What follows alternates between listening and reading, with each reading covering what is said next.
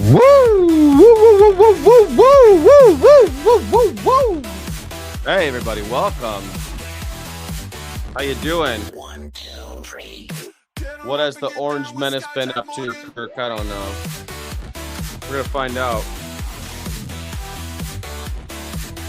Get on up and get down. Like I hit that like button, baby. Hit that like button, baby. 1, 2, 3. Hit that like button, baby. Come on now. Oh, yeah. Oh, yeah. Oh, yeah. Get on up and get down with Skyjack Morgan. so good.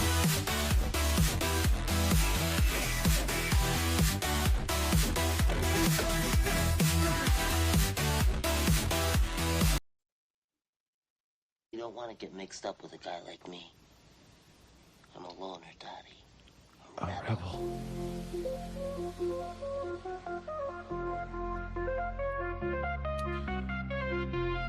Oh, why you angry, bro? Oh, Lord have mercy. We're doing it. It's Feral Friday. Things are a little bit different on Feral Friday. Bright and early new dawn.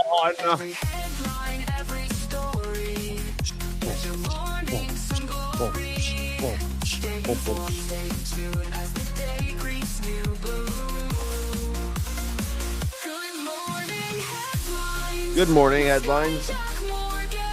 Good morning, Skyjack Morgan. That's me. For you, darling. Yeah.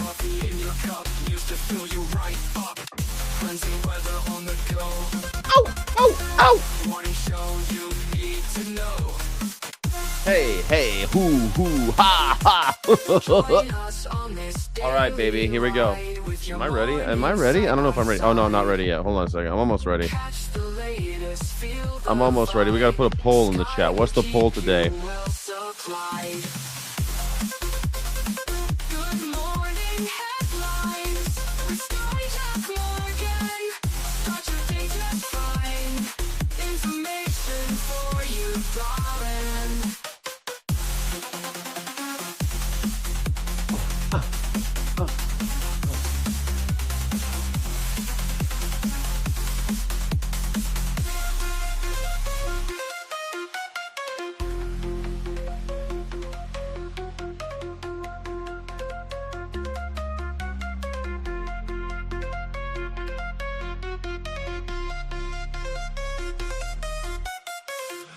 What up, everybody? My name is Skyjack Morgan. I'm an independent news and culture commentator, free speech and critical thinking advocate, and boy, am I addicted to coffee. Thank you so much for all of your contributions supporting independent media and my coffee addiction. And I will buy Melania coin if you Cash App or Venmo me or PayPal me. PayPal's a little bit more complicated, but PayPal, Cash App, and Venmo is Skyjack Morgan. Skyjack Morgan, or you can super chat me right here and help with the algorithm. The algorithm loves money. The thing is, people are like, how do you I was on the phone with my realtor in New Mexico, and he's like, what about the algorithm? We're talking about because he's a creator too, he's on YouTube. I'm like, don't worry about the algorithm. You know what the algorithm, what the secret is to the algorithm? Money. It likes money. That's what it likes. It just wants money. It only wants money. That's the only thing it wants. Thank you so much. To the moon, baby. To the moon. Coke Day. Think about the algorithm. The algorithm is like Donald Trump. It wants money or attention. That's all it requires. I'm seeing you guys in 3D right now. I'm in 3D. These are my. Do you remember when movie glasses, 3D glasses look like this? I think these are so much cooler than now. They look like wraparound. These are so much cooler. They're polarized.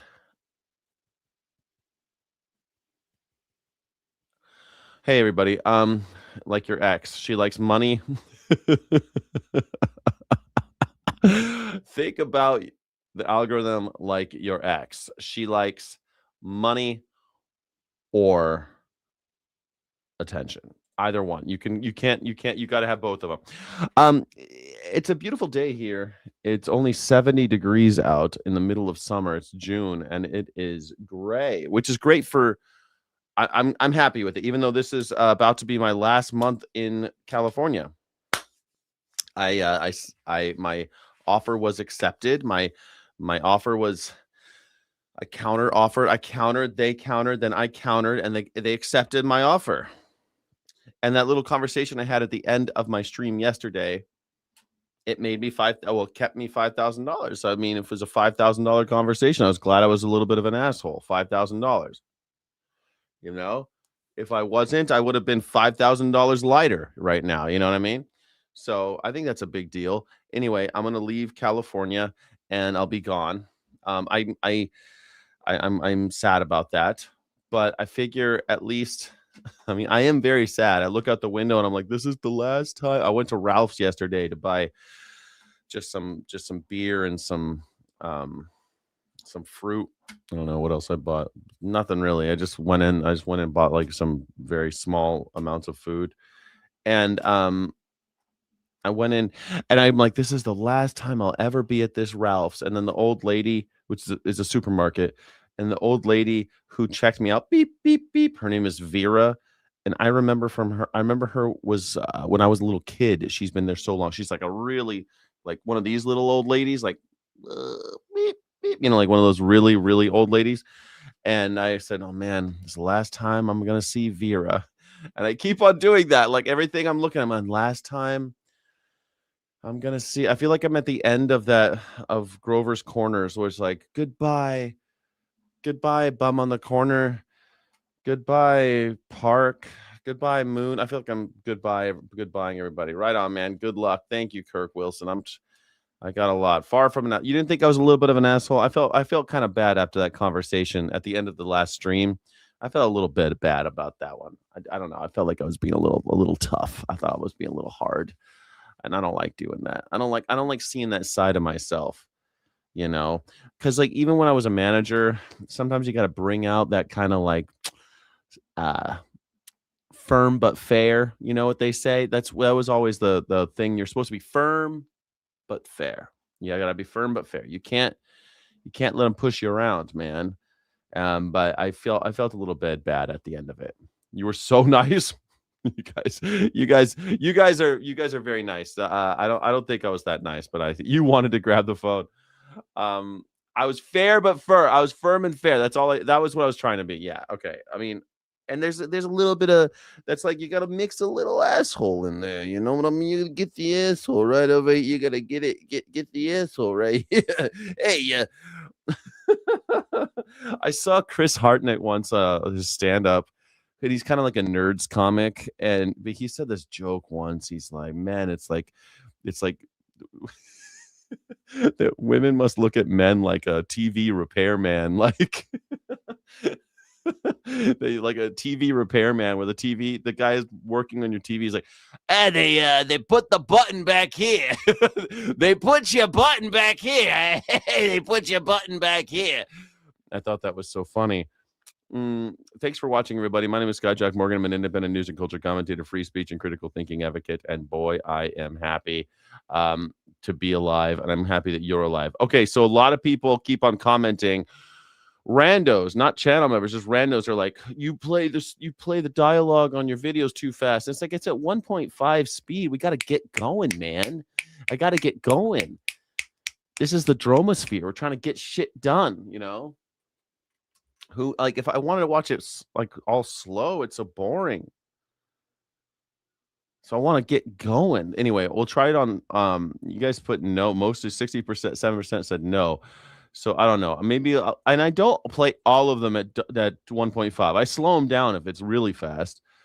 But man, people are such babies about this shit. Learn to listen faster. Sheesh, what are you hard of hearing? What are you hard of hearing? The only alcohol I drink is framboise.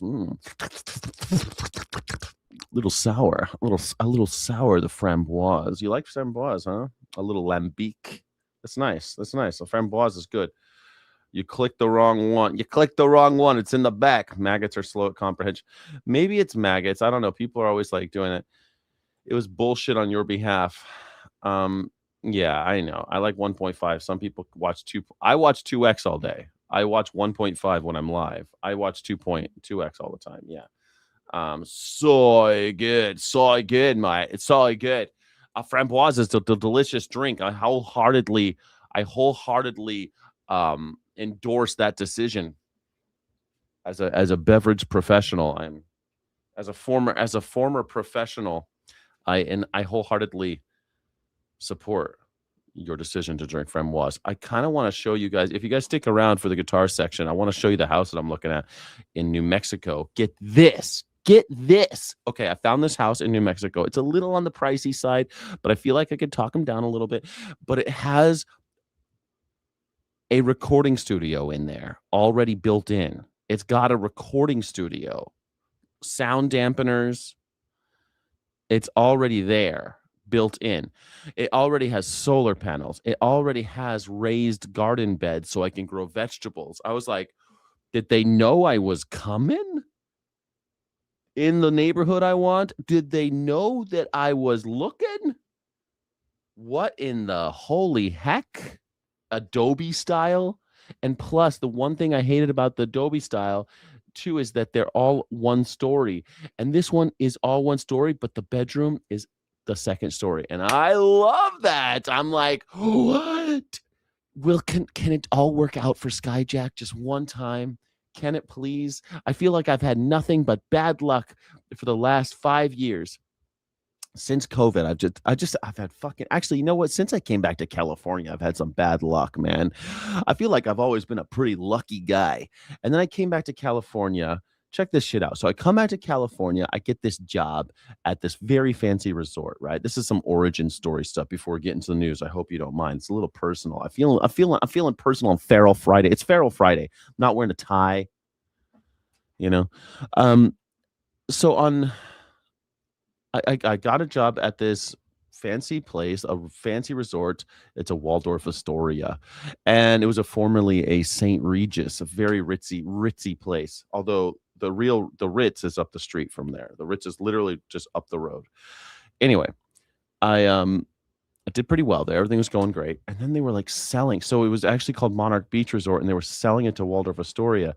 And then my boss quit. He got fired. And then my other boss was caught stealing and he got fired. And so then they hired this other boss and then they hired another guy. It was just like, fuck this, man. And then they were going to sell and they were going to fire all the bosses. I was like, you know what? I'm out. You know, this is bullshit. I was so upset. And so finally we parted ways. And then I ended up at a place called Las Brisas, which is a very, very famous restaurant. It's very resort style restaurant, but it doesn't have hotel rooms, but it's like a fancy place, like right on the beach, like looking over Laguna Beach.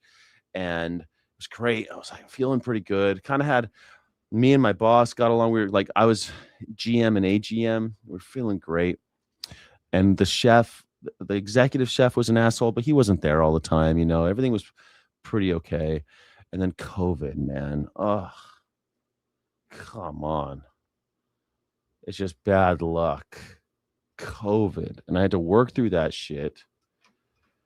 Man, and it just kept on, the hits kept coming. Then in COVID, I reopened that restaurant. I closed the restaurant. I reopened that restaurant. And finally, we're getting to the point where restaurants are, and this other place we were building a brewery, a fancy, like, it was going to be like a high-end brewery experience, like a gastropub.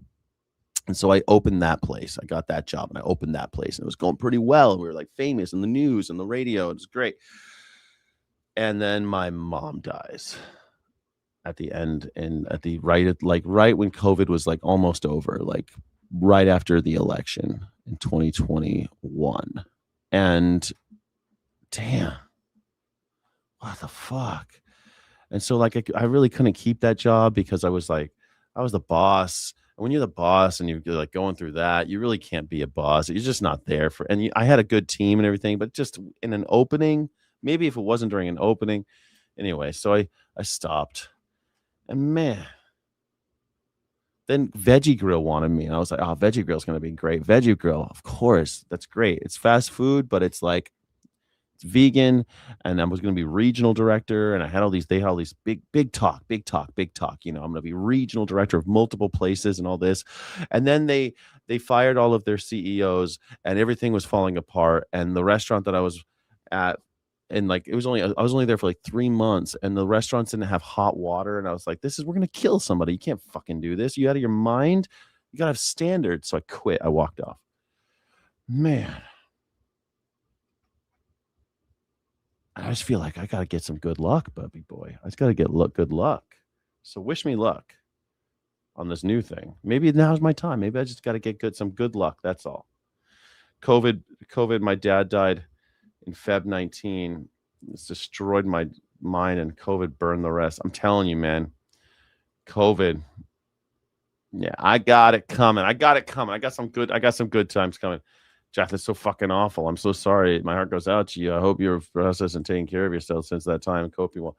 Man, it's like I'm telling you, then my mom died, and then like 6 months later, her my one of my father figures, he died, and then his son, who is like one of my was my oldest friend, he killed himself, all in that same year. Like people just die and die and die. And I'm not even talking about all the people I knew who were dying during COVID that I was like colleagues, colleagues and colleagues' parents, everyone dying, man. Ugh.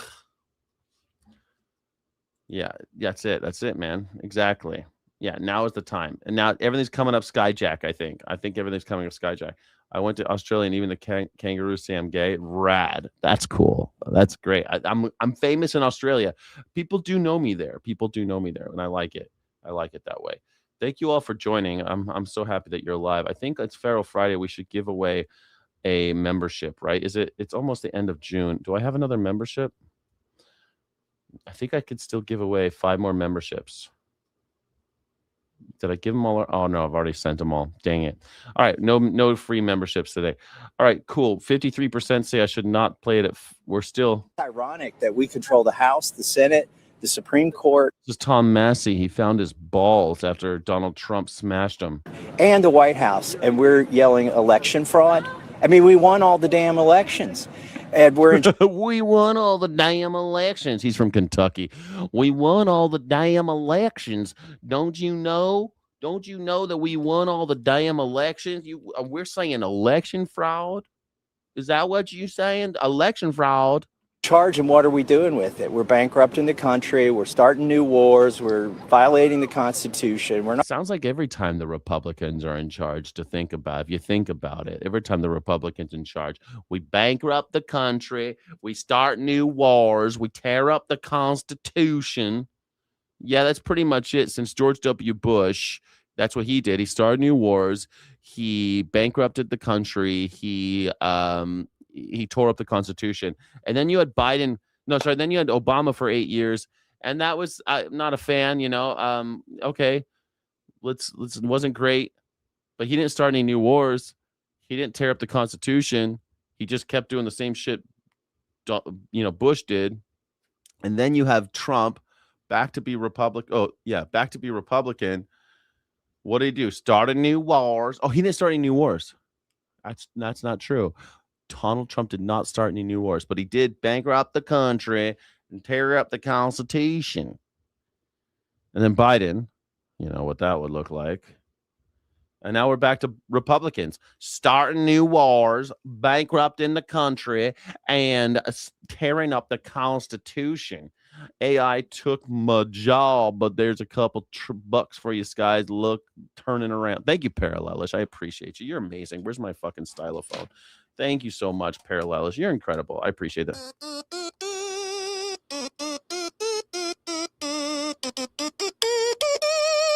Thank you so much, Parallelish. I truly appreciate that. One of these days, I'll get it back to you. One of these days, I'll get it right back to you, baby doll. You got the Adobe Suite. Why don't we work together? Why don't you get you want to edit? You want to edit videos? You want to edit videos? It's not that hard. If you could use Premiere, I know you could do it. You want to edit? I'm as soon as I get a little money together, I'm gonna hire an editor. That's happening. Not cracking down on the fraud. The problem is not the elections. We won the damn elections. The problem is we're wasting our opportunity that the voters gave us. And the Republicans are going to pay for that in November. It'll be an absolute shellacking if they don't wake up. Funny fun fact, shellac is not it's made out of bugs' butts. It's shellac. It's the shellac beetle. It's made out of like the ooze out of their butts. It's the ooze out of the shellac beetle's butt. So if you see shellac or confectioner's glaze on your candies, that is bug butt juice. And it adds no taste whatsoever. It is only the the cosmetic appearance of candy. Shellac or confectioner's glaze. Check your candies. See if they have any of that in there. And just remember, your boy Skyjack Morgan informed you that it is the bug juice from the bug butts of the shellac beetle, the female shellac beetle, of course. Yeah. Thomas Massey, do you agree? Do you think that they're going to shellac? Do you think they're going to shellac? Oh my God, 51% say no. Man. Okay, we're gonna go ahead and end that. All right, and I'm gonna put it in the what's fun is that we're gonna do another poll right now, and it's gonna be, will there be a shellacking? Will the Republicans get a shellacking in November? I mean, shellacking. That's the new thing. Everyone knows that's the new thing. And this is a call-in show, homie. Oh my God, 50%. Oh, you guys are saying they're gonna get shellacked. Yeah, I think they're gonna get shellacked myself. I think that there's no way that the Republicans make it out easy. I'm with Thomas Massey on there, but Thomas Massey might just be bitter because he just lost his primary to Donald Trump. We're gonna get a shellacking. So the NATO Secretary General brought visual aids when he met with President Trump in the Oval Office. That's what you have to do. You have to bring cute little aids in order for Donald Trump to understand what you're talking about. So the Trump 47 effect, and you have to put it in terms that make him really like it, because you got to put the letters in gold. You got to use his font. Red and gold. Look, it's all his colors, red and gold. He's like a Chinese gambler. He's like a Chinese person visiting Las Vegas during Chinese New Year, and the Lunar New Year. They all have that's the fifth holiday. That's the fifth season in Las Vegas, and when you're there, everything's red and gold. It looks just like Donald Trump. Donald Trump's just. He's like a Chinese person playing Baccarat during the Lunar New Year in Las Vegas. As the two leaders were going back and forth and speaking, at one point, Mark Rutte got up, went to the other side of the Oval Office, and started presenting about European defense spending. He's like, check this shit out. Check this shit out over here. Hold on, let me navigate around this gold shit. With these massive charts that said the Trump trillion and large font at the top. Is about the Trump trillion. He was making the argument that European allies have not only boosted their defense spending. I'm sure the graphic designer on that were like, dude, this is fucking hideous. Are you serious? Is this what you want? Boss, come on. Boss, this is hideous. And they're like, Donald Trump likes this font and this font only. It's got to be gold and red. What color red? It's got to be the color of his red tie. It can't be any other red, whatever red that is. They probably picked up a photograph and sampled that color red so that Donald Trump would like it. Because of Russia's war in Ukraine, but also because of President Trump's constant complaints that they're not spending enough.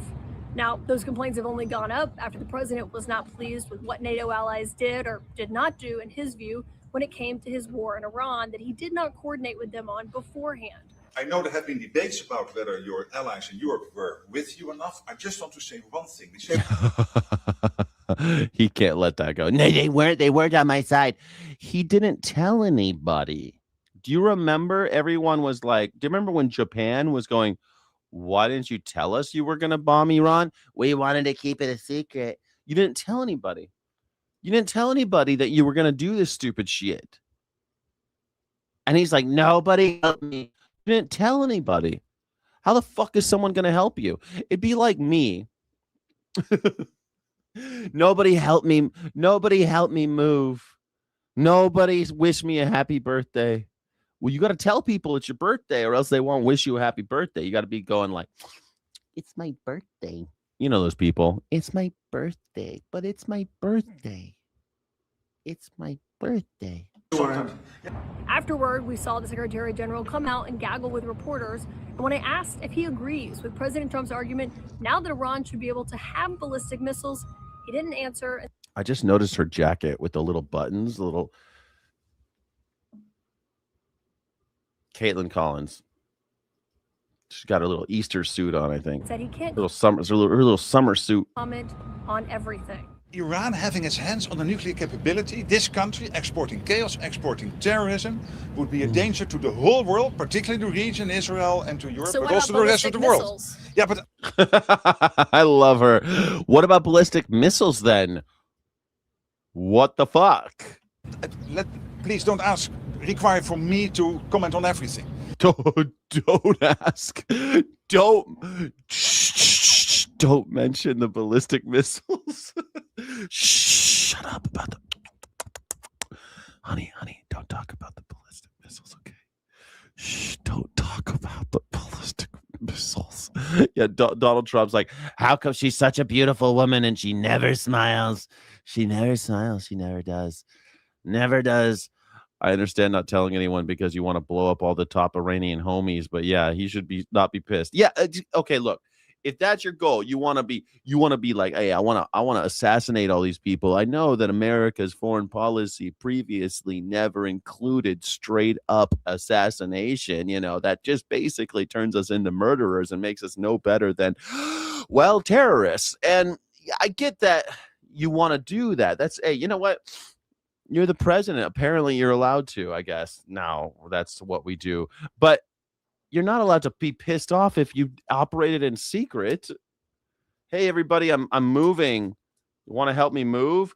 Once you do that, you can hold your friends. You can be like, then you're not my friend anymore. You didn't help me move. But if you are moving and you move all alone in the dead of night and nobody knows, you can't call your friends assholes because they didn't help you move. Get it? Papa Sky always smile. Man, I'm always smiling. I'm a happy fool. Are you crazy? I'm happy. I'm high on life. I got something to say, but don't ask me questions. This guy, don't ask me that question. Because I really want to focus. Look at her. She's like, I like the split screen because you could finally see her reaction. She's like, focus on the nuclear capability. Now, as Rana was speaking in that presentation, it didn't seem to go over totally well with the president, who at times seemed kind of bored or not impressed with the charts. Look at this lonely, dumb piece of shit surrounded in his. He looks like a. If you've ever been there, there's this ride at Disneyland called the Pirates of the Caribbean. Have you ever heard of it? There's this. It's a ride. It's like a boat ride. And they have these animatronic pirates, but there's in the beginning, you go and you see the pirates and they're like skeletons and they're on their gold. Like the one's got a sword and there's gold there. And one's like looking at the gold, but they're all dead. All the pirates are dead. They got all the gold, but they're all dead. And then you go and you find out why they died, kind of, I guess is how the story goes. Anyway, Pirates of the Caribbean, he kind of reminds me of that. Or of Smaug. He kind of reminds me of Smaug, voiced by Benedict Cumberbatch in the Hobbits movies. He looks like the big fat dragon sitting on a pile of gold. It's disgusting. Toddler. He looks like a toddler. He's got poop. I mean, look at this guy. Come on. Kirk Wilson, come on, right? Kirk, you with me on this? Come on. He can't even pay attention. This guy says that this woman beat the shit out of him. This guy's called Tom Sultan or something. What's this guy's name? Tom Sandoval. And he's on a show called Vanderpump Rules, and a show that I've never seen. But apparently it's about a hotel or a restaurant or something where everybody's fucking each other. It's a reality show. For some reason, people still go there, even though it's like it's run by drama queens, I guess, is who works there. Everyone who works there is a drama queen. Tom Sandoval is distancing himself from Victoria Lee Robinson. The Vanderpump Rules alum was granted a temporary restraining order against the model.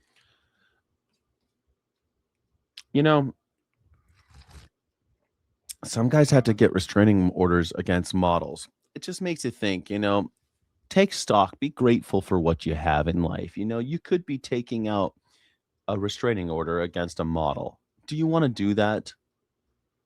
I don't think so. I mean, look how ugly this woman is. This hideous woman.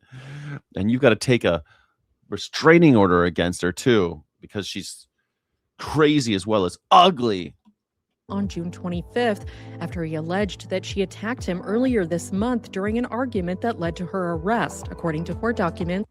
Sometimes you got to get these girls arrested, guys. You got to get them arrested. You got to call the cops and get your model girlfriend arrested. Obtained by E! News. Tom said in his filing that he and Victoria broke up around May-June 2026. Okay. E! News has reached out to That was really recent. You guys just broke up. Victoria for comment, but hasn't heard back. According to Tom's filing, the alleged attack took place on June 3rd after he and Victoria returned. God, so ugly. Those piercing eyes and beautiful hair. What an ugly piece. Hideous. Hideous. Yeah. I have unfortunately put my hands on my husband 20 years. You put your hands on your husband? Did you beat him up? He says he's dizzy. He's so fucked up he's dizzy. He's got to get like he can't see. He says the stress is affecting his vision. That's the thing.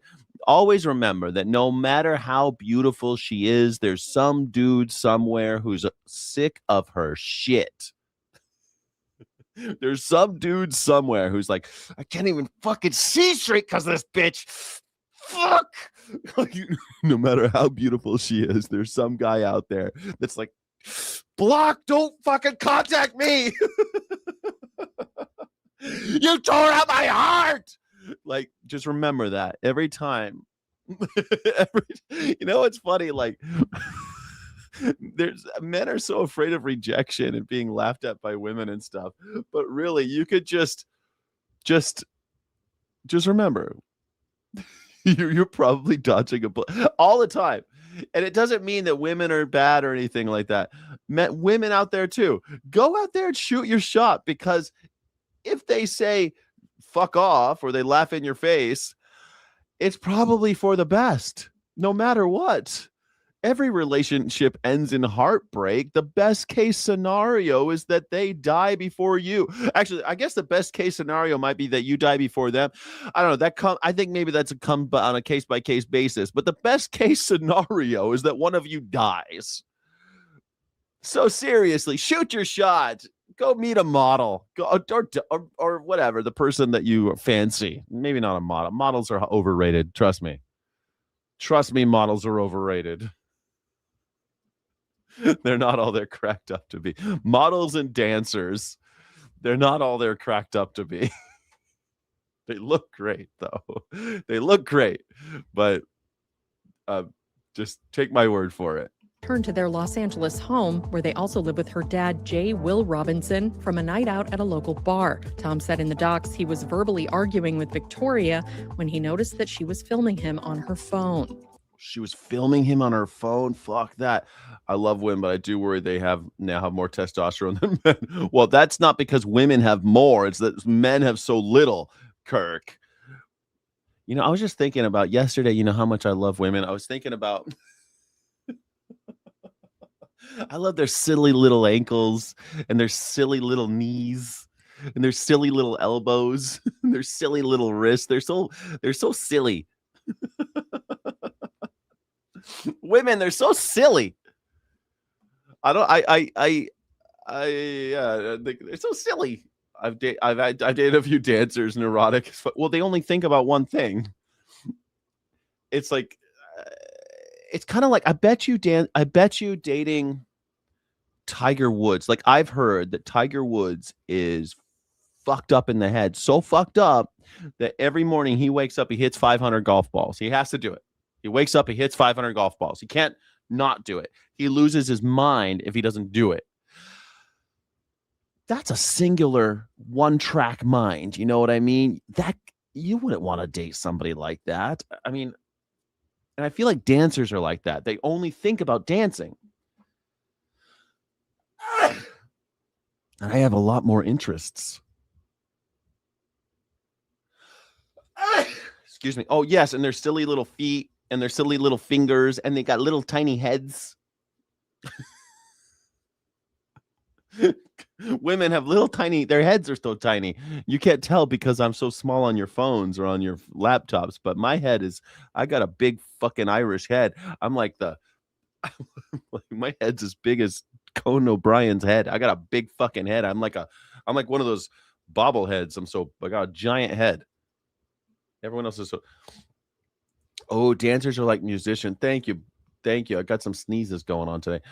Dancers equals musician. Yeah, kind of. I guess so. That's true. It could be a little bit, maybe musicians. Although musicians usually like have more influence. If they like, they do talk a lot about music, though. You're right.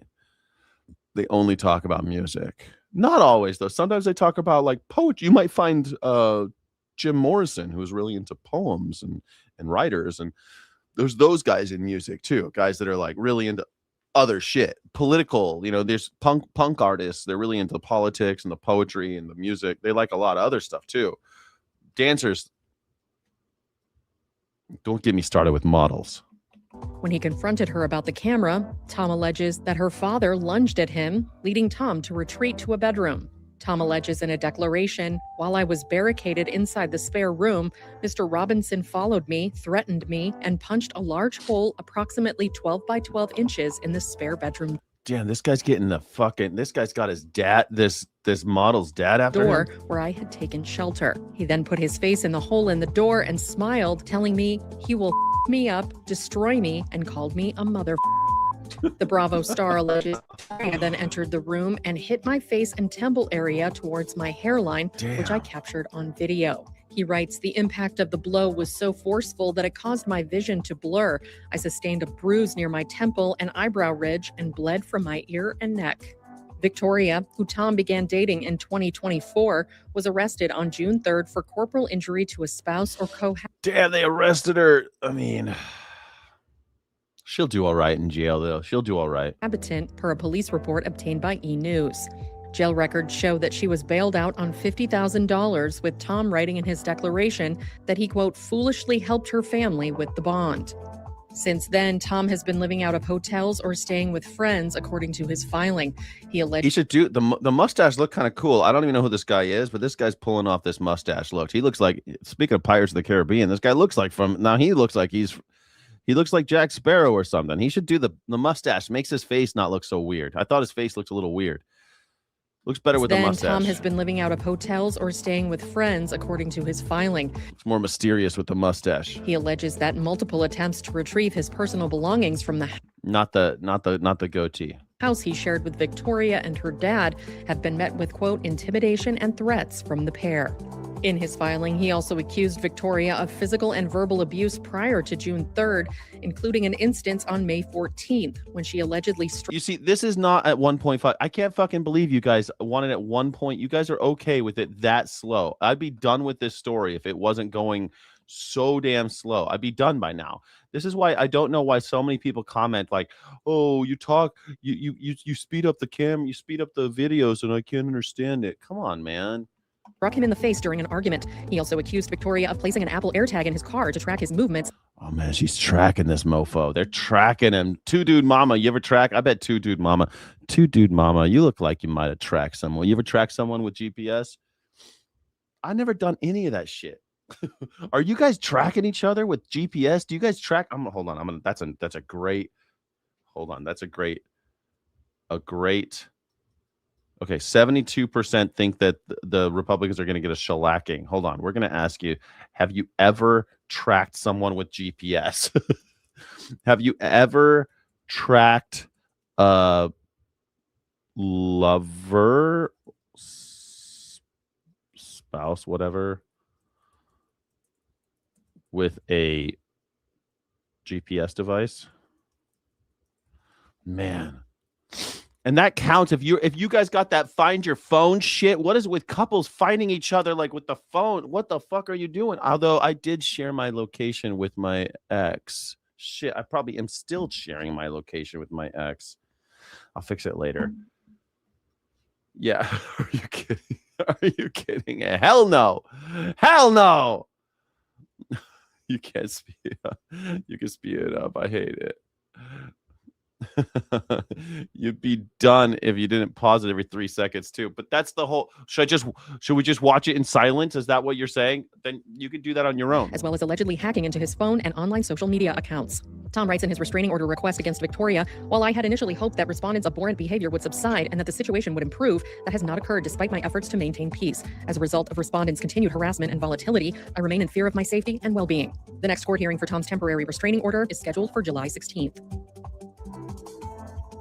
You put a chip in your ex? Damn. Okay, so he doesn't die in a ditch. So he does. Okay, so fine. Let me ask you this, Smoking Blondie. Smoking Blondie says, so he doesn't die in a ditch. Where's... I can't find it. You said so he doesn't die in a ditch. How often do you check it? Because that's the other thing. You know, I'm sure I shared my location with my ex, but I don't think she shared it with me. If she did, I've never checked it.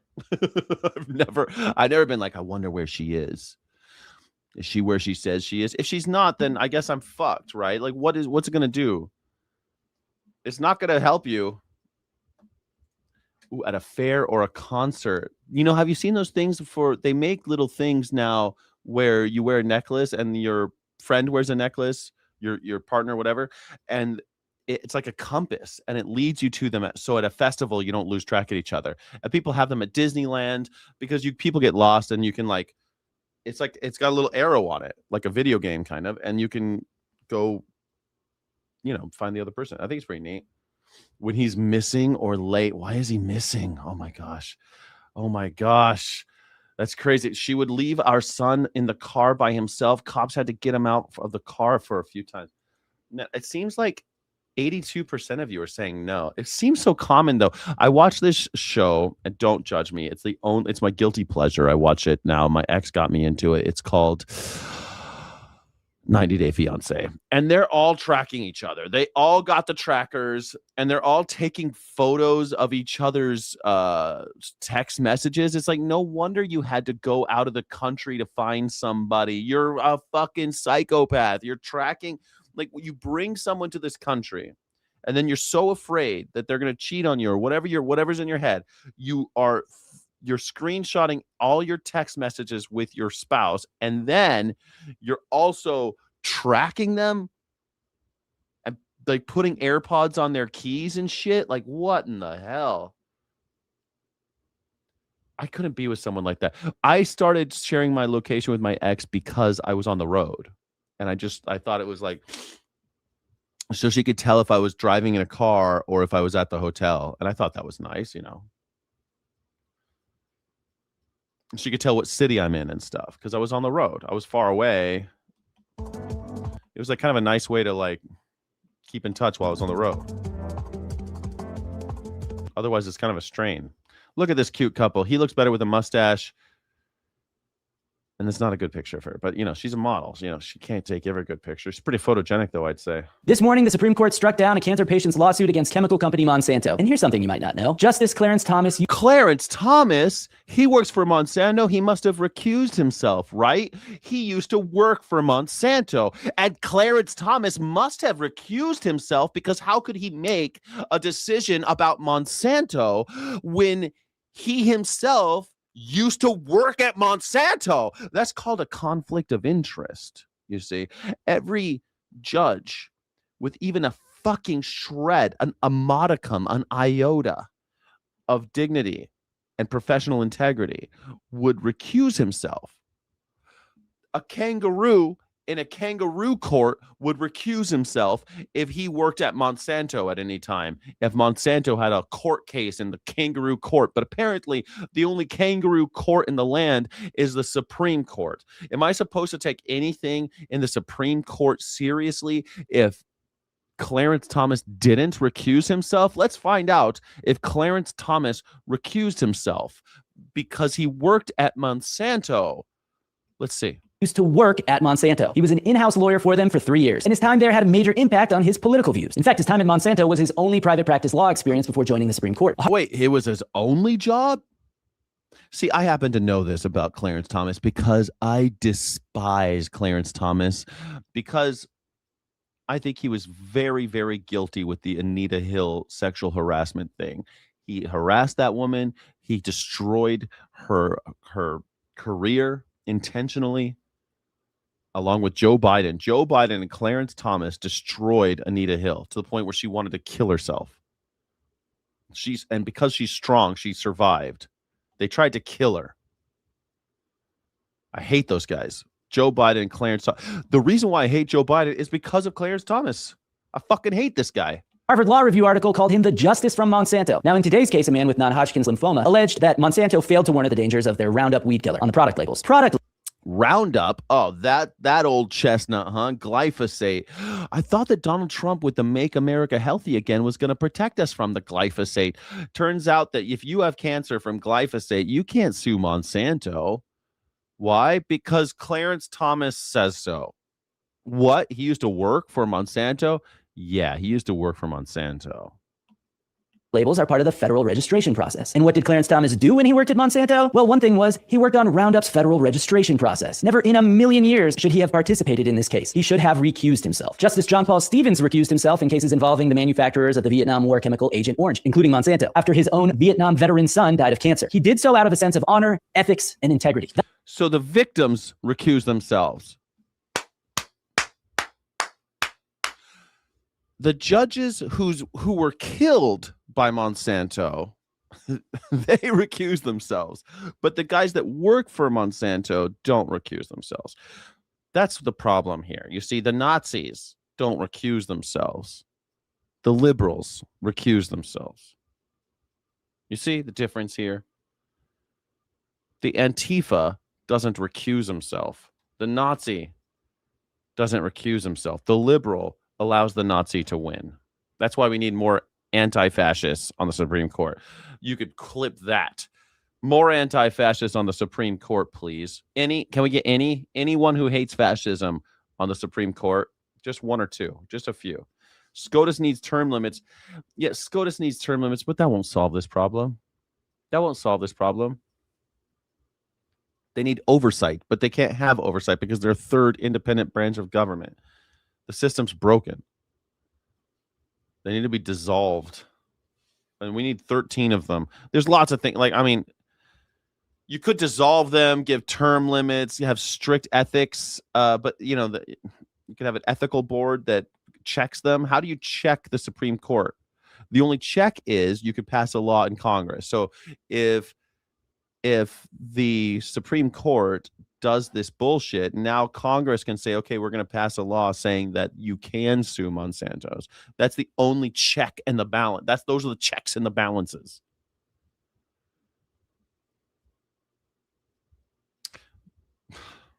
That's gone now. We can no longer rely on the honor of Supreme Court justices. Congress must pass binding ethics rules for the Supreme Court. Here's the deal. If I was in Maine, Congress must pass binding ethics rules for the Supreme Court. So yeah, Congress could pass laws. Congress could amend the Constitution. Congress could add more justices, but they won't, because Congress does not represent the people anymore. This is the thing. Like, every American should be far more angry right now, because the Congress and the Senate are supposed to be, both chambers of Congress are supposed to be representing you, not the party, and not marching hand in hand with Donald Trump or any other fucking president or the Supreme Court. They're not supposed to be working together. They're supposed to be vying for more power. That's what they're supposed to be doing, so that none of them gets too powerful. They're supposed to be adversarial. But right now, you heard Senator John Thune yesterday, like, we will march arm in arm with Donald Trump because that's what we have to do. We have to stand in unity with our president. Like, what the fuck are you talking about? What the fuck did you just say? What the fuck did you just say? You're supposed to be marching arm in arm with the people. You represent the people, not Donald Trump and not the Republican Party, and certainly not this MAGA melanoma Nazi version of republicanism that isn't even republicanism. You're not supposed to be representing your party. You're supposed to be representing the people of your district, or in the Senate, the people of your state. Like, this is the fact that Americans aren't more pissed off by this shit is blowing my mind. But I guess no one cares about anything anymore, and everyone's just sick and tired. Here's Destiny. Destiny has something to say. Destiny has something to say, everybody. Here we go. Here we go. It's Destiny. And it's Plattner and a Republican on the ballot. As long as there is breath in my body, and as long as my hand can grip a pen and can mark a ballot, I'm voting for the blue guy. So Plattner will get the vote. But do not. He's going to vote for the blue guy no matter what. Blue or nothing, says Destiny. Are you on Team Destiny? I know a lot of you guys are like blue or nothing. They're better than the Republicans, at least. Damn. May says, I'm so glad that Antifa leader got 100 years. What Antifa leader? How about that Antifa girlfriend? Remember, they found the Antifa girlfriend. Trump has everything emotionally exhausted with the crazy, has everyone emotionally exhausted with the crazy comments. Yeah, the crazy commits. Yeah, indeed. But that's why you have Congress. Like, hold your Congress people accountable. Call these motherfuckers. I've tried calling mine, but mine's a Republic. Mine's a MAGA freak job. I hate her so much. Young Kim. I hope she loses. Expect me to come out here and simp for him or actively defend him when he is in bed with all the worst people on the planet with these tanky commie loser. For all I know, this guy could be Fetterman. Fucking tanky commie loser fucks. Tanky commie loser fucks. Now, if you don't know what a tanky is, it's a communist that uses tanks to bring communism to your door. So it's not a communist. You see, they call them tankies because communists don't think they're real communists. People like, I don't know, Ceausescu, people that are like rule with an iron fist. Stalin was a tanky, I think. I think they call Stalin a tanky. I don't know. It's also why we don't have solidarity on the left, is because of people like this guy saying tankies. Oh, you tankies. Like, how the fuck is Plattner a tanky? How is Plattner a tanky? He ain't got no tanks. He ain't got tanks. How could you call Plattner a tanky? I'm going to Google that real fast. Destiny just called Graham Plattner a tanky commie loser fuck.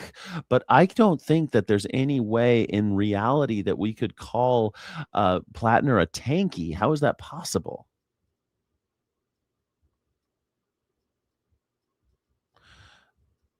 Yeah, the tanky label, historically referring to hardline authoritarian sympathizing communists, was thrown around during debates to describe his far left populist rhetoric. Calling him a tanky is a stretch. Yes. He has drawn extreme ire and the tanky label from critics due to his past online comments that praised military tactics used by Hamas and attacked U.S. foreign policy.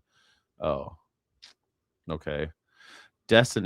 Stephen Destiny Bonnell used tanky label as part of a broader criticism of hard left figures. During his coverage of the main Senate race, Destiny expressed immense frustration that Democrats were forced to rally behind a far left controversial candidate. My God, what is it with all these simps? This sounds like who's that other asshole like Dean Withers? All these guys like, don't be too tough on, don't go too hard lined. This is why Democrats don't get anything done. This is why there's no solidarity in the movement. This is why there's no chance for a revolution. This is why a revolution's never coming, because of people like this piece of shit. And I don't even like Graham Plattner. He's too far left. What? He's a tanky? What? Braveheart doesn't know what a fascist is. Listen, Braveheart. No, Antifa. It's not ironic that Antifa. It's ironic that you would believe. See, this is the thing. Fascists are always going to call, well, you're fascist. Well, I know you are, but what am I? It's always the way fascists work. If your guy is calling Antifa, actually, they're fascists, you're probably talking to a fascist. If someone's calling the anti-fascist fascist, you're the G stands for gullible in MAGA. MAGA, the G stands for gullible. Maybe you should read a book about Antifa. There's a great one called Antifa, a handbook. It's pretty funny. It's not a handbook. It's actually the history of Antifa. It's really good. You should read it. It's fun. You like it. And then you could speak with some degree of authority and understanding and intelligence about this topic. 2.0. Unfortunately, even Fetterman is preferable to a Republican, but don't expect anybody to be happy about it. It's so funny because you talk to these stupid lefty commie. How is Fetterman better than a Republican? How is that possible? See, Destiny's an idiot. Destiny talks fast, and you think he's smart, but he's not. He's just a fast-talking fool. There's lots of fast-talking fools out there. People like Ben Shapiro's a fast-talking fool. Or, I don't know, Dean Withers. Dean Withers is a fast-talking fool. There's still a little hope for Dean Withers. He's such a little boy. He's such a little kid. But Destiny, he knows what he's doing.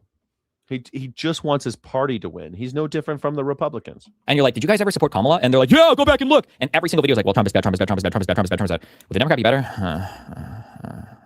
Maybe. Hassan said no, by the way. Yeah. Yeah, of course. Hassan said no, because Hassan's a little bit more interested in revolution. He wants some change. He doesn't want the status quo. What's wrong with Hassan? Like, I hope Hassan Piker talks shit on Destiny, because like Destiny is such a fool. It makes me sick to my stomach.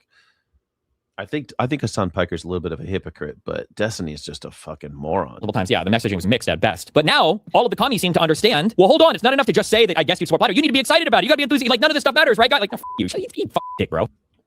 So, it's so funny, because he says that all you commie, lefty, hardline, tanky fucks, whatever, all you far lefties, you need to be supporting conservative blue candidates.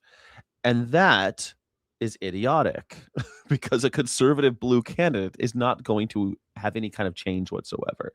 The system is broken. The only way to do anything about it is try to get people who are further left, so the Overton window might shift that direction, and we might actually get a Democratic Party worth a damn in this idiotic two-party system. But if you're hoping for revolution, you're not going to get it for voting like for people like Fetterman and being really excited about it. But he just talks shit on Graham Plattner, saying, well, blue's better than nothing, but I hate Graham Plattner. Well, you have to be excited about it. Well, how come so I have to be excited about a Democrat, any Democrat? I'm supposed to be excited about any of them? Trump is bad, Trump is bad, Trump is bad. Democrats, yeah. That's their fault. It's not your fault if you think the Democrats suck. It's their fault. The Democrats do suck. Well, they're not as bad as the Nazis. Yeah. Okay. Great. What an inspiration. Are you inspired? Democrats, not quite as bad as the Nazis. They should just put that on the advertisements now in November. See how well it goes. Democrats, as you know, America has a Nazi problem called MAGA. We're not quite as bad as them. Wow, I'm excited. Are you excited? I'm excited. Are you excited? Hold on. Do Democrats excite you? That's a great poll. We're going to do that poll right now. We're going to have that poll right now to see if you are excited about the Democrats. Are you excited? I mean, 85% of you said, no, you have not tracked a lover or spouse with a GPS device. Good for you guys. Are you excited? Are you excited about the Democrats? I'm going to put an exclamation point too, because like I really want to know. Are you excited? Man, are you like enthusiastic? Like, I can't fucking wait. Man, I'm going to go door to door. I'm going to fucking volunteer. I'm going to volunteer. I'm going to volunteer for the Democrats. Yeah, because I'm fired up. I'm fired up, man. Destiny wants to blame you if you're not fired up about the Democrats. If your party is blaming you, it's their fault. If Donald Trump is calling you an idiot for wanting the Epstein files open, remember when he said that? He called Republicans stupid for wanting to see the Epstein files. Remember that? That's his fault, not yours. He's supposed to do what you want, not tell you what you want. That's what authoritarians do. That's why Donald Trump is a dictator. That's why he's a Nazi. This is what we're doing. That is the goal now. This is the goal now. This is what we're doing. The new Supergirl movie is getting super trashed by critics. The summer flick that opens this weekend is tracking for around a $200 million loss, and the reviews are kryptonite. Variety. The reviews are kryptonite? Really? Is it that bad? What is the Rotten Tomatoes score on Supergirl? Oof. 58%. Oof. That's not good for a superhero movie. Oof. Oy. Discover reviews, fresh score 69%, but it says right now it's at 58%. Critics 58, audience 77. audiences have responded more enthusiastically to the intergalactic take on a character than the critics. I want to go see it. Because I like the Lobo character. I like the fact that James Gunn and like that team on DC, they're bringing in all these characters I never thought I'd see on the big screen. So I'm kind of excited. I feel like a little kid when I go see a DC movie these days, and I'm okay. It doesn't have to be. Not everything has to be high. This is summer, right? Do you only watch Fox? No. What do you mean? Was the last one wasn't even Fox? No, I don't. Are you talking to me? Are you talking to me? Two dudes, mom? Said it was, quote, so flat, it's super horrendous and has the worst script ever. Some say that woke remarks from the movie star Millie Alcock have hurt sales like Supergirl is by. She's I think woke. what makes this film so beautiful is that it's not centered around a man. It's not centered around love at all. If anything. Yeah, because, well, that's usually the case in Supergirl because she's like 16 years old in the comics. But it should probably go both ways. You could have written it, Greg. You should I have. can't believe the reviewer called Supergirl flat. Haven't we moved beyond body, like obsession over body parts? It makes me sick. You know, here's the thing. There's a lot of hypocrisy with Supergirl. Is there hypocrisy? It's just a comic book movie. In that her qualities are still derived from masculinity. Superman is about masculine power. Supergirl, as Tom Shalhoub pointed out on my show, should have been about like super feminine powers. Could you imagine how daring and edgy that movie would be? Like seduction. Well, I came up with, but imagine the meaning they would. Is that a feminine power, seduction? I mean, I don't know. Men can seduce too. Hey, darling, how you doing there? Of course, I can. Women, they're like putty in my hands. Like Face in A-Team, he was. Look, if you look at A-Team, you have the masculine. Everything's masculine. It's like the 4 masculine traits, right? You got B.A. Baraka. He's the big tough guy. Pity the fool. And then you got Mad Dog Murdoch. He's technical. He knows how to fly planes, but he's a little crazy. And men they're a little crazy, but he knows how to fly. He's very technical. He's like an engineer. You know, he's super smart.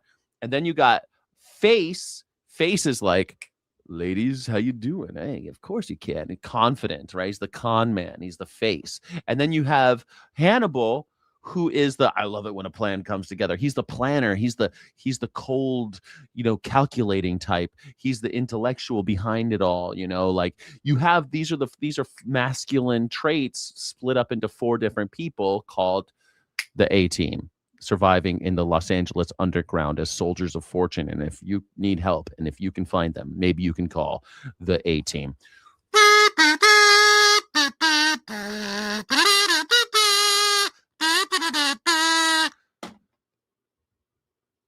One of that is seduction. It's seduction. Men can be seductive. What this fucking guys? These guys are so stupid. They think women are masculine if they can fight. The fuck are you talking about? Masculine. They're stealing that from us. Why are all these white men so afraid of women stealing things from them? Like I can't think of anyone less masculine than Jesse Waters and Greg Gutfeld. Like they don't have a masculine bone. They don't have 1 ounce of testosterone between the 2 of them. God damn it. They got no they got no T. You heard the low T. They got no T. No T. Why is Supergirl masculine? Only men can be depicted as masculine. What are you doing? Give me a break. Come on. The writers and the producers, because the thing about Hollywood is they can't admit that femininity exists. There's no such What the fuck are you talking about? Hollywood, femininity doesn't exist anymore. Anne Hathaway is not feminine. What the fuck? What? The Fanning sisters, Ellen Dakota Fanning. Who's that one who's in everything now? She was in like. She was in the 50 Shades. I never saw the 50 Shades movie, but she was in the 50 Shades movies. Now she's in everything. I always see her. She's in everything. She's a good actress, but I can't remember her name. But these people aren't feminine. What are you talking about? Or what about this guy loves what's her face? Sydney Sweeney. She's not feminine. Zendaya isn't feminine. feminine charms. It's just you go girl, you act like a boy. But could you imagine act like a boy? She's literally wearing a skirt and she just happens to be kicking ass. That sounds like Supergirl that I know from the comics. These dorks never read a comic book in their lives. They probably haven't even seen this movie. Superpowers, you know, social diplomacy, persuasion through charm, healing. But my favorite would be maternal authority. Her superpower is her ability to pull her legs apart and fire a baby at you out of her womb. This is so perverse. This guy's a pervert. Supergirl does have a maternal instinct. She's literally a dog mom. She's the whole... I haven't seen the film, but the whole movie is about her trying to rescue her dog. Isn't that a maternal instinct?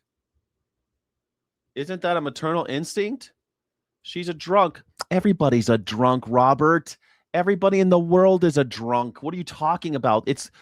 What the fuck? Do you know? It's a huge industry. How big an industry is global alcohol sales? How big of an industry is global alcohol sales? It's a multi-trillion-dollar industry. It's a $2 trillion annual revenue industry with forecasts pointing towards steady growth. Beer is 45% of all industry revenue, but spirits is the most profitable. Wine is still significant. In America alone, in the Americas and Europe, it's about 0.9 trillion. And in Asia Pacific, it's 1.1 trillion. I mean, everybody's a drunk. But she's drinking. You're not allowed to drink. You can't show Supergirl drinking.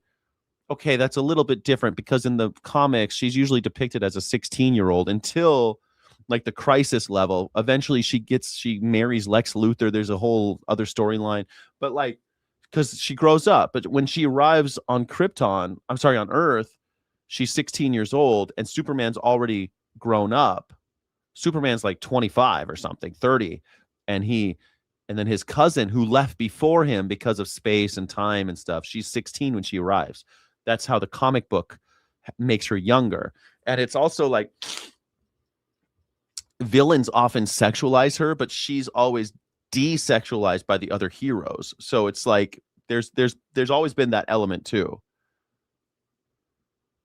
But I mean, hundreds of super babies, machine gun babies, and they're like super adorable, but they're deadly. And the babies fly out at you, and they smother you with kisses. And then that's Supergirl. She has like this, and then she squirts you with milk out of her pajanga. Look at everyone there. They're just like nobody. She's covering her face because she's so embarrassed to be sitting next to this moron. She has a fertility power. Yeah. That would get a lot more people. You think that's going to work? I think that movie's been made already. Well, you know, the thing is that you hear from... Nobody think that's funny.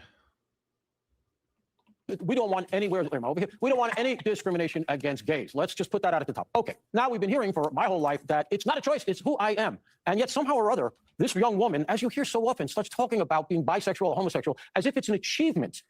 That was the actress. She's saying that she probably would go both ways. That's all. It doesn't center around a man. And these guys are like, that's unheard of. You can't have a movie about a female heroine who isn't centered around a man. But it's just how you were born. What happened? Did I miss something? Did we change the narrative? Did I miss something? Hey, over here. Did I miss something over here? I thought it was something you were born with over here. Hey, what did I miss something? Hey, I thought you were born with it. What, you can choose to be bisexual now? Hey. Doesn't mean anything in relation to the fact that you're supposed to be entertaining us. I don't care about the sexuality. This movie does look very entertaining. I mean, I've seen a lot of shitty movies. I love, by the way, Fast and Furious movies. Love that shit. Dude, I Almost Had You. I think Dude, I Almost Had You is one of the funniest fucking things that ever happened in cinema. And it's a shitty movie. Like Star Wars, it's garbage, but I fucking like it. It's entertaining. It's okay. It's okay to admit that Star Wars is shit, but you like it. Fast and Furious, shit, but you like it. Harry Potter, it's shit, but you like it. It's okay to like shit that's entertaining. 90 Day Fiance, it's shit, but I like it. And if you want to talk about sexuality, let's recognize something. She's from another planet, and any sex with her would be fatal. She's not human, all right? Oh my God, what the fuck is it with the Fox News? They want to sexualize Everything. This is what Fox News wants you jerking off to the green M&M half the time, and now they're like, why isn't she more attractive? Hey, how come they're not showing the babies up here, the ticket sellers? Hey, that's what I really want over here. So it's a ridiculous narrative. I can't wait not to see this movie. These guys haven't even fucking seen it, and this guy's fired up. I can't wait not to see this movie. You little diva bitch.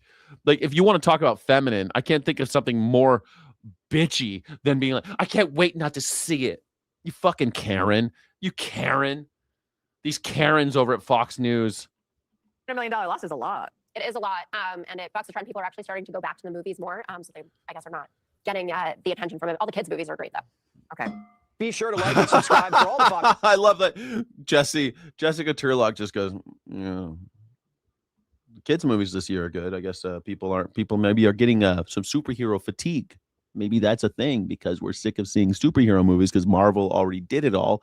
And now we have DC trying it, and it's not going to be hit. It's not going to hit like Marvel did. Marvel got there first. Kind of sucks because DC's better. But Marvel's always going to be, Marvel's more mass appeal. That's it. You think Jessica Tarlov sucks? I think she's doing God's work. I just want her job. I want her job. I think she does a good job for what she does. Come on. For what she does, I think she's the only left of center voice most maggers will ever hear for their entire lives. Jessica Tarlov. It'll be the only one. Because the other guy that's on that show, Harold, I don't even know what that guy. Yeah, DC is better. Yeah, of course it is. DC has always been more. Thank you, Parallelish. I think so too. DC is better, I think. Yeah, I like Marvel, but Marvel's so like, it's just so dumb. Like, mutants and like I loved it when I was a kid. Don't get me wrong, but it's like it's just a little childish, a little just common denominator. Excelsior, enough said, all that Stan Lee stuff.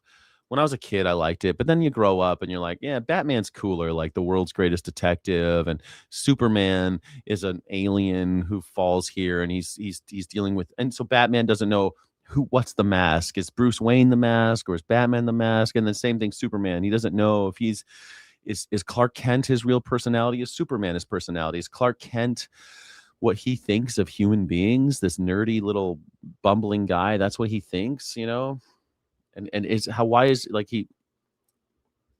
if he was raised by other people, would he be the same Superman? You get some cool stories that way. Batman Joker stuff's always great. The even Green Lantern's really sci-fi stuff, the Flash, it's fun. It's more I don't know, it's a bit more mature, I guess, less childish. Darker themes, like Constantine. You have the Constantine, which is such a cool concept, like the black magic people, the demon, Frankie. You got all sorts of really cool comics in DC. I think DC is way better. Would America be better off with 3 near equal parties? 3 parties? His latest. What do you mean 3 equal parties? Okay, so the poll right now is done, I guess. The poll right now is 66% said no. You're not excited about the Democrats. All right, so you think it should be? Would you be? I don't know what that means, though. Skyjacker, Fox News is owned by a former Australian, hence the corresponding high school attitude to anything naughty. Yeah, I guess so. The Australian, he's an Aussie, maybe. New poll, would America be better off with 3 near equal parties? But Kirk, I don't know what that means, 3 near equal parties. Tell me what that means and I'll make the poll. I don't know what that means, 3 near equal parties. What does that mean? 3 near equal parties. Do you just mean like it's split, like 3 parties in the House, so that there's like each one has a third of the House? Is that what you mean? 3 equally powerful, equally in power. Superman is weak, couldn't take out Lex. He could take out Lex anytime he wants. What do you mean? He takes out Lex all the time. He takes out Lex all the time. But Lex is super smart, and he gets the people on his side. He that's what's great about Lex Luthor. He appeals to people's worst side, and Superman appeals to people's best side. So sometimes Lex wins. That's pretty cool. Don't you know billionaires have your back? All right, we're going to do that. A left-leaning party, then the moderate, roughly 3 positions represented. Oh, okay. So we'll have 3. Would America be better with 3 parties? Left, moderate, right? That's a okay. That's a good. I guess that's a good one. The Bolsheviks are coming. What is going on? The Bolsheviks. I like that. For the many, not the few. Solidarity. Oh, I want that poster for my new house. Over this country is progressives are on the march. And just before I left the office, I saw Fox Television in their headlines. The end of the world is coming. Progressives are winning elections. Socialism is taking over the world. Real panic. Bernie watches Fox. What's up, Bernie? Real panic. Of course he watches Fox. Everybody watches Fox. Come on the show. Finally, Sanders has an army, but no one's coming on your show with your blown out back, you fucking... Donnie's commies are a whole new breed, and the establishment can't see it coming. We talk a lot about the party being a big tent party, and we should be. We are a big tent party. That's what we are. One of the things that makes the Democratic Party great is it's a big tent party. It is a big tent party. That has always been the case with Democrats. That's why there were these things called Dixiecrats, because they're a big tent. How do you guys feel about the Dixiecrats? You like those guys? That's why Southern Democrats were all about Southern Democrats were all about killing Martin Luther King Jr. and Northern Democrats were all about not killing Martin Luther King Jr. But yet they're still part of the same party. The Workers' Party, supposedly. The party of the people. Some in the South, the Democrats, they were okay with Jim Crow. They liked it. The people up north thought that it was a scourge, that it was a blight on the entire history of the United States. And they were in the same party. It's almost like today, Republicans used to be a big tent. You could be someone like Thomas Massey, who really cares about things like, I don't know, finding out who was on Epstein Island. And you can also have the Nazis. But now the Nazis have taken over the Republican Party. Will the communists and the socialists take over the Democrat Party because they're a big tent? You need to stay that way. These people are fools. The tent's not big enough for both of them. When the commies come in, they're not going to share it. They're there to take you out. The communists are like, good idea. So I guess, you know, the same thing happened with the Republicans. The Nazis come in, because the opposite of communist is Nazi. So the Nazis come in and they took over the Republican Party. And now you're seeing a response to that. That was bound to happen. It was bound to happen. Parasites. They're going to use the Democratic Party to get ballot access, get elected, caucus with them when it works, and then suck them dry until they die. The party, like MAGA, did it to themselves. They screwed up so badly and didn't deliver a damn thing when they had power that they had to play footsie with the commies to shore up their base. Like Republicans. And now they're completely out of power. They're weak. Brand's in the toilet. No, not like Zionists. Although, I'm talking about America right now is what I'm talking about. Thanks for asking, though. Not really talking about Zionism right now. If you want to, maybe there'll be a news story. We can talk about it. But or you could put a super chat and I'll address whatever you'd like, whatever your thoughts are. Or you could call in. You could call in. And there's a call-in link. You can call in and talk to me about it. If you think that we want to talk about Zionism, let's talk about it. I'd love to explore why you think that they're Nazis. But really, the Nazis I care about right here at home is MAGA. MAGA is the nationalist socialist movement. They are the white Christian nationalist socialists. That's what MAGA is. Or for short, we call them Nazis.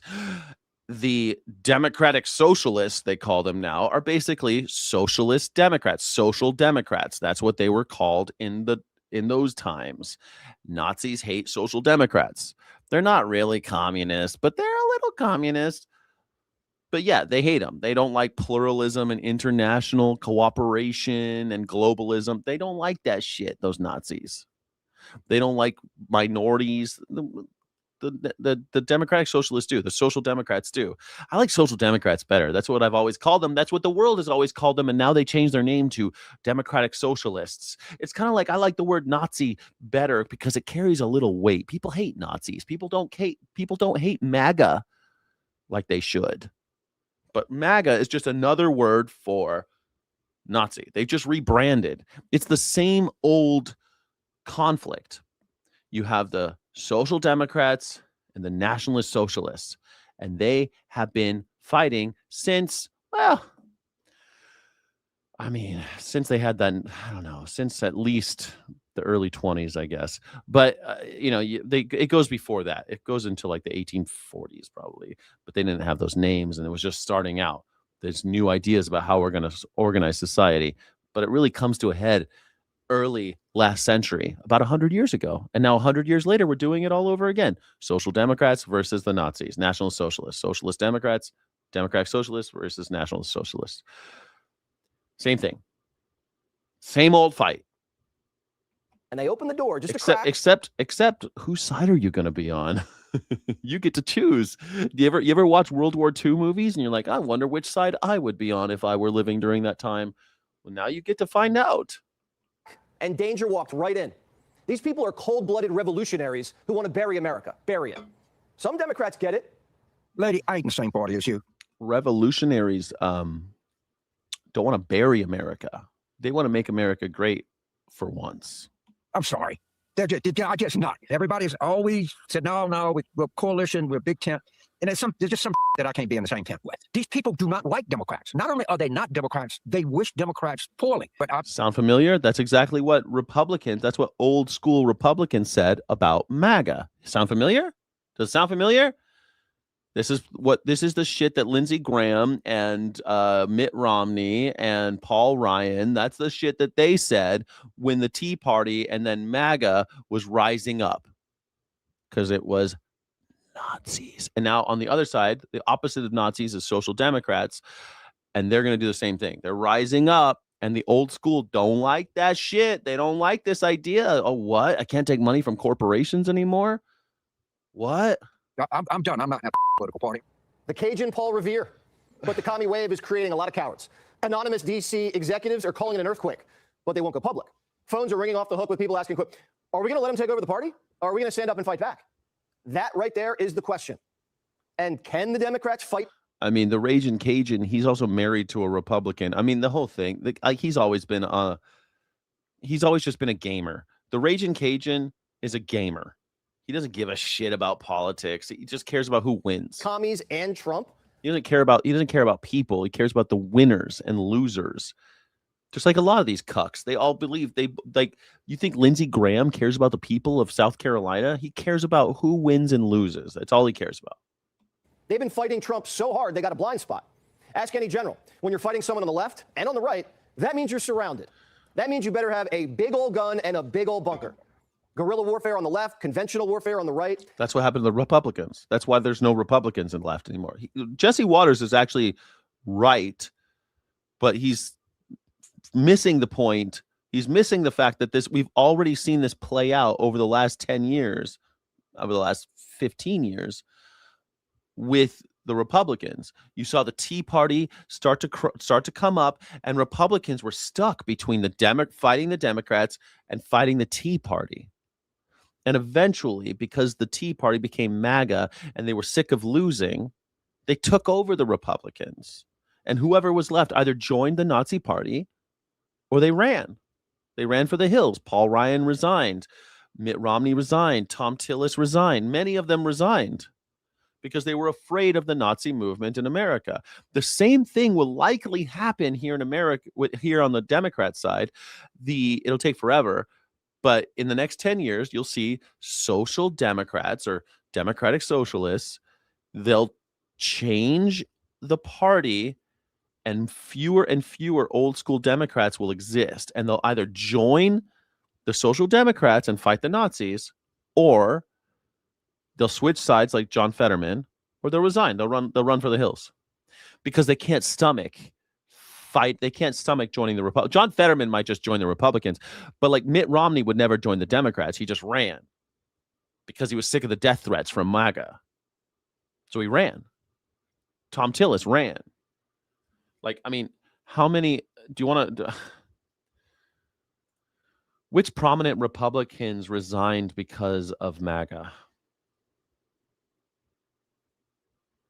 Marjorie Taylor Greene. I mean, yeah, but Joe Kent, Thomas Massey. I'm thinking older than that. People like the like Paul Ryan era. John Boehner, I think, retired because of Donald Trump and them. Paul Ryan, Jeff Flake, Bob Corker, yes. Charlie Dent, Ed Royce, Trey Gowdy. Trey Gowdy's now on Fox News. These guys ran for the hills. And now more. Marjorie Taylor Greene ran for the hills because she's afraid of MAGA. The Democratic Party, as it stands today, can't win that battle. That's right. They can't beat Trump, and they're afraid of their own base. That's true. And Democrats, they don't know who to trust. Like AOC. Whose side is she on? Good question. Whose side is she on? Well, I think we know. I feel like it's deja vu all over again. That there was so much fear around that when I was elected, and none of it bore out to be true. None of it bore out to be true? The squad defunded the police and gave us riots, crime, and DEI. Didn't that happen during Donald Trump's term? What the fuck are you talking about? No one defunded any police. The defund police, the BLM, that all happened under Donald Trump. And AOC's little friend Omar, her Somali buddies cost us $18 billion. And this new crew is to the left of them. These people want taxpayer-funded sex change surgeries. No borders, no prisons, no police. You know how you start a revolution? Same playbook. You raid the treasury, empty the prisons, and take out the cops. Boba Fett, you're absolutely right. Just do a quick search. Research was, he wasn't an old school Dem, really. He called himself Democrat when the Democrats had power. And then when the Republicans had power, he called himself a Republican. And then when Steve Bannon got his hooks into Donald Trump and said, this is America's Hitler, that this type of politician only comes around once a century, his words, not mine, that this type of politician only comes around once a century. Comparing Donald Trump to Adolf Hitler, Steve Bannon, through all of his weight, which sizable weight, and all of his strategy behind Donald Trump in order to push a Nazi party, a groundswell of nationalist socialists in America. And now the Social Democrats, the same old story. Now the Social Democrats, they're getting a little bit more play now because people are upset about the Nazis. So now we got the Social Democrats, nationalist socialists, Social Democrats. They are the age. That's like Slytherin and Gryffindor, guys. These are the age-old, always hate each other. The dark side, the Sith and the Jedi. That's always been. It's like for as long as anybody can remember in modern history, it's the nationalist socialists and the fucking basically fascists and the Social Democrats. That's always been, or you want to call them fascists and communists, or you want to call them Nazis and Social Democrats. I mean, I think in modern political science, nationalist socialists and Social Democrats is exactly what they are. Exactly what they are. People said we deserve 9/11, and they got elected in New York. Matt Taibbi writes this, quote, the Zoran Revolution is a whole... I mean, we didn't deserve 9/11, but we kind of had it coming, just like Charlie Kirk. Oh, my God, 50-50 on this one, guys. Okay, interesting. Okay, let's do it. Let's do it. I don't think we deserved 9/11. Did we kind of have it coming on 9/11, 2001? That's going to be the new poll. Did we kind of have it coming? We kind of had it coming. I don't think anybody deserved to die, just like Charlie Kirk didn't deserve to die, but he kind of had it coming. You kind of could see that coming, right? You kind of saw that one coming. F it, real thing version of Marxian socialism, instantly recognizable to anyone who's ever lived in a socialist country. This movement's young, ethnic, media savvy, with a real desire. Marxian? Who the fuck said that? Matt Taibbi on Mamdani. Who the fuck is Matt Taibbi? Who is Matt Taibbi? I don't know who Matt Taibbi is. Taibbi, American author and journalist. Oh, she's just some journalist. Okay, so one journalist doesn't know how to write the word Marxist, though. Marxian? Oh, whatever, I don't care. Anyone who's ever lived in a socialist country. This movement's young, ethnic, media savvy, with a real desire to overthrow the American system. Whole thing. Chevalier. Whole thing.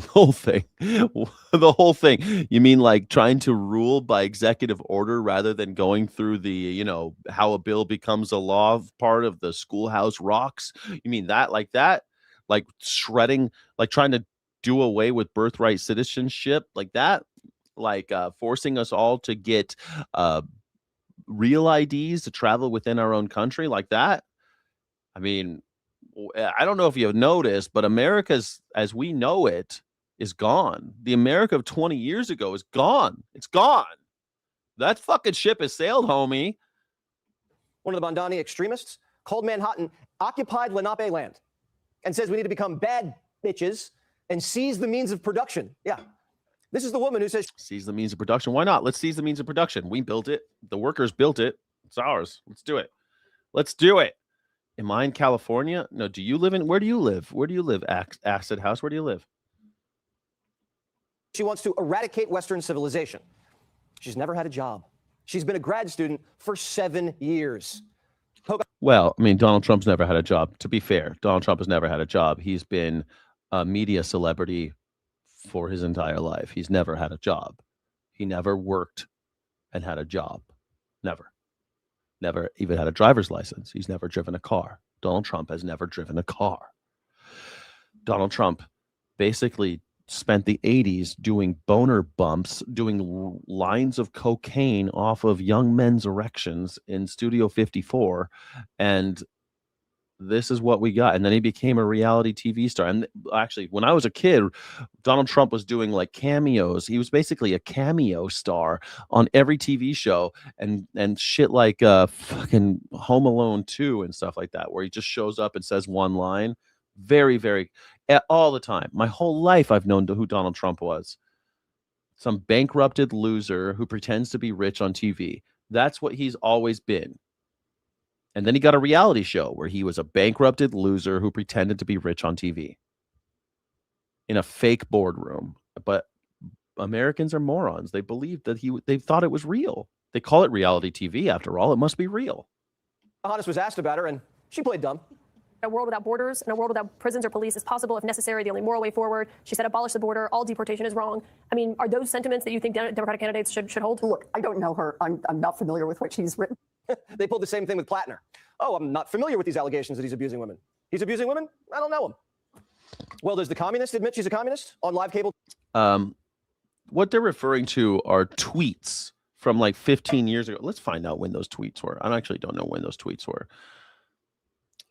When were those tweets tweeted by Chevalier that everyone is so crazy about now, talking about, I don't know, like abolishing prisons and stuff? 2018. So 8 years ago, the Internet Archive Wayback Machine preserved over 3,600 posts from her deleted account during this 4-year window between 2018 and 2022. She stated she deleted that count back in 2022 prior to the change in platform ownership. Angsty posts included profanity directed at establishment Democrats like Kamala Harris. She hates a Kamala Harris. Jesse Waters should love her. Calls to abolish police and borders, and controversial takes on interracial relationships in Israel. Aftermath, following the resurfacing of the post, Chevalier deeply regretted her rhetoric, addressing and apologizing for her tweets. How old is Chevalier? How old is Daria Lisa Avila Chevalier? And then I can find out how old she was in 2018, because that matters too. She's 32 years old, so she was 24. She was 24 or 23 when she was writing those texts. So in her 20s, she wrote some texts about borders and shit. I don't know. I'm sure if you found some of the tweets when I was in my 20s. I mean, I think that Twitter, I've had an account since 2007 on Twitter.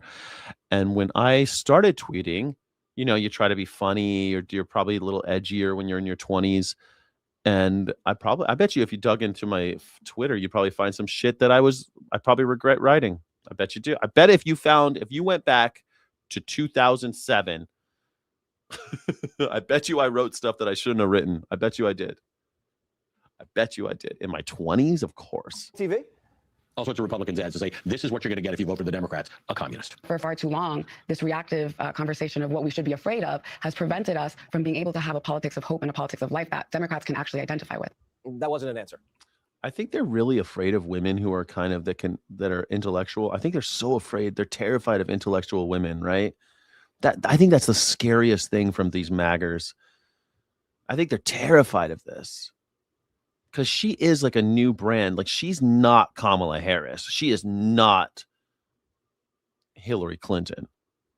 And neither is AOC. AOC is not Hillary Clinton or Kamala Harris. These women are scaring the fuck out of maggers. Spamberger is not Kamala Harris or Hillary Clinton. She's a communist, and she's slick. And we told you last night, these commies have friends in high places. They're not afraid of the term democratic socialism. They're not scared of the term. I think they're scared of the term in this country. But Social Security is a... They're afraid of the term democratic socialist, but they're not afraid of Nazi. That should tell you something. Americans are not afraid of being fascist. They're not afraid of being Nazis, but they're afraid of being democratic socialists.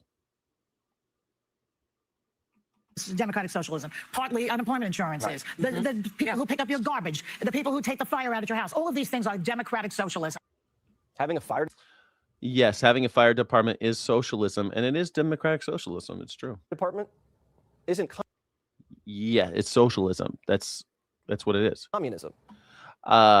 Sort of. It's not communism. No, it's socialism, you dumb fucks. See, what she's doing is she's trying to soft pedal it. But eventually, they'll come for Joy. You let them have their way, they're going to take all Joy's money. But the person with the most to lose, Schumer. Politico says... Actually, here's the thing that they always want to say. They're going to take all your money. They're going to take all your money. Actually, the point of communism is that you'll just do stuff that you like to do, mostly. Because there is no money. That you won't do shit for money anymore. That no one will come to you and say, hey, work for me, I'll give you money. That's impossible now. That Joy Behar doesn't answer to anyone anymore. That would be communism. Because she would own a piece of the network that she's on.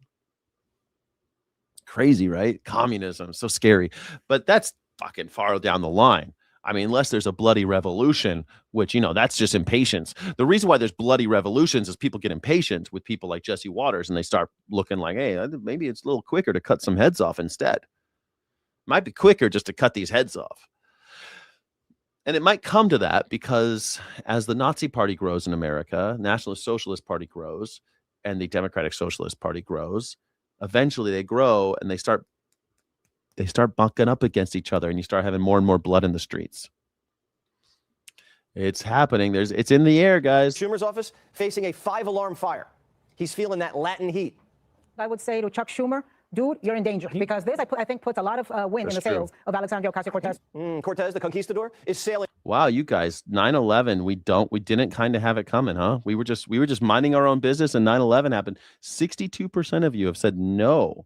We did not kind of have it coming. We were just minding our own business. America never did nothing wrong. And it just, out of nowhere, we got bombed on 9/11. Wow. Straight at Schumer's seat. Are you more inclined to possibly run for Senate after seeing the results of the 3 races in New York? I think, I'm sorry, I'm not going to be breaking any news here. I'm definitely inspired and encouraged by all the new faces that we're going to be sending to the state assembly and to Congress. Hips days are numbered. Mamdani's going to tap a commie to give Hakeem a red card. Are you concerned at all about a primary challenge in 2 years from Mamdani endorsed candidate? When you ask me a serious question, I'll give you a serious answer. Hakeem's running around D.C. and everyone's telling him he's next. I kind of like his hat, to be honest. I think the straw hat is cool. I don't know. I like the hat. I like the hat. CNBC, they said grow a pair before it's too late. They were saying you're next about Hakeem Jeffries. You're next. You're next. You're next. You can't think this is this is a positive development in New York politics, can you? And they'll just, Dems will be Dems or something like that. I don't see how you can say that. You need to reject those things, I think. First of all, I've clearly rejected those things. That's number one. Hakeem and Schumer just watched a band of Marxists run up in their backyard and plant a flag. Pelosi never would have let it get this far. She's from San. That's true. Jesse Waters, man. I'm actually kind of shocked at how much Jesse Waters is getting right about this situation. But what he's so stupid, he never sees that we just literally saw this happen in the Republican Party. It's just the same thing again.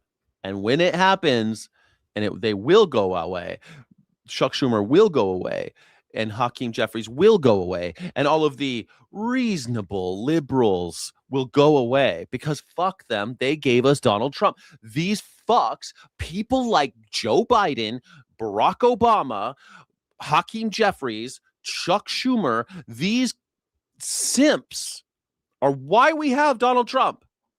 It's their fault. If you hate Donald Trump today, then you should hate Joe Biden, Barack Obama, fuck even Bill Clinton, because they never delivered for the people. They always chose party over people, the power of the executive branch over the people. And now you got Donald Trump. The nationalist socialist movement is here now because of them. Stephelson, hey Maggers, hey MAGA, if you could rebrand Sharia law as Christian but keep all of the anti-gay, anti-woman laws you guys love, how fast would you enact it? Like that. They love that. They hate the gays. I don't know why they hate the gays. They hate the gays. Are you afraid of gays? Are you afraid of gay? Why are people so afraid of the gays? Should that be the next? No, I want to say, are you afraid of...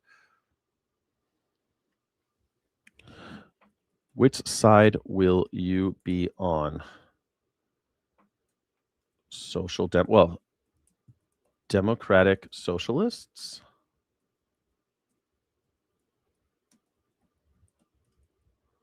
Or nationalist socialist? Which side will you be on? Let's start the poll. You only get to choose one. Francisco, she knows how to keep the kooks in line. These two dudes are getting walked all over. The View? It's true. Nancy Pelosi knew how to keep the kooks in line. She had everyone marching, goose stepping with the... She was a hell of an iron lady. She was Margaret Thatcher. Just declared a winner. I think that New York is the nation's cultural and political capital, and that's just a fact. And I think the Democratic Socialists of America is a force to be reckoned with at this point. Civil war is going to be ugly. Democrats, TV hosts, Hollywood, they're all going to have to take sides. What's Obama going to say? Nothing. What about Kamala, Clinton, Biden? One of these commies called Joe Biden a rapist and a war criminal. I thought that you should love him then. I mean, that's how he looks to me most days. I don't think he was a rapist and a war criminal, but they're all war criminals. Every president's a war criminal. Barack Obama was a war criminal. These guys are starting to wake up. People are starting to wake up, and they're fucking pissed because they're sick of turning on the TV and seeing Donald Trump in charge and seeing some old asshole telling them that they got to go to war and that their kids got to go to war and that they can't buy a house because the corporations own them all. And the Democrats, their big housing bill says that corporations can only own 350 per shell company. You can only own 350 single family dwellings in order to control costs for us normies. Fuck you. Why should a corporation be allowed to own any homes? Why should a corporation be able to own anything that is required? It is a necessity of life. If it is a necessity of life, it belongs to all of us. A corporation should not be allowed to own it. I don't know why this is a difficult concept. It's because this country loves fascism. It always has. It always has loved corporations more than people. And this is the fucking friction. This is the conflict that that is coming to a head again. So, I mean, at the end of the day, what's probably going to happen is that the socialist Democrats, the Democratic Socialists, social Democrats will rise in power. And the second they start getting any power, you'll have a nationalist socialist in charge and we'll go to war. We'll go to war. kind of like when the Social Democrat FDR was in charge, he went to war with the Nazis, and then all the Nazis kind of disappeared in America, kind of hibernated for a while in America. And they came right back up at the end of the war. And then they wanted, what'd they do? Set to killing Social Democrats again. They went back to killing Social Democrats. She called Obama evil. These people are here to purge the heavyweights out of the party, straight up.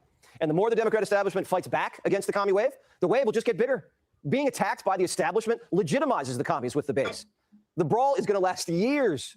Morning, Joe. Matthew Ridenour, you're not seeing things clearly. In a civil war, there are no liberals. There are no liberals. There are no Republicans. In a civil war, it comes down to Social Democrats and Nazis. Every time the Civil War in the United States was basically fascism versus democracy. Fascism versus federalism, fascism versus republicanism, whatever you want to call it. At the end of the day, it's Social Democrats versus nationalist socialists. It's always the same fucking ideological battle. It's like humanity has to do this every 100 years. All the liberals go away. There are no more liberals in this scenario. That's why you're not hearing so much. Liberals are people like Hakeem Jeffries. Those are liberals. Oh, I'm pro-Israel, but I really don't. I think we should, do some moderate pulling back from AIPAC. Fuck you. That's a liberal. Liberals like I don't like Nazis, but we should listen to the alt-right and hear what they've got to say. I'm willing to work with anybody. That's a liberal. There's no room for that anymore. Those days are over. They ended when the Tea Party and Donald Trump were coming up. As soon as Donald Trump started talking about the fucking birth certificate, those days were over. The liberals just didn't know it. The liberals were just too stupid to see it because of let's hear everybody out party. Let's hear everybody out party. Let's hear them out one more time. Let's see if fascism works one more time. The must-see Beltway show that keeps the Democratic coalition together is in mourning. You have a real wave happening, Joe. I think the Democratic Party, you've got now two Democratic socialists, is taking on an overall persona. This is where the energy is in the party. You and I can agree to disagree on this. I believe the Democratic Party overall is going too hard left. I believe there is anti-Semitism in there. We'll save that for another day. But I believe this is a branding issue for the Democrats that they are going to have to answer for. I have little woman bitch hands? What? Do you know how big my fucking hand is? My hand is huge, dude. I have little woman bitch hands. Wow, no one's ever said that to me ever. That is a new one. I appreciate you, Newman. At least you're original. I've never heard that my entire life. Thank you very, very, very much for that. You made me like that. Fascism is fine, but socialism is evil. It's funny because Donald Trump is a socialist. He's just a nationalist socialist. He is a socialist. He has nationalized a giant chunk of Intel. He is really hot on tariffs. He wants to use at home. He wants to bloat the agencies that he claimed back in the day that he wanted to tear down, because that's what they always say in the beginning. But no, he wants to have a personal paramilitary group like the Gestapo, the ICE. He's using them basically like they use the Gestapo. It's just socialism. He takes your money for the public good, and he prioritizes the public good over private profit. Except the public good in his eyes is white people, white heterosexual normative people. That's the public in his eyes. And he wants to take money from the people, pool the resources in order to prioritize white people over everyone else, and corporation, and then corporate and that he does that with corporate. That's important because he does that through corporate partnership. Yeah, and the Social Democrats are like, no, we're going to use socialism to nationalize all of the fucking corporations. There won't be any more corporations, and the people will own the corporations. People will have more control over their destiny. You'll be able to vote for your boss. That type of idea, like crazy ideas, like we're going to prevent crime rather than just punish it. We're going to prevent crime rather than because we're going to prioritize public good for all over private profit. Same kind of idea, just two different ways of looking at it, like always. Never changes. Branding? Well, if you let communists into your party, then you're okay with communism. What kind of American political party hears someone say, oh, well, we're here to destroy Western civilization, and says, come on in, Big Tent? You see, Western civilization is a dog whistle for white. That's what Western civilization means. It means white. That's what it means. They say Western civilization so that white people can take credit for things like philosophy and democracy, the stuff that the ancient Greeks did. But really, Western civilization is just colonialism, taking credit as well for the Greeks and the Romans and the ancient empires. So they would take credit for all that. We call it Western civilization. Like, for example, Australia is part of the West. Are they, though? Pacifica is part of the West. They're Western civilization. So it's just racism when people say that. That's like, you're the babysitter? Your name's Charles Manson? Come on in. Big Tent. Are they a threat? Absolutely. Are they also so stupid it's kind of funny? Yes. One of these little elves actually wants to have government-run airlines. My hot take is we need to abolish pre-check. I've got like a million beefs with the airline industry and the process of having to fly. We need to like nationalize the airline industry. But let's start by abolishing pre-check. You might not know this, but pre-check has already been abolished by Donald Trump. Pre-check no longer exists. I'm pretty sure. Let me see. Did Donald Trump's administration successfully abolish pre-check at the TSA?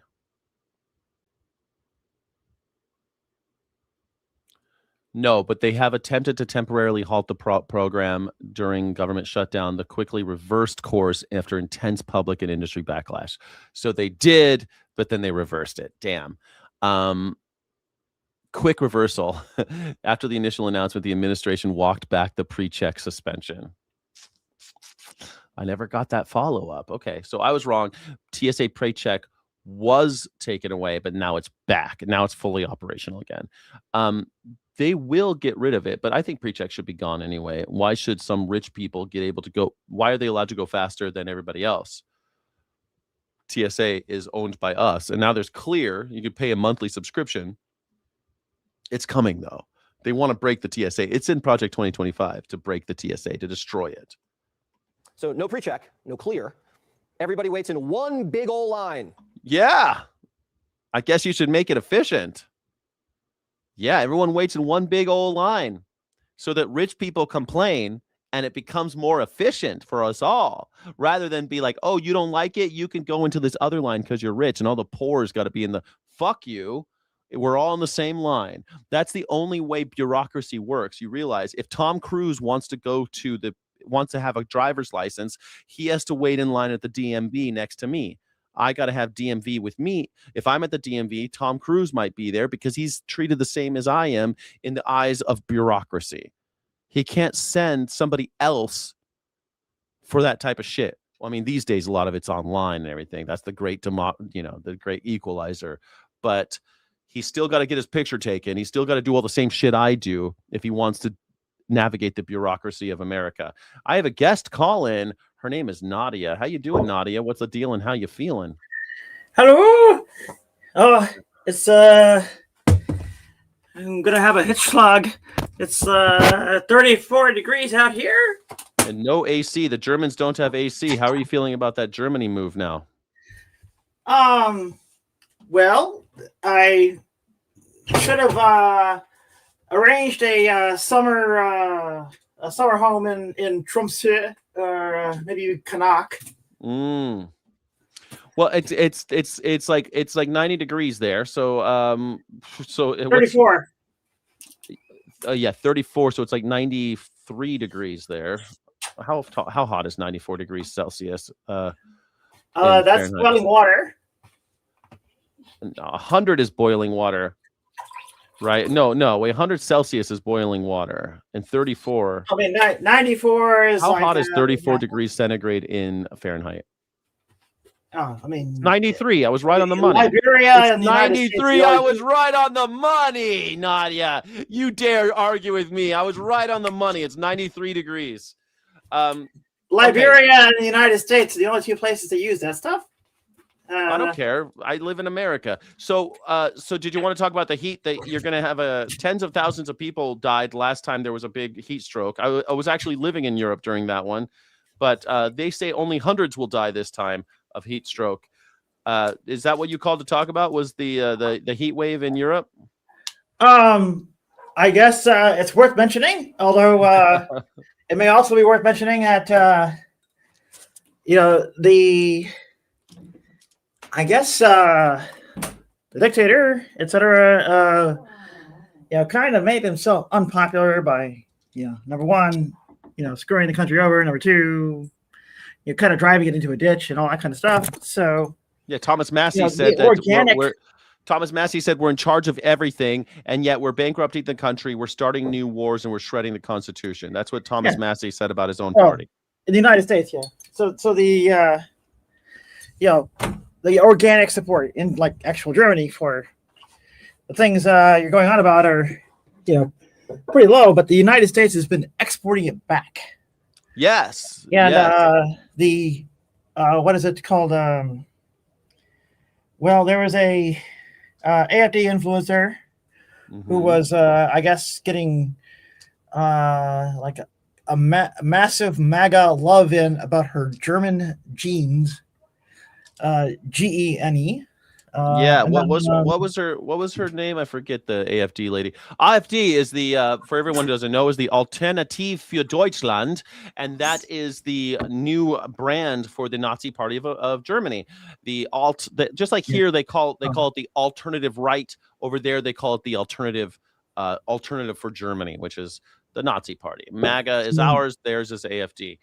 And these guys don't really even like cover up very much that they are almost entirely American backed. I mean, like the 2019, Verfassungsschutz had to arrest a group called in English. Their entire like name was in English, right? So it's not even like a translation of a German name into English. So I can tell you, they were named something in English. Yeah, and that was the National Socialist Knights of the Ku Klux Klan, Deutschland. I mean, it makes sense that the Hells Angels are basically the biggest organized crime in Germany now, and they are very, very alt-right, very MAGA, and it's pretty common to see that in Germany as it's rising up. As they militarize more and more, I think you'll see it even more. This hierarchy extending into the public. But how you feeling about it? How are you feeling about it? I mean, it seems like Germany might be the you thought you were going to escape the fascist uprising, but seems like you just Musk and Thiel just kind of like bought the place out, yeah. And Musk and Thiel, they bought Germany, yeah, exactly. I'm shitting my pants. I guess there's some elections coming up like September, and like as far as anybody can tell, it's kind of like a question of whether the CDU will become a mere appendage of the AFD, or the AFD will just kind of like not even bother making a coalition with the CDU and just take over the entire country. For people who don't know, the CDU is the Christian Democratic Union, and they're like the Republicans, and they are being pulled to the right by the DFD and the AfD because they form coalitions in the German government, in the Reichstag and Bundesrat. Such great names, the Bundesrat and the Reichstag. They're basically like our Senate and Congress, very similar. Their constitution was written by Americans, so their government is very similar to ours. Well, I mean, you might end up in the same position then. You might end up you escaped America to hopefully not be here when the Nazis take over, and now where are you? You're in a place where the Nazis are taking over. I may have to run again. Yeah. I guess. Where's next? What are you thinking? What's the next safe? Because you might have just out of the frying pan into the fire, you know? Well, not entirely, because it's still, I think the flame is several meters higher in the United States. But I don't know. You're in Berlin, and that's in East Germany, and East Germany is a hotbed for alt-right Nazis, neo-Nazis, and alt-right conservatives. I don't know. They just all quote Marx at me. It's kind of like in the city. Yeah. But you're surrounded by East Germany in Berlin. I went around and I go to Dresden. Go to Dresden and see how they talk out there. They're not going to be quoting Marx out there. I don't know about that, but because BSV, Sarah Wagenknecht's party is got some. All right, so let's say it all hits the fan. Where's next stop? What do you think is the next safest place to go if you are you running from the fascist scourge? Well, my ability to survive the tropics is not high. Okay, so not the tropics.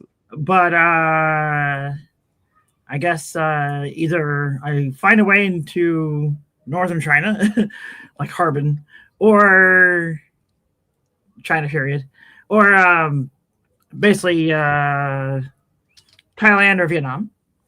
Oh, so you're thinking Asia's the next? You think Europe's is a lost cause? You think it's all going fascist?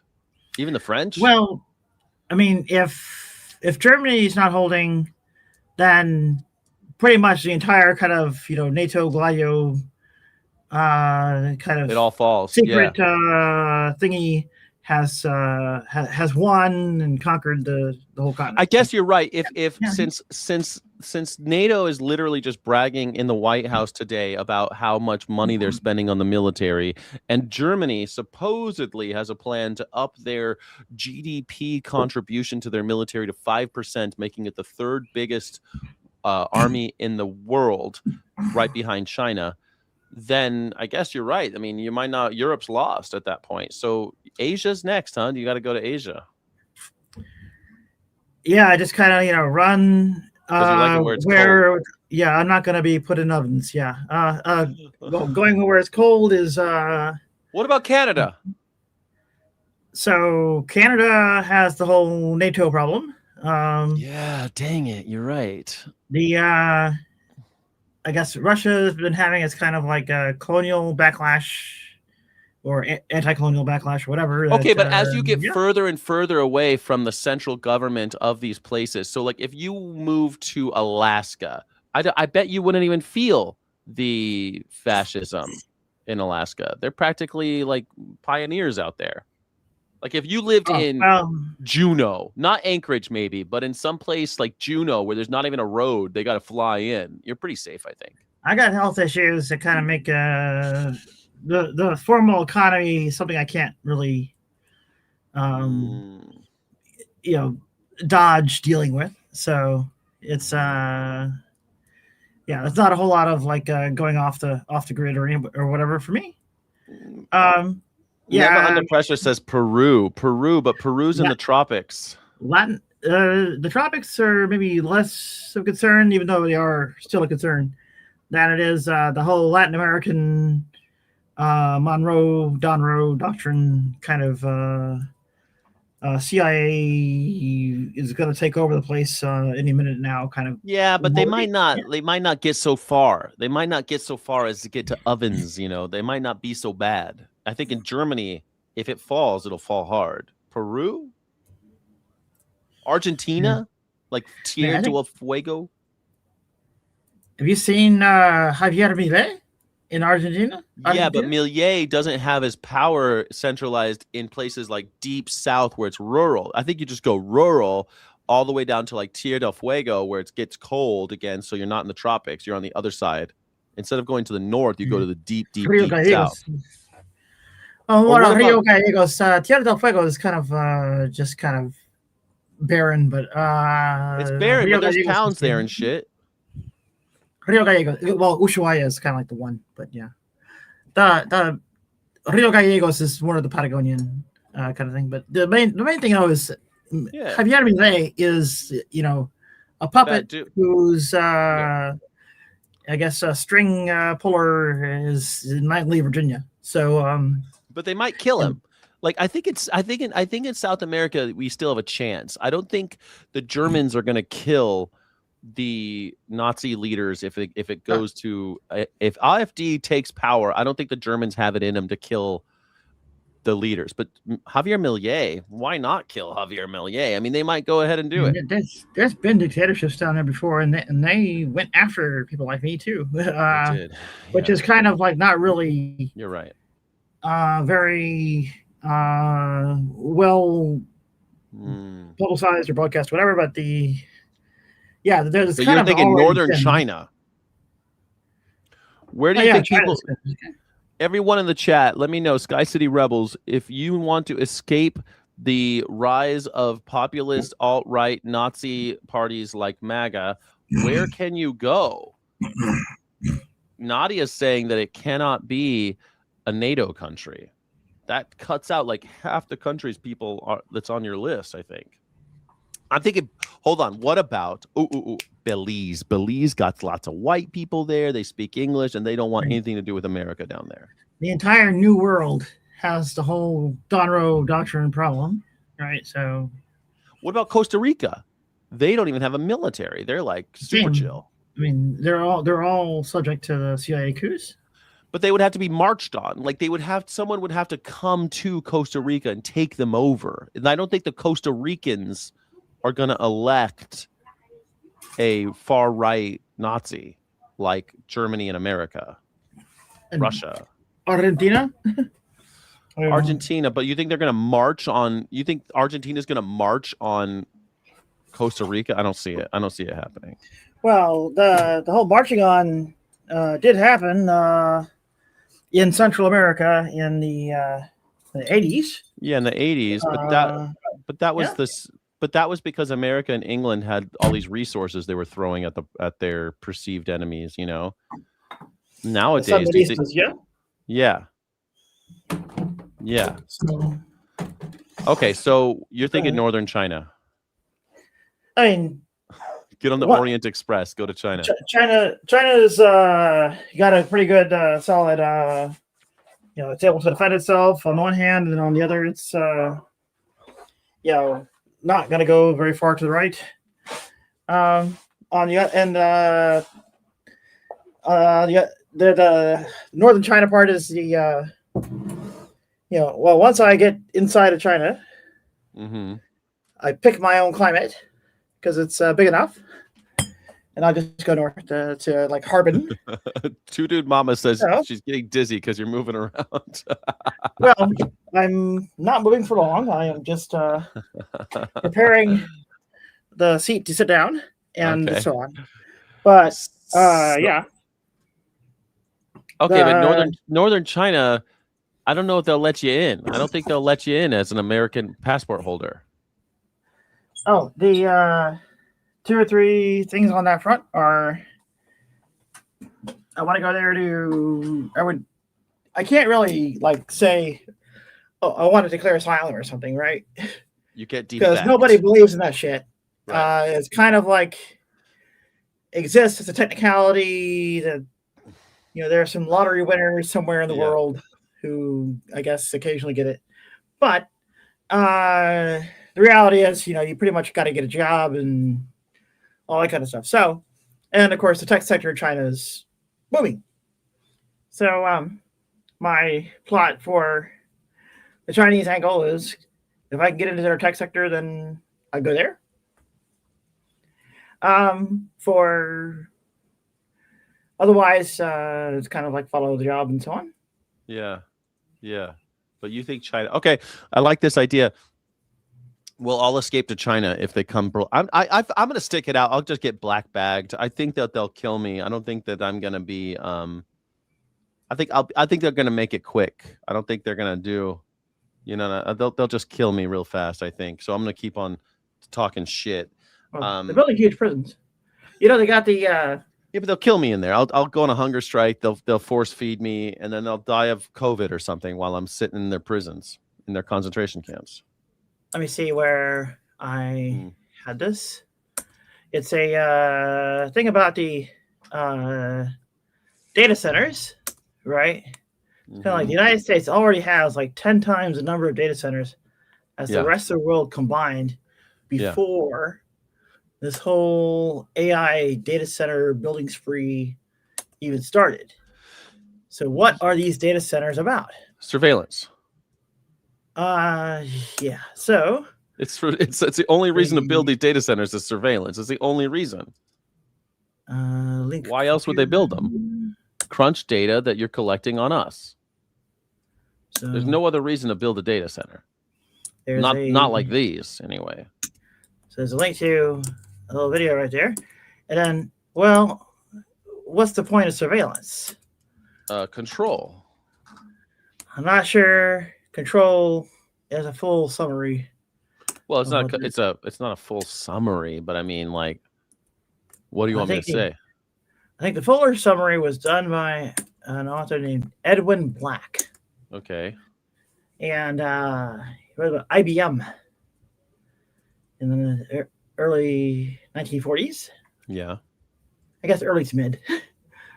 And you can see this IBM and the Holocaust is pretty much, they use the surveillance and the computing machinery to track down all the people they want to wipe out, and then they wipe them out very efficiently. Well, that's the whole idea, right? Okay, let's see what we got here. What are data centers really for? Data centers are popping up all over the country, thousands of them. Utah could soon be home to one of the nation's most Thousands advanced data centers. Developers of a data center that broke ground today say that it will be the largest infrastructure deployment in the United States. We've seen data center proposals and projects pop up all around the metro, and today officials broke ground on one of them, a data center in Independence. The Nebius AI data center will become a reality thanks to $150 billion in bonds. They're telling us all of this is necessary because we are in an existential arms race against China. We are leading China by a lot in the AI race, and whoever wins the AI race, and we're going to win it. When President Trump took office, he gave us all a monumental task. He said we have to make America the world leader in artificial intelligence. The president wants us to be pro-innovation. He wants us to win the AI race against all other countries in the world. He recognizes that AI is going to be an important tool, not just for our economy, but for our military. And so he wants to ensure that we are winning that particular race. They also tell us that in order to win this race, we must build more data centers. Trillions of dollars worth more. We have a race to be the AI capital of the world, and we have to win it. We have all sorts of different investment coming in. It's amounting into the trillions, where ground is already being broken for data centers across the country. I'm here in Mansfield, Georgia. These fucking places, they do. I think that just the aesthetic of them is, I don't know, it gives me pause. Just the aesthetic of these data centers, it kind of remind me of certain other types of buildings. They kind of look like CCOT to me. Well, they're building a lot of prisons too. They are building. They are building a lot of prison. They are building a lot of concentration camps. By Meta's new 2 million square foot data centers is the prisons. Actually, they're building not really building the data centers very fast. They've got to at least talk about it happening. Well, they're actually having to talk about the data centers. They don't have to talk about building for-profit prisons. Yeah, that because it's actually getting done. Yes. Yeah. Exactly. You're absolutely right. You could build a prison quite quickly. A data center takes a lot longer to build. It's easy to build a prison. It's like building you could be building schools really, but it's easy to build buildings for concentration camps. Look at these things though, like these blocks and like it just looks so inorganic, I guess. It looks so anti-human infrastructure. Do you know what I mean? Half of it's the industrial crematoria, and then the other half of it's for the people before they get put into the crematoria. Yeah, but the data centers also look like similar structures to me. Do you know what I'm saying? It just looks like very anti-human being. Center facility. Facilities like this are being used to power things like ChatGPT and other AI tools that are becoming integrated into our daily life. So that's what they're telling us. I tell you what, I use Gemini every day. I've been using Gemini about because I can ask it about my move. I can ask it about how am I feeling about my move. I ask it to rerun every time I have to negotiate on the numbers for my house sale. I can ask it to redo the math about what it's going to look like on the other side. It's crazy. You remember the Rex 84 conspiracies? No, I don't think so. So it's kind of like a bunch of I guess things about how it was kind of went out of the right way, and they were saying that there are all these concentration camps, and then they were going to put U.S. citizens into them, and then they were going to be the crematory ovens all over the place, and I guess I had some theories that it was going to be UN troops that were occupying the United States or something like that. But anyway, let me address this comment real fast. I'm sorry, Nadia. I like this comment a lot. Let me just address it really quickly. I'll bring you right back. Why are planes falling out of the sky?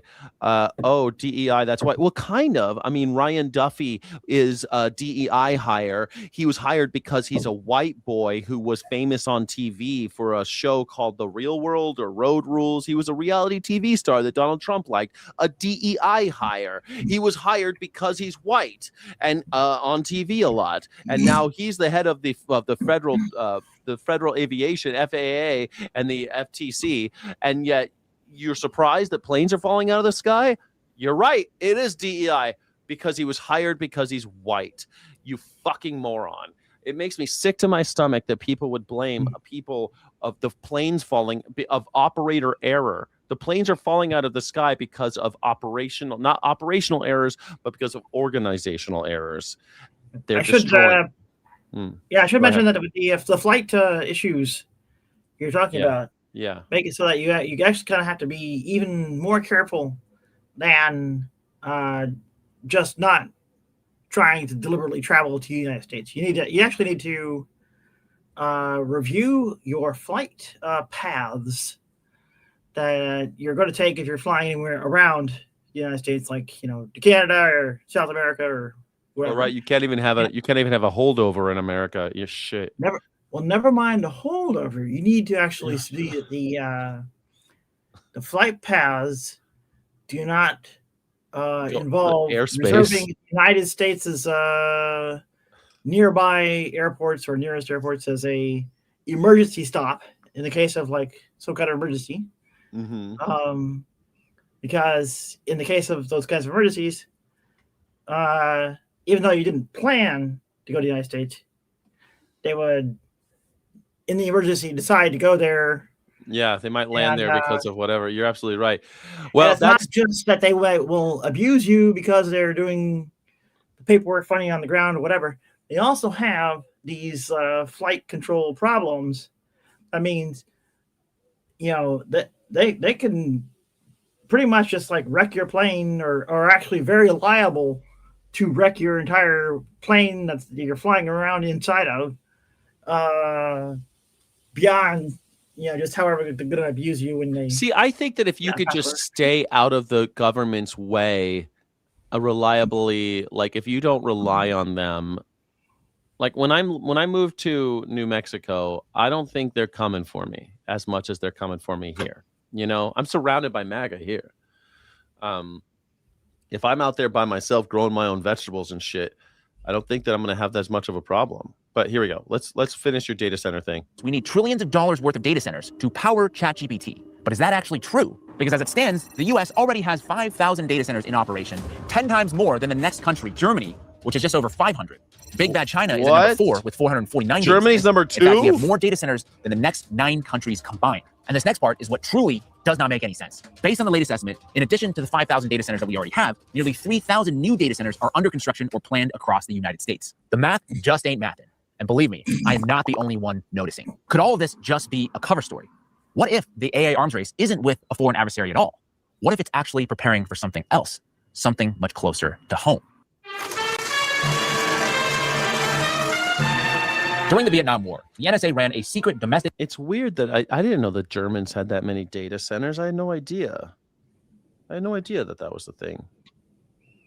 Espionage program called Project Minaret, whereby the agency intercepted thousands of communications, specifically targeting American anti-war activists, civil rights leaders, and political journalists. Decades later, as the U.S. was engaged in the Iraq War, AT&T collaborated with the NSA to install fiber optic splitters at its facility in room 641A at 611 Folsom Street in San Francisco, allowing the agency to mirror and analyze all internet traffic passing through the building, capturing both domestic and foreign communications without a warrant. Now, fast forward to today, the Anti-Defamation League, with massive federal backing, is actively tracking thousands of what they deem to be quote-unquote anti-Semitic incidents across the country, which includes anti-war protests and pro-Palestine rallies, calling these incidents a threat to national security. Number one, immediate NYPD back on the campus or bring in the National Guard. The difference between then and now, though, is that targeted wiretaps and communication intercepts were more than sufficient because dissent was highly centralized. Today, that is not so easy. Anyone with a smartphone is now potentially a vector to instantly spread ideas that the government or other powerful lobbying groups could deem a threat to national stability. I think you know where I'm going with this. They're not building AI data centers. They're building AI surveillance centers, allegedly. Now, before we continue, I just want to really quickly tell you. Yeah, clearly. So what? So let's cut to the chase. What do you think, Nadia? What I said that it's for that this surveillance. It's for surveillance. It's for control. And you said, well, what kind of control? What do you think? Tell me what you think. Well, I mean, it's pretty obvious. I mean, everybody's like saying, "Oh, surveillance," but they stop short of what are they going to do with the information they get by surveilling people. Yeah. And the answer to that is obviously they're going to carry out a Holocaust. Yeah. a Holocaust, a culling of the underclass. Right. So that they will, for instance, annihilate all of the trans people and autistic people. Likely the rest of LGBT as well. And anyone who is a professed atheist and anyone who's a professed, I guess, anything to the left of Mussolini and so on. To the left of Mussolini's going in the guillotine. We're all going in the wood chipper. I guess wood chipper is the Seacott method, and then I don't know. These guys, I guess they are rumored to like crematoria, but yeah, well, I mean, I'm sure that Steve Miller loves the crematoria. Like that makes perfect sense to me. But you still need wood chippers, right? Because the bones, they still got to get ground up. They go into like a threshing machine as well. Like they go into a grinder. So either way, you're going to end up in a wood chipper like machine, whether or not there's a crematorium. Yeah. So they got to get both at the end of the day. Okay, so we're all going into that. That's not great. So run? Is that the answer? What do we do? My answer was to run. Yes. Okay. And I kind of realized that, the whole NATO Gladio poison pill was a big issue with the exact place I could get kind of backing to go to. Yeah. But I kind of was limited by where the job was actually taking place and so on. But you might have just bought a little time. It seems like Germany's in second place on this whole project right now. No, nowhere near second place. But it said second place. It said that the data center Germany's number 2. Well, UK is probably more politically second place than. I'm not sure the infrastructure per se. Yeah. The surveillance infrastructure is more prevalent in the UK, but the processing infrastructure is in Germany, US, and China, or US, Germany, China. Germany's there's also kind of the other issue with Germany, which is that the whole kind of like bases that will be used as kind of launching points for drones and the manufacturing facilities for the drones and all that kind of stuff that are being launched into Russia is going to rapidly come up against the adoption of the Khamenei doctrine from Mojtaba Khamenei, which is that if somebody's bases are being used, even though that country is not a direct belligerent, that makes that country a belligerent, and that base is a legitimate target. Right. The Ayatollah doctrine, basically, right? Like if Khamenei, yeah. Yeah. So they want to. I mean, you got a guy, Karaganov, who's actually giving interviews on English language shows, saying that Russia should be set off a nuke in a NATO country as a demonstration of firepower and capability to deter further incursions on Russia. So this guy is making the rounds on English language media, right? Karaganov. At the very least, the Khamenei doctrine advocates within Russia are pushing hard, and they are not the leading edge.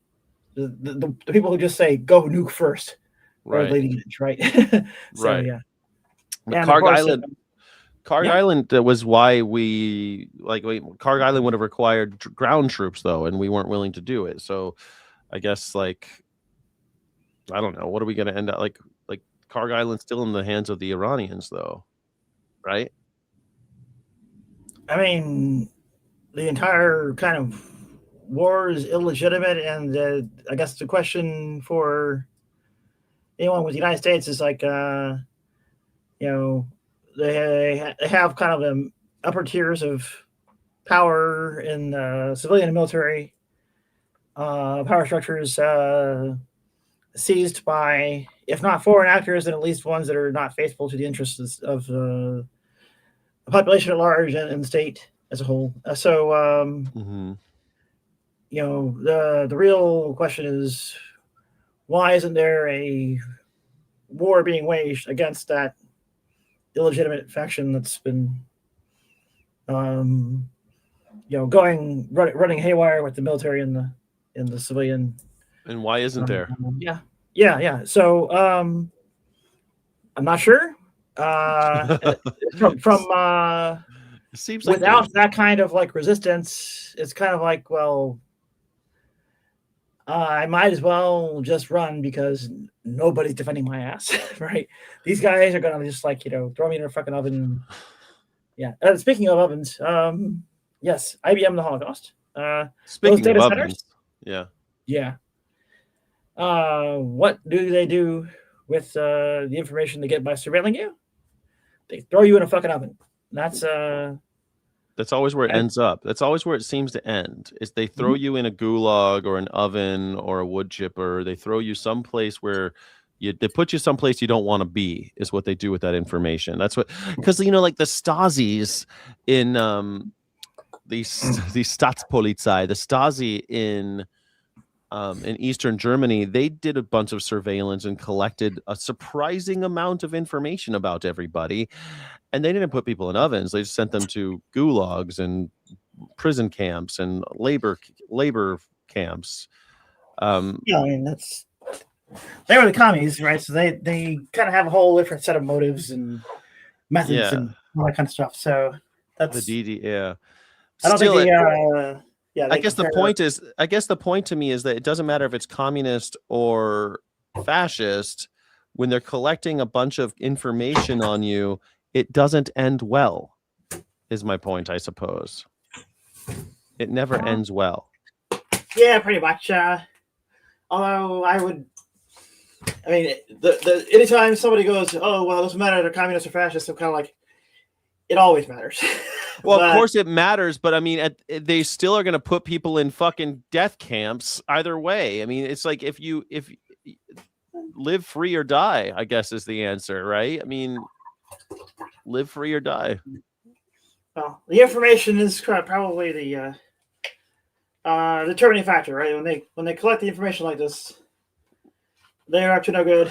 It's authoritarianism. Yeah, as soon as they start making lists of people and collecting information on you, I think your days are numbered. Your days are numbered. There is a whole story behind the word authoritarianism. I guess also the word totalitarianism. Oh boy, about the Adorno and not Horkheimer. It was Adorno and Altmaier. For authoritarianism and I can't. I think totalitarianism. Oh, sorry. Yeah, totalitarianism. But the idea that they're going to tell you what hats to wear and what socks to wear, and I mean, it gets to the point where you're in a super high control environment. And I think that we're all going to get there. I think we're almost there. They stripped the whole kind of class aspect out of it, right? So they have there's no more like big money, wealth, and power background setting to the analysis. It's all just kind of like personalized, individualized, and whatever. So once you have somebody paying to get your big money, wealth, and power structure out of the picture is not a good actor. And the people who were paying for those things were not good actors. Yeah. Right, which is why you got which is where you get IBM and the Holocaust. People funding these things and making money of those things are not people funding them, and people making money off of those things are not good actors. I mean, it goes the other way too. If you're receiving people like Porsche and Mercedes-Benz, they're not good actors. They're using slave labor when the things go down. Well, thank you for sharing, Nadia. Is there anything else you want to talk about before I let you go, or what else is on your mind? So we got the I guess the climate apocalypse is also you're feeling it these bigger days than is being let on. There has been something of a acceleration in the rate of warming. Well, they said that was going to happen, right? People like people like Al Gore said that was going to happen. It's going to get to the point where it's like, and then once it gets too far, what was it, like 3 degrees Celsius or something like this? Once it gets 3 degrees hotter in the oceans, it's like you're over the cliff. It's going to happen real fast. Isn't that what they always said? There's a yes and a no. So I guess it's an idea of like a tipping point. Right. And that's, I guess, been around for a while, although the details are kind of hard to get out there, but it's really more of a concrete, this thing happening right now is an example where you can draw the lines on the graph of the things that have happened in the past 10, 20 years and see that from here to here, temperature goes up globally, this slope of the line, and then after that, the slope gets much higher. Yes. So that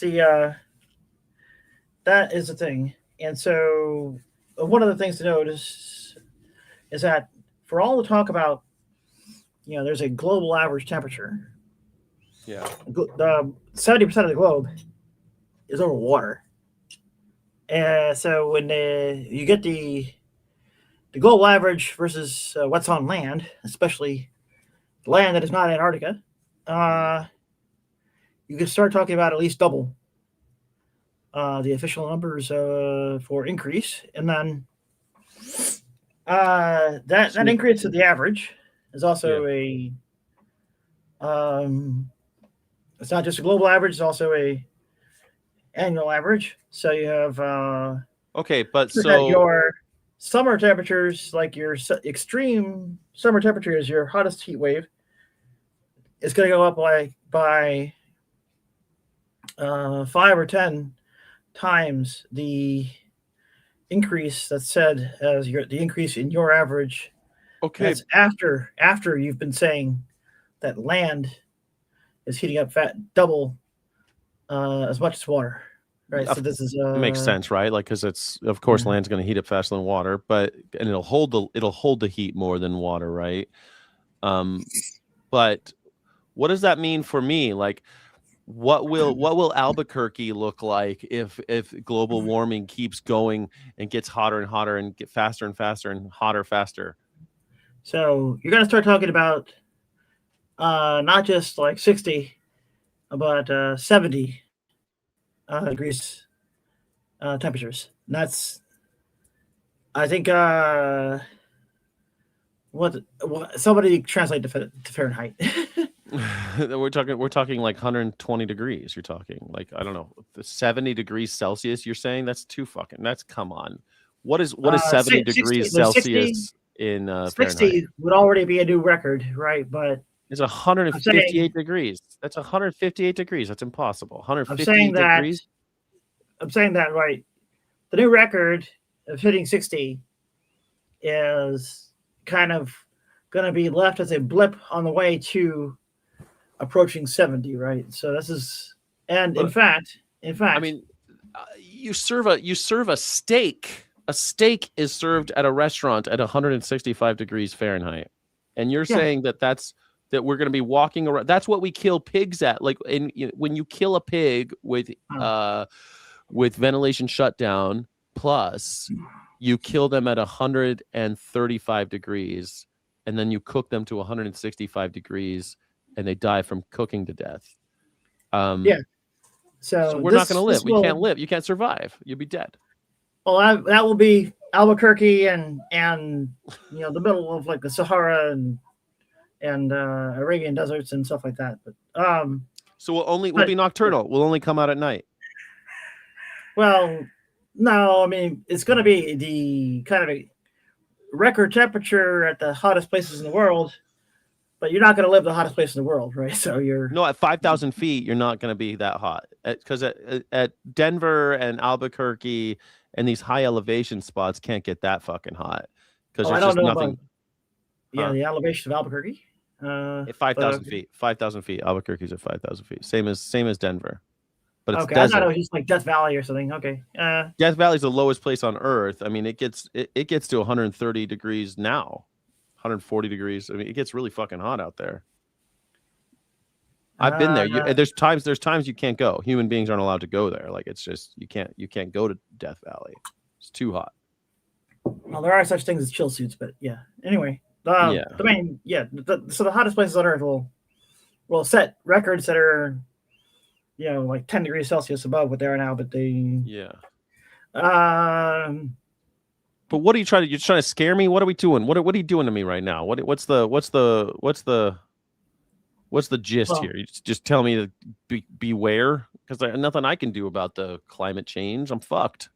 Well, the physical parts are probably not what will actually directly make that big of a difference in your life.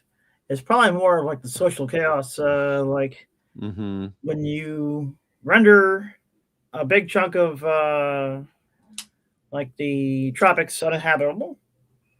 There are people who live there now, and there are not a small number of people, and they will be fleeing to everywhere else on Earth. Yeah, that makes sense. They'll have climate refugees. So I just Googled it. Albuquerque will end up being as hot as places like El Paso and Phoenix and El Paso will be gone, and water would be rationed, and you would be. You'd have to drastically limit outdoor watering. You'd have to drastically limit the temperatures rise, snowpacks shrink, Rio Grande and local aquifers severe long-term strain. Animal agriculture goes out the window. You can no longer grow large, cash crops for animal feed. There's also another trick, which is the those temperature records that are said to be like below 60 degrees right now, right? Yeah. They're using a certain definition or limitation on the measurement or whatever to make that measurement claim. And there are other ways elsewhere in the world that are more common to use to make these measurements. And they already say that there are 70-degree temperatures happening. In fact, the Lut Desert in Iran, right, is like Yili from Russia has a channel that's basically about like travel and seeing the sights of nature that are around mostly Russia, right. But she went to Iran at some point too. And so she goes to this Lut Desert in Iran. And she says, it's 70 degrees in this desert. According to, I guess, a different temperature measurement standard or metric or whatever than whatever they're using to say at the highest temperature ever is below 60 right now, right? So it's in a certain respect, that's already kind of like a technical quibble kind of bullshit.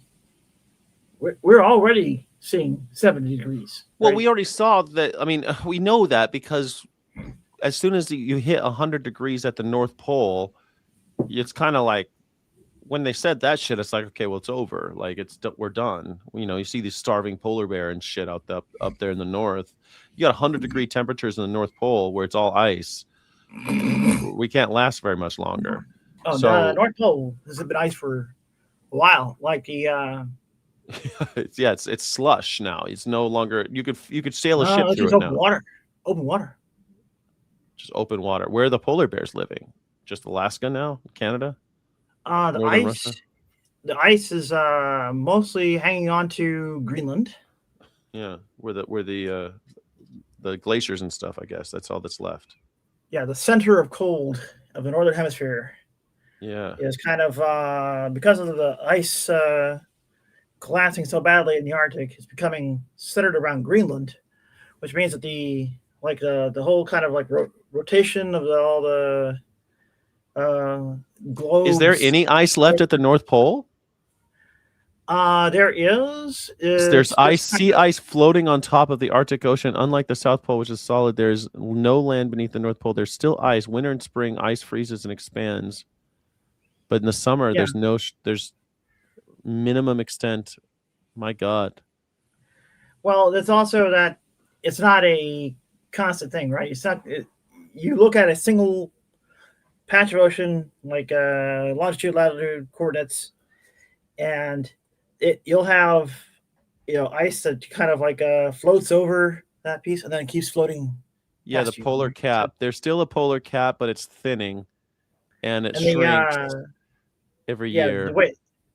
The floating of these patches of ice around means that the actual like North Pole has all the ice chunks float off of it, and it just becomes open water often. Yeah, because I remember when Russia sailed a ship through the ice. 1977. That was the Arctica in 1977. Yeah, but they recently did. But they had to break the ice. They recently just rode it right through. There was no ice. There wasn't anything to break. They just sailed a fucking ship up there. Well, it wasn't even Russian. That was German, and it wasn't. And now submarines can make the journey more easily now too. They can just go right underneath it because it's thinning on the bottom as well, right? Yeah, it's sitting on the bottom, and then they could also just surface. But and they could surface. Yeah, they could surface now through because it's so thin. All right. Florestein is a German ship that sailed the North Pole, and it was not even an icebreaker. Well, thank you for just like depressing me. Bringing up the climate apocalypse. I'm gonna do. The climate is becoming is changing more swiftly now than it did in the face of the asteroid that killed the dinosaurs. So, are we going to see the end, you and me? I don't think it's going to be like an end for everybody, but I think it's going to collapse, the climate collapse. Yeah, we're going to have a lot of people. It'll be like The Road. Have you ever seen the movie The Road? It'll be like that. We'll be roaming marauders and cannibals and shit. Looking for a dead baby to eat. Yeah. Looking, trying to find clean water. All right. Well, thank you for that. Shit. I gotta get back to the news, Nadia. You got anything else depressing to tell me? My own personal life is collapsing, and oh no, your personal life though, you can get through it. Don't.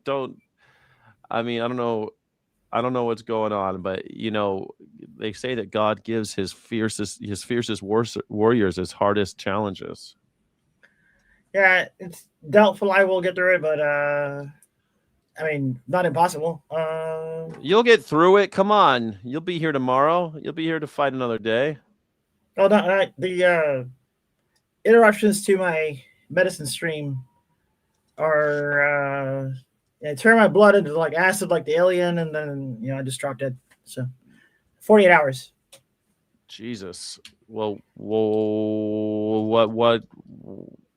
How? You're in Germany though. They have nationalized medicine. Why can't you just show up at a hospital? They'll help you, right?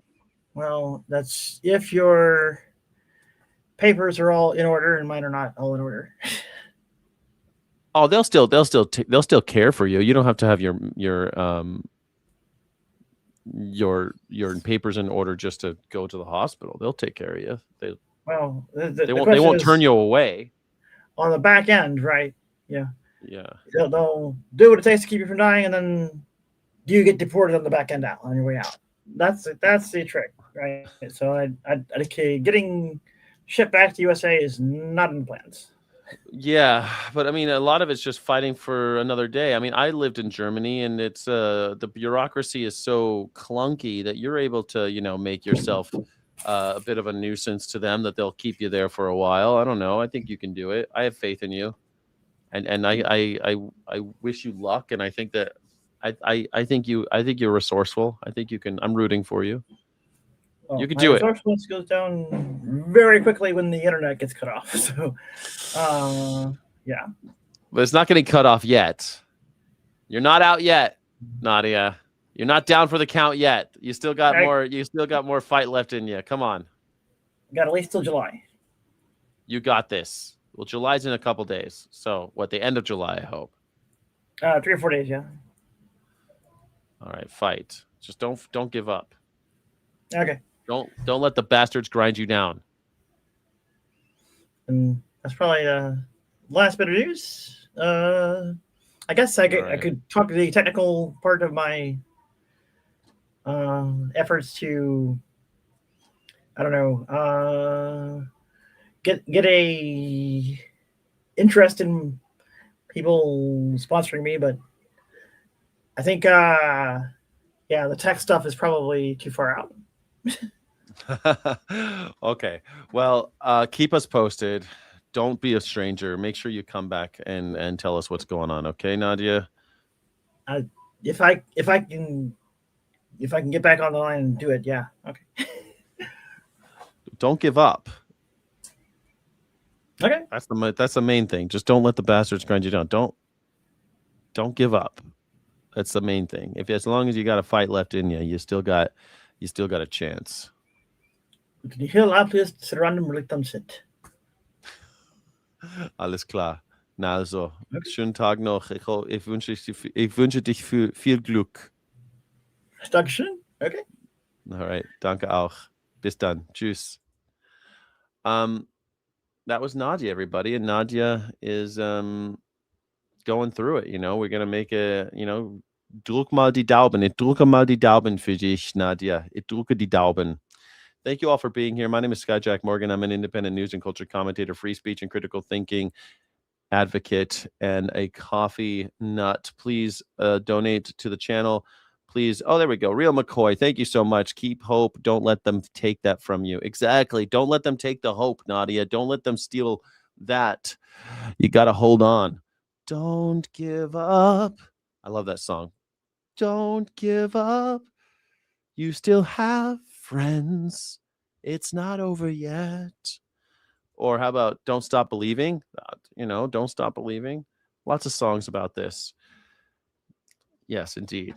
All right. I appreciate you guys being here. Don't forget that you can be just like the Real McCoy and promote and support independent media in this channel. If you find any value in this show and in this channel, please consider becoming a Sky City Rebel. You'll get extra footage, extra content, extra love in the chat. Thank you for being here. I'm going to click back over to Jesse Waters, and we're going to go back to the news a little bit. Maybe I'll skip this Jesse Waters shit. I'm kind of sick of Jesse Waters today, but we'll get back to the next thing. Let's do a little palate cleanser, huh? Because I'm a little depressed now because of the economy thing. I saw someone say the climate won't collapse, but society will. Well, that's what the poll is about. Will society? When I say climate collapse, the climate itself doesn't collapse. Society collapses because of the climate, right? That's what Nadia and I were talking about. It won't be that the climate kills us all. It'll be there's probably going to be a few humans left all the way to the end of. Until an extinction happened. It's going to be hard to kill all the humans. If the ice ages didn't do it, then I don't think the hot age is going to do it to us either. I think humans in some form will be around for a very long time. We're like roaches. We're hard to kill because we can survive on shit. I mean, most Americans are surviving on eating shit all day anyway. They're waiting in line at fucking Taco Bell. People eating Taco Bell every day, surviving on that shit. If you could survive on Taco Bell, then it's going to be hard to kill all the humans. Yeah, bees, then humans. I don't think it's gonna. That's what I mean. Human beings can eat shit for a long time. I don't think all the humans are gonna be on. I don't think all the humans are gonna be gone. No way. The woke mind virus is destroying everything. Oh shit, this child. There are like 10 different arguments going on in the chat right now. I love that. Well, let's do a different one. We'll do a different one. Who is? I'm gonna do a new poll. We're going to do a new poll. It's going to be a little bit less depressing. New poll right now. Okay, here we go. Who is your favorite?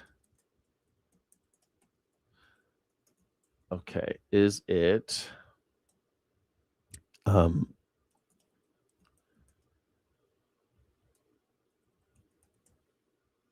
who's the other one? Who's the other one? McGuire.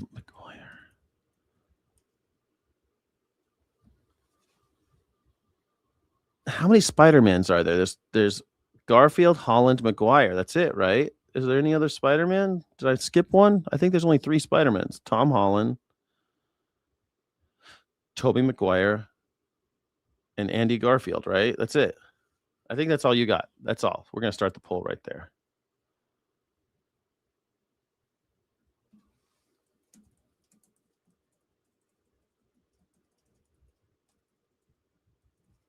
Okay, we're going to start the poll right now. That's it. Those are the only Spider-Man, right? Okay. That's the new poll. I hope you enjoy it. We're going to play a little thing right here. Oh my! Tom Holland undercover in a Spider-Man competition, judged by his wife. His wife? Are they married? I didn't know they got married. Zendaya married Tom Holland. She's so much taller than him. See, you short kings, stop lying about your height. Zendaya likes short dudes. I see myself winning this competition pretty fair and square. Just 7 days after Tom confirmed he and Zendaya got secretly married, the couple posted rare PDA pics together while on their press. PDA pics? Oh my goodness. Is that a PDA? For Spider-Man brand. For an Englishman, that is like pornography. For an Englishman, that is like, you're not allowed to show people that you like women. New day in theater July 31st. Zendaya posing in Rome in a look. She has a Spider-Man outfit. Look at, she's got her navel out. Zendaya, she looks so different than she does in that show about the prostitutes. What's that show called? Euphoria. It's like she looks so different than she does in Euphoria. Come on, go. From the 1997 Versace runway. But I like that she's always doing these like throwbacks with her fashion. I think it's kind of fun. People are always using her body as a canvas, I suppose. I like that her Cher thing. I like the when she dressed up like Cher, because I think Cher is pretty cool. Behind the scenes in Madrid, it was every Spidey for himself. You stretch, you big stretcher. You ready? Okay, this is pretty good. Finger details, nice. Yeah. Oh, y los dos descansados. Oh, he said. Ooh. All right. Wow. This is a difficult decision, but I think I'm gonna have to go with. Who's the best Spider-Man? I don't know. Is it? Is it 2 right here? Against all odds, you've lost. I have no words. I thought it was remarkable. Yeah. Remarkable level. I think stunt doubles should be shaking in their boots everywhere. a British Spider-Man from Barcelona. A British Spider-Man from Bro. She doesn't even recognize that's her husband. How is that possible? These two do not spend much time together. That must be. I feel like if I married somebody, I would know, regardless of them. I would know by their voice, right? See, you can keep the mask, please. Oh my! Oh. I lost my own competition. Thank you very much. Thank you. There you go. That's cute. What a cute thing for promoting a movie about Spider-Man. Are you excited about the new Spider-Man movie coming out? I mean, everyone's excited about Spider-Man, right? That's something everyone can agree with. I don't know. It might be that Greg Gutfeld doesn't think that he has enough balls, or like he's not masculine enough, because Greg Gutfeld is the gatekeeper of masculinity. So that might be it. It looks like Maguire, we got Maguire winning 53% on Maguire. 27% just hate Spider-Man. Can you imagine hating Spider-Man? Can you imagine you just hate Spider-Man? Who hates Spider-Man? You hate Spider-Man? How do you hate Spider-Man? Serious stuff. Iran attacking a Singapore flag cargo ship in the Strait of Hormuz. This was predictable. I mean, can't we have some fun? I mean, it can't all be doom and gloom and climate chaos. And I mean, we got to have a little bit fun on the way down, don't we? I mean, at least we'll have a Spider-Man movie as the climate collapses and we start eating each other. At least we'll have Spider-Man movies. This happened yesterday. Testing the recent memorandum. You want a new Spawn movie? Spawn might be, I don't know. Spawn was kind of fun, like the Demon Knight, the Devil's Spawn. That was a fun comic. Imagine they bring John Leguizamo back as the evil clown. That'd be so much fun. John Leguizamo was the best part of that movie, right? Can we all agree that John Leguizamo was the best part of the Spawn movie? I love that. I think that would be cool. I loved the comic when I was a kid. Man, I loved it when it first came out. I think I still have all my Spawn #1 and all that. I have all the early Spawns. I wonder if they're worth anything. They're probably not worth anything. But John Leguizamo coming back. Thank you for support. Thank you. I appreciate you, Real McGoy. Can I get some jubilation for everyone who's supporting the channel today?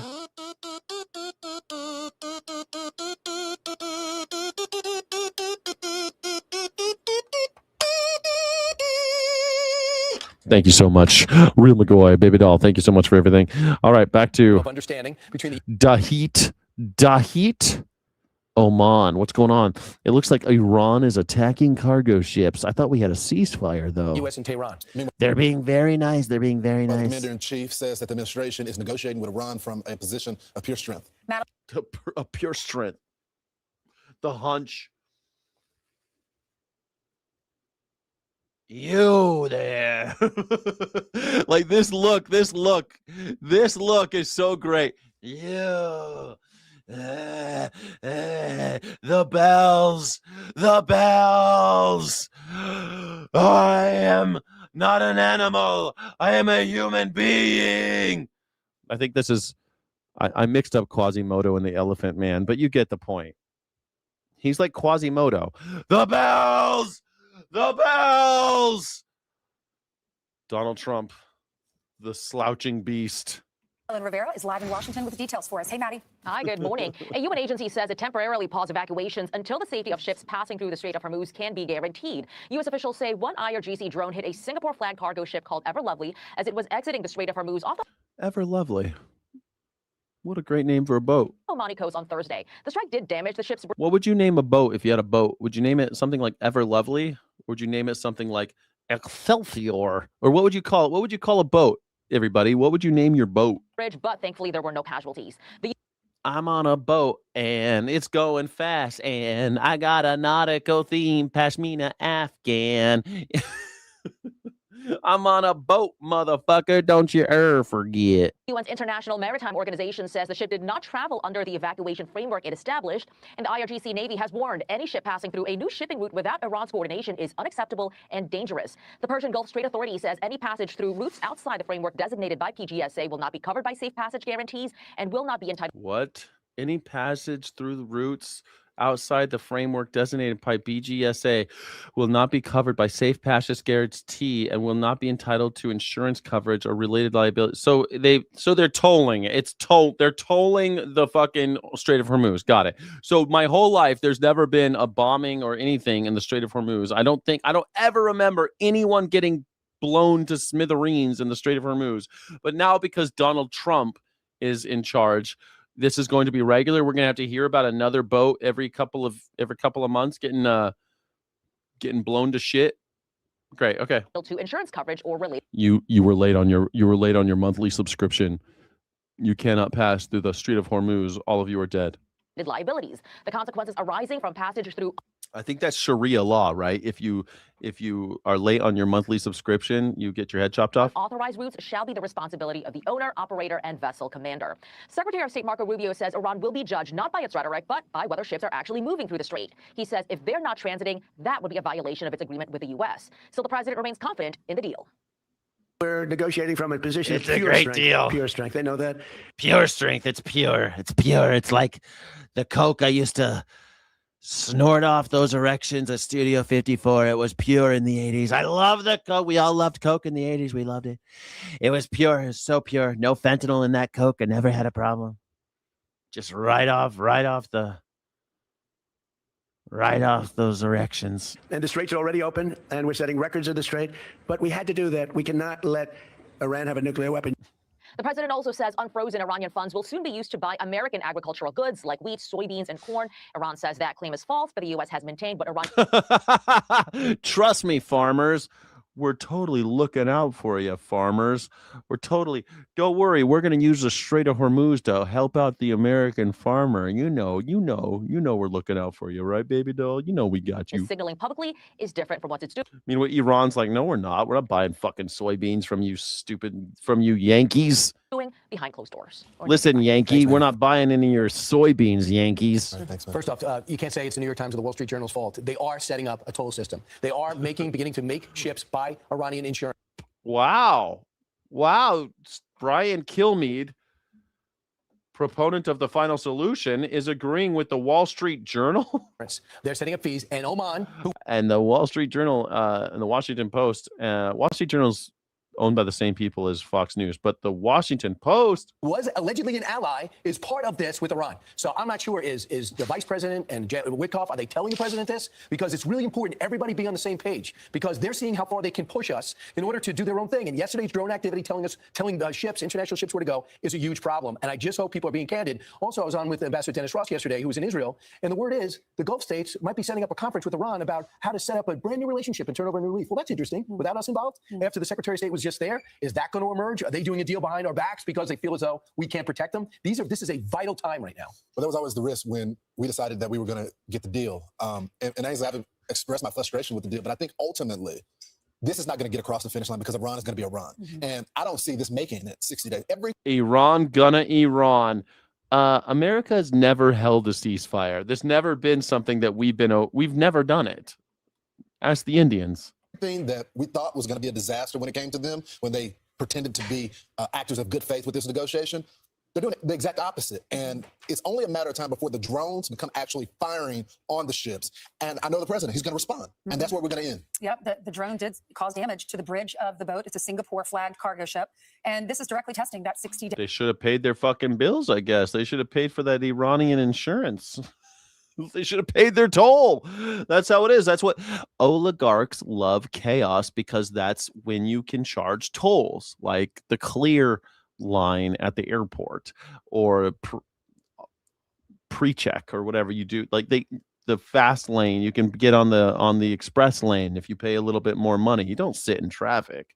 They love causing traffic. They love causing problems so that you'll have to pay them. That's how they rock. That's how they roll. That's how the same song every time. The same song, no matter what. Agreement that we have with Iran. It was designed to pause hostility, which clearly hasn't happened, and it was designed to reopen the strait. And now you have the Persian Gulf Strait Authority stating on social media. Okay. And North Korea and the DMZ as a result of a ceasefire. Is it a ceasefire though? I mean, we still shoot every once in a while. There's still been shooting. The DMZ, I guess if you establish a DMZ, maybe you have a better hope. You have a better hope for a lasting ceasefire. North Korea isn't real. I don't know. I don't think that's a good example. I don't think it's great. I don't think it's a good. I don't think it worked out. I don't think the fact that there's a North Korea and a South Korea, then there's a bunch of mines between them, and they pretend to throw rockets at Hawaii every couple of years is a good example of how ceasefires work with America. I don't think it's a great example, but I get your point. I get your point that I guess America sometimes. I don't know, man. Unless it's a complete withdrawal, I don't think that there's going to be we're still fucking killing people. They're still killing people over there in Iran. I don't think it's going to hold, and neither do the people on Fox News. No one thinks it's going to hold. Ships traveling on unauthorized routes carry their own consequences and will not be guaranteed safe passage. Like nobody believes that the memorandum of fucking understanding, that the MOU is a good idea. Nobody thinks that this is going to hold. The Republicans hate it. The Democrats hate it. The Iranians, I don't know. They're probably having a grand old time. They love it. Why are they determining what route is authorized? These are international waters. Great question. I just think that why are they international? It seems where does international waters begin? How many miles off the coast of a country does the international waters thing start? 200. I thought it was 100. It's 200 miles. how many miles is wide is the Strait of Hormuz? Only 60 miles. So how dare you call that international waters? That is not international waters. If this is only 60 miles, how can you call that international water? International waters starts 200. Hold on. The Omani Peninsula and the passage is only 21 miles. So right here, the part that Dahit and right here, that's 21 miles. At the shortest point, probably right here, 21 miles. That is not international waters.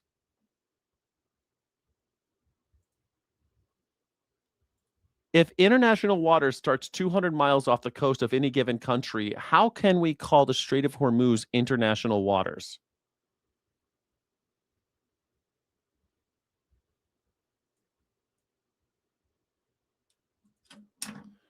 Strait of Hormuz. Hold on. I gotta fucking, I mean, I don't know. Why is it called? If international water starts 200 miles off of the coast of any given country, how could we call the Strait of Hormuz international waters?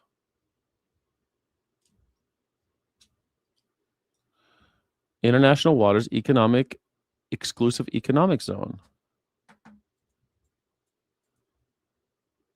God, fucking stupid doesn't know what Strait of Hormuz is. It doesn't know Strait of Hormuz. It's like Strait of Four Moons. No, Strait of Hormuz. Technically, the Strait of Hormuz contains 0 true international waters. 0 international waters. At its narrowest point, it's only 21 nautical miles wide. Because international law allows coastal countries to claim 12 national miles of territorial sea, the waters are completely overlapped by the shores of Iran and Oman. Despite this, the strait is legally treated and referred to as an international shipping corridor due to its specific maritime frameworks that we say. We call it that. The designated two-way shipping lanes actually fall well within the territory boundaries of Oman and South Iran to the north. However, because international strait, both countries are legally obligated by international maritime law to allow unhindered global commerce. Oh, okay. It's not international waters, but we're forcing them to do what we say in 21 miles. 21 miles. And we said this from the very beginning. It's no secret. The Iranians don't have a military like we did. We destroyed that aspect of it. So everything that they're going to do. It doesn't take a big military to make 21 miles of water very difficult to deal with. Is going to be involved in the strait. When we made it very clear to them that the gas prices would be the one thing that we would use to put pressure on the president to get a deal, then they're going to leverage that now. So I just think it was a major mistake, whether it was the media or the politicians that never made the case of the American people. This is or Donald Trump starting a stupid war. Why don't you blame? This is what's so fucking crazy. Fox News and all these maggers, they'll blame everybody else except for Donald Trump for getting us into the stupid war. Why are we in this stupid war? It's a toll booth now. That's exactly right. And it's so easy. Have you paid your fucking monthly subscription? No. Drone. It doesn't take, you don't even have to have like a toll booth. Just like now on the toll roads, there's no toll booth anymore. You don't talk to a guy and throw change at him like the old days. You just drive through, and if you ain't, and they take a picture of your shit. And if you ain't got the money, and they send you a letter saying, "Where's my fucking money?" They take away your driver's license. They suspend your car registration. Matter of national security. Don't let them use the gas prices as a way to message you against the president. And Brent crude went up yesterday 2% as a result of this. Right. They say that they're setting up the Iranians. Damn, I should have bought oil futures. Taking over the Strait of Hormuz within 60 days. They're setting up the infrastructure now. They're going and talking about different prices, talking to different different countries with their own waterways in order to set it up. We can continue to ignore it and say they're not allowed. You know, Marco Rubio said they're not allowed, and the vice president said, of course they're not going to do that. And Iran says we are doing it. We are going to do that. I don't know what you're talking about. It's even in the memorandum of understanding that they're going to set up some type of Iran. I totally agree, Johnny. You know, in California when they were building I was here when they were building the first toll road. And people were arguing, if you do this, it's going to be just like the East Coast where you got to pay for fucking everything. And we have high taxes here. Use the money we're already giving you. The taxes haven't come down, but we got a bunch of fucking toll roads. It's so messed up. I've been out east where everything's a toll road. Wait, there'll be a toll road on the interstate before we're done. Before this is over, there will be an interstate toll road. You'll be paying tolls at the border of each state. That's next. Just wait for it. And they'll check your real ID right then and there. So Democrats still reeling from defeat by socialists in huge primaries this week, and what it means for the party's chances in the upcoming midterm elections. The Washington Post editorial board warning, quote, Democrats are experiencing their own version of a Tea Party movement. This puts pressure on leadership to lurch leftward and refuse any compromises. That's, oh my God. Didn't I just fucking say that like an hour ago? That's exactly what I said. It's the same thing. It's the same thing as the Tea Party and MAGA movement. Wow, somebody's finally starting to understand how this shit works. On issues like funding the government. That, in turn, will make it harder for Democrats to win in 2028. That from the Washington Post. And longtime Democrat strategist James Carville says it's time for his party to divorce the DSA. Watch. It's time for Democrats to talk the S word, schism. I really do. Everybody's always said, no, we're a coalition, we're a big tent. And there's just some that I can't be in the same camp with. I don't want to be in a political party that denies the right of the state of Israel to exist. That's just not, I just can't do that. I'm sorry. It's just not doable. But that's the question, right? New York Republican Congressman Mike Lawler is standing by. First to Robert Wolf, former economic advisor to President Obama, 32 Advisors founder, and Fox News contributor. Robert, good to have you with us today. It's great to have you. I want to play this from Claire Valdez, who is one of the future representatives in the U.S. House of Representatives in Congress. Here's what she had to say after her win. We need to nationalize the airline industry. But let's start by abolishing pre-check. It's planes or nothing if we want to get from one side of the country to the other. And so we're forced into these super uncomfortable seats. We have very few rights. Airline industry, they overbook flights. They're making sure they're making the maximum profit at our discomfort, inconvenience, and great expense too. It is so expensive to fly. So wait a minute, Robert. It's going to be cheaper and more comfortable on a Yeah, it would be just like the trains are more comfortable, because if you hadn't unelect the people in charge, you could actually do something here. It'd be pretty remarkable if they nationalized it. It was pretty rad. That was a big thing. They thought that that all of these oligarchs were trying to sell trying to build Pan Am and all these guys, the TSA, not TSA. What was the company that was? There's Pan Am. What was the Howard Hughes Air Force? I forget what it was called, but TWA. It was TWA. And they were trying to see if they could sell it to the government. They wanted to build a big infrastructure and then sell it off to the government because they thought that was the future. And it didn't end up happening. They just ended up, the oligarchs stayed in charge, and they got bigger and bigger and bigger. And now we're fucked. And now you have to sit on someone's lap if you want to fly anywhere and sit on this hard seat. Bring your own seat cushion. Bring your own. Man, when I was a kid, they gave you a blanket and a pillow. In coach, they give you a blanket and a pillow. Fucking crazy. Airplane? Is that what she's suggesting? Yeah, well, I probably would have been 0 for 3 if I was voting in New York City. I would not have voted for Valdez Chevalier. And although I like Bradley, and I would have voted for Dan Goldman. So, like I said, I don't live in New York City, but I would have been 0 for 3. No, I'm a capitalist. And I think, listen, I'm not surprised what's happening. I mean, it's happening kind of in both sides. I mean, you have on the Democratic side, the progressive populist, which includes DSA, whether it's Bernie and AOC and Zoran, is gaining huge popularity. They're the loudest, bully pulpits we have. And on the right side, you could say it started with Trump on the whole nationalistic populist, thing that happened. And now you have, Tucker and Candace Owen and Theo Vaughn. And, just like James Carville is making statements, Tucker's making statements. What I would say, we're still seeing moderates win. I know you have Mike Lawler coming on, but Kate Conley in New York 17, 16-year Army vet. If you look at, Josh Turek, who won in Iowa, a Paralympian. And other people in New York, I was surprised, Michael Lasher, beat Alex Boris. And there was a lot of excitement in the progressive base with Alex Boris. Richie Torres won. And so, listen, I think it is still a big tent, but there's no question that the excitement is around this, populist movement. But this idea, Of course, there's excitement around the populist movement on the left because the Nazis have already taken over the right. There's no Republican Party left. So the Democrats are the next to go. We will be a country of two polar opposites, and there will be more increasing amounts of friction until there's blood. Well, more blood. I would just also point out something that I found interesting. There will be blood. It's always going to be blood. This morning, 7% of active voters in New York voted for these candidates. So you can run in a blue city and get a very low turnout, and these people end up with a seat in the House of Representatives in the United States Congress. But you've got 66% of Democrats saying that they have a favorable view of socialism. And Robert, I'm just trying to figure out, where did they get that favorable view? The Republicans are socialists too. What examples do they look at and say, I wish, everybody who's here. What examples of capitalism do you look at and be like, this is great? How about all of the popular functions of government, like the internet, GPS, Medicare, Medicaid, Social Security, what else we got? The interstate highway system, the military, all of this, all the popular shit about government is socialism.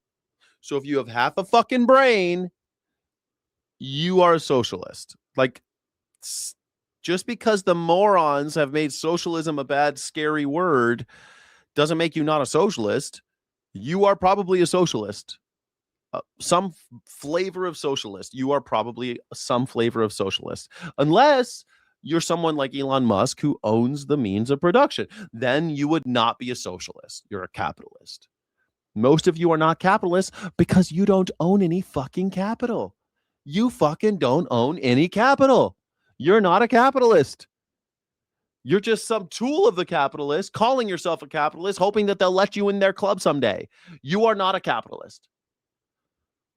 If you get a paycheck from a boss and not a paycheck from a machine that you're charging, a machine or an organization or factory, if you don't own something that's making you money in the mailbox every month, then I'm not talking about just like a high yield savings account. You are not a capitalist. You're a jobber. You work for them. You work for the capitalists.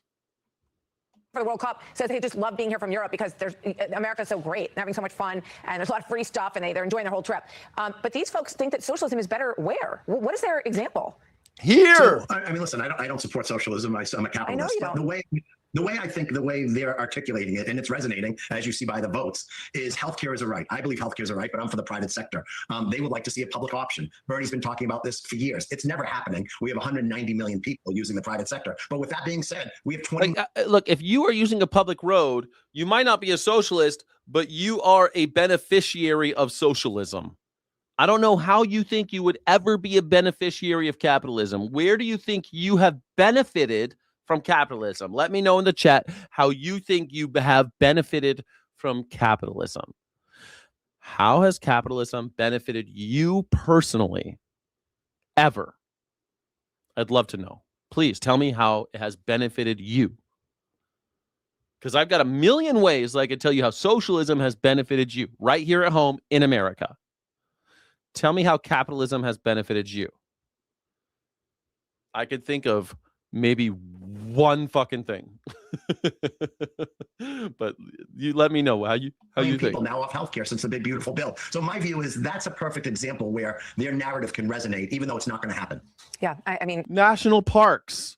That's also very popular in America. National parks, socialism, public parks. Like the park outside my house. I live right by a park. My backyard looks at a public park. Socialism.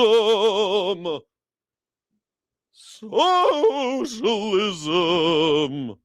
We have Obamacare still in effect, though, and the numbers really never changed in terms of how many people were covered. So the more government coverage we have done, it has not solved that problem. But they want it to be a single-payer system, which we know in Europe just causes rich people to go into the private sector and poor people to robert for months and months and months for cancer treatment. I mean, I'm just trying to figure out what they think is so great about these systems. And I'd love for them to come on so I could ask them in person. Robert, thank you very much. Always good to see you. Thank you. What an interesting story we have. Again, I have asked one simple question, Gary Manning. In all reality, capitalism can be socialism can be great. I don't see how capitalism can be good. I want to know how. I want to know how giving social programs through capitalist taxes is not. Are you fucking retarded? I'm sorry, I don't use that word very often, but are you fucking retarded? Giving social programs through capitalist taxes? What the fuck is a capitalist tax? What the fuck is a capitalist tax? Holy shit. You've got your head so far up your ass, you're fucking looking at your own tonsils. Holy shit. I can't believe somebody would be that stupid to write something like that on the internet or anywhere. Oh my God. Hitler was a socialist. Donald Trump is a socialist. Everybody's a socialist. Socialism, nationalist. Okay, Hitler was a nationalist socialist. He hated democratic socialists. That's it. It was two forms of socialism on the table. There was nationalist socialism, and which was basically corporatism, and then you have democratic socialism. Again, Hitler was a socialist, yes, but a very specific kind of socialist. A socialist is just somebody who thinks that society and therefore government should be organized in such a way that prioritizes the public necessity and public good over private profit. That's it. Now, if you are Hitler, you see the public as the white Christian nationalist, and therefore you try to organize society to only benefit them. There you go. Socialism. A certain type of socialism. And then democratic socialism says we think that socialism, that we should be able to benefit all, not only just us, but all of humanity, that all of us might be able to benefit through international cooperation, through pluralism, that we could actually change the way humanity organizes itself and so that it might be more equitable for all. Those are the two competing ideologies, and that's still true today. Today, we have nationalist socialists, which is Hitler, Donald Trump, MAGA, Republicans, but, that's a little bit. But today, we have the MAGA. They're the nationalist socialists, the fucking Nazis. And then we have democratic socialists or social democrats. We used to call them social democrats. Now we call them democratic socialists, just like we used to call them Nazis. Now we call them MAGA. We used to call them social democrats. Now we call them democratic socialists. Two competing ideologies. It's very simple.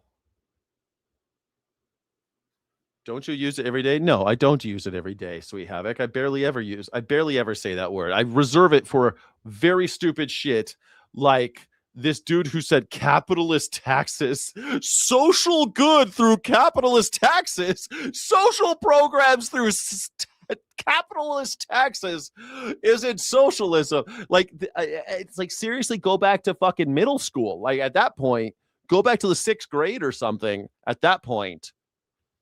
Holy shit. I can't believe an adult would write something like that ever in a journal, in a diary. Dear diary, capitalist taxes funding social programs isn't social. Like, that sentence doesn't even make sense. We're all dumber for having read that comment. As we head into the midterm elections, be sure to like and subscribe.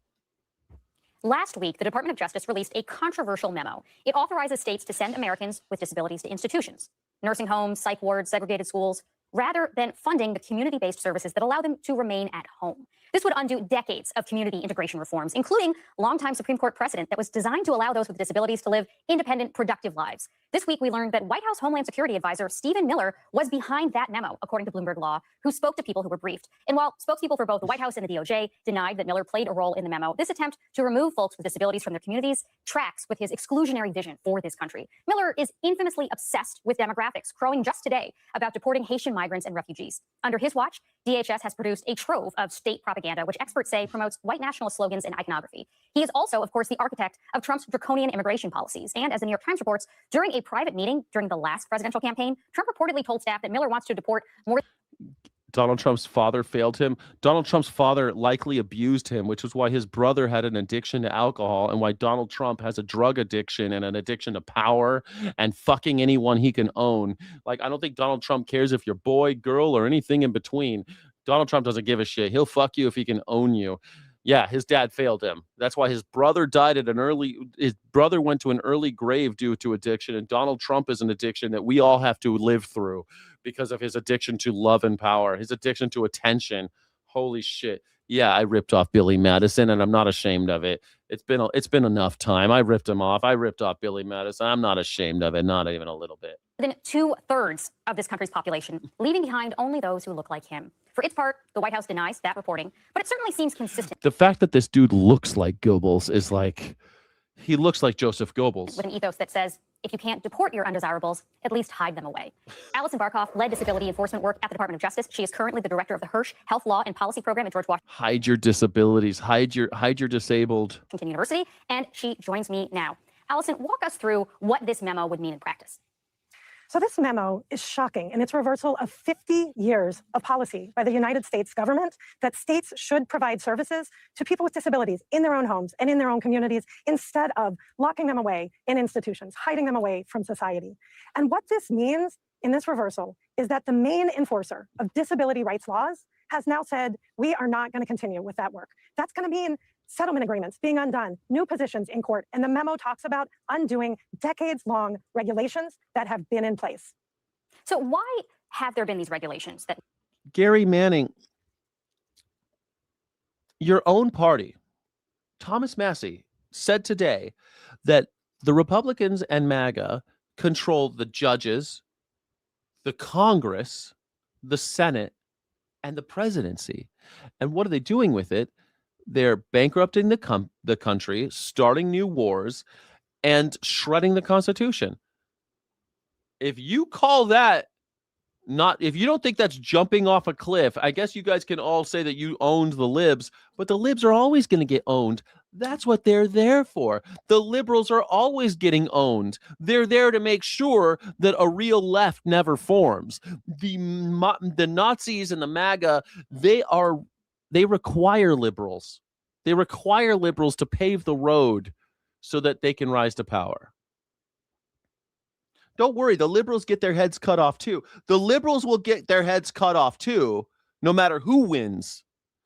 If the Social Democrats win, the liberals get their heads cut off. If the Nazis win, the liberals get their heads cut off. The people in the middle get their heads cut off. That's what happens. It happens every 100 years, like clockwork. And it's going to happen now too.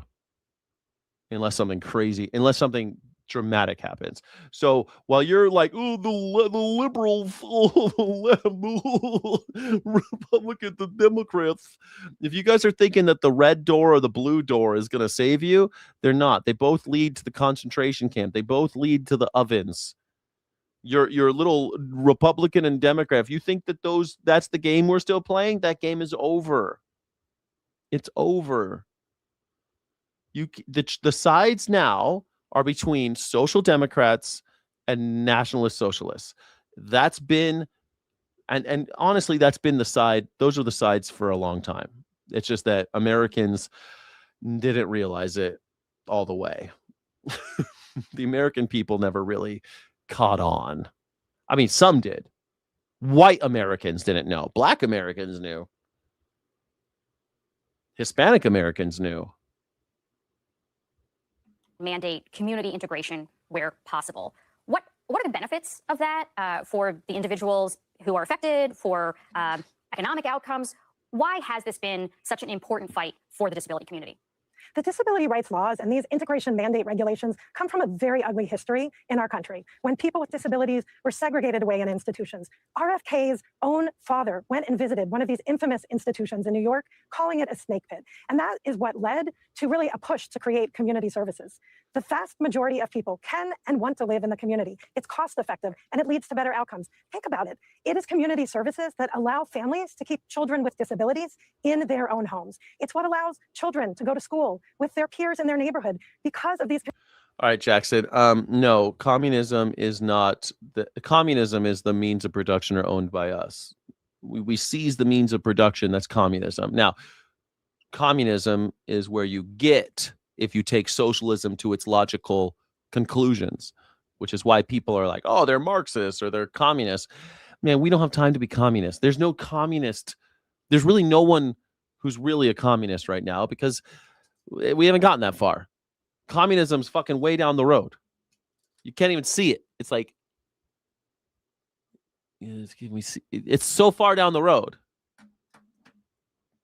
Socialism will nationalize sections of economies or sections of companies. Like Donald Trump is a socialist. He recently nationalized 10%, I think, of Intel. That's socialism.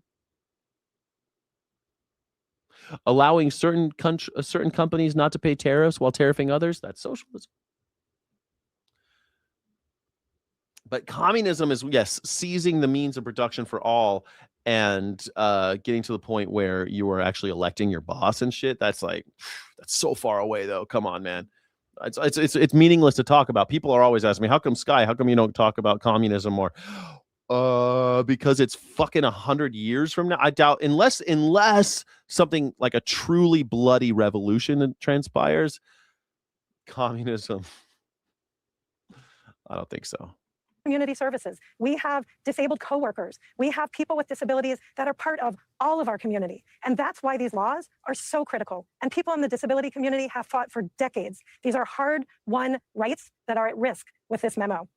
This is also not the first time that this administration has gone after Americans with disabilities in some way. HHS floated an autism registry. RFK Jr. has made repeated ugly comments about Americans on the autism spectrum never being able to lead productive lives. You have the president and his top civil rights official using a slur for people with intellectual disabilities. Can you put this decision in the broader context of the administration's approach to this community? It's been a pretty astounding last year for people with disabilities. Just in the same week as the Department of Justice memo came out, the Trump administration announced moving all of the programs that support students with disabilities out of the Department of Education into the Department of Health and Human Services, segregating programs for students with disabilities from programs for students without disabilities. This is on top of a $1 trillion cut to the Medicaid program, which funds the very services that we're talking about that help people live in their own homes and in their own communities. And so people with disabilities are now across the country navigating threats and cuts to the very services that help them stay in their own homes and in their own communities. The president's budget proposes eliminating very important programs that support people with disabilities and their families. And that is just a handful of the long list of policies that are incredibly harmful to people with disabilities and their families. It's crazy to me that people are going to be. It's just like, you find out the Jews vote. There were some Jews who voted for Hitler. There were some Jews who voted for Hitler, man. It's hard to believe, but it's true. There are Hispanics who voted for Donald Trump. There's disabled people who voted for Donald Trump. They're not going to do it to me. It won't be. No one will kill me. They're not going to put me in the camp. I'm one of the good ones. Old people voted for Donald Trump. They voted. A lot of them voted for him. Gen Xers voted for Donald Trump overwhelmingly. The white Gen Xer voted for Donald Trump. Some black people voted for him. A very small percentage, but still more than ever. More than ever. Well, Secretary of War Hegseth just got a live demonstration of directed energy weapons. He says the Pentagon intends to buy tens to hundreds of these in the coming years. It's the first known viewing of a directed energy weapon demonstration by a sitting war secretary. So there's never been a war secretary, and there still isn't one. In fact, you're breaking the law by even calling him one, because you can't change the name of the Department of Defense without congressional approval. You're breaking the fucking law calling it the Department of War and him the Secretary of War. There is no Secretary of fucking War in the United States of America. Just because it's like the artist formerly known as we should call him the artist formerly known as the Secretary of Defense. P. Hegseth, the artist formerly known as the Secretary of Defense. Fuck me. The DefSec. Artist formerly known as DefSec. what are they? Directed energy weapons fire concentrated energy at the Lasers. Are these the Jewish space lasers that Marjorie Taylor Greene was talking about? Look at this. We got lasers. Now, this one, the one on the left, I remember those. They used those in Iraq. I remember those. They can deny you access. They'll cook you on top of a truck. They got a little heat ray. But I like this one. You can, drone is safe from damage but degraded. You can keep the drones away with heat rays. And you could destroy them with satellite laser. All I wanted was some freaking lasers, some freaking sharks with some freaking lasers. Speed of light. And for years, intelligence officials working abroad have reported brain injuries known as Havana syndrome. The condition could be linked to directed energy weapons. Earlier this week, we spoke to Emmy Award-winning investigative journalist Catherine Herridge, and she says the domestic threat is very real. Take a look. But I think this idea that there are domestic attacks and that they haven't targeted civilians is just not correct. It's not borne out by the evidence. And again, the trend that I'm seeing is that the cadence of attacks inside the United States, I think, has escalated. My information is only anecdotal, but I do believe that the 4 years under the Biden administration where we...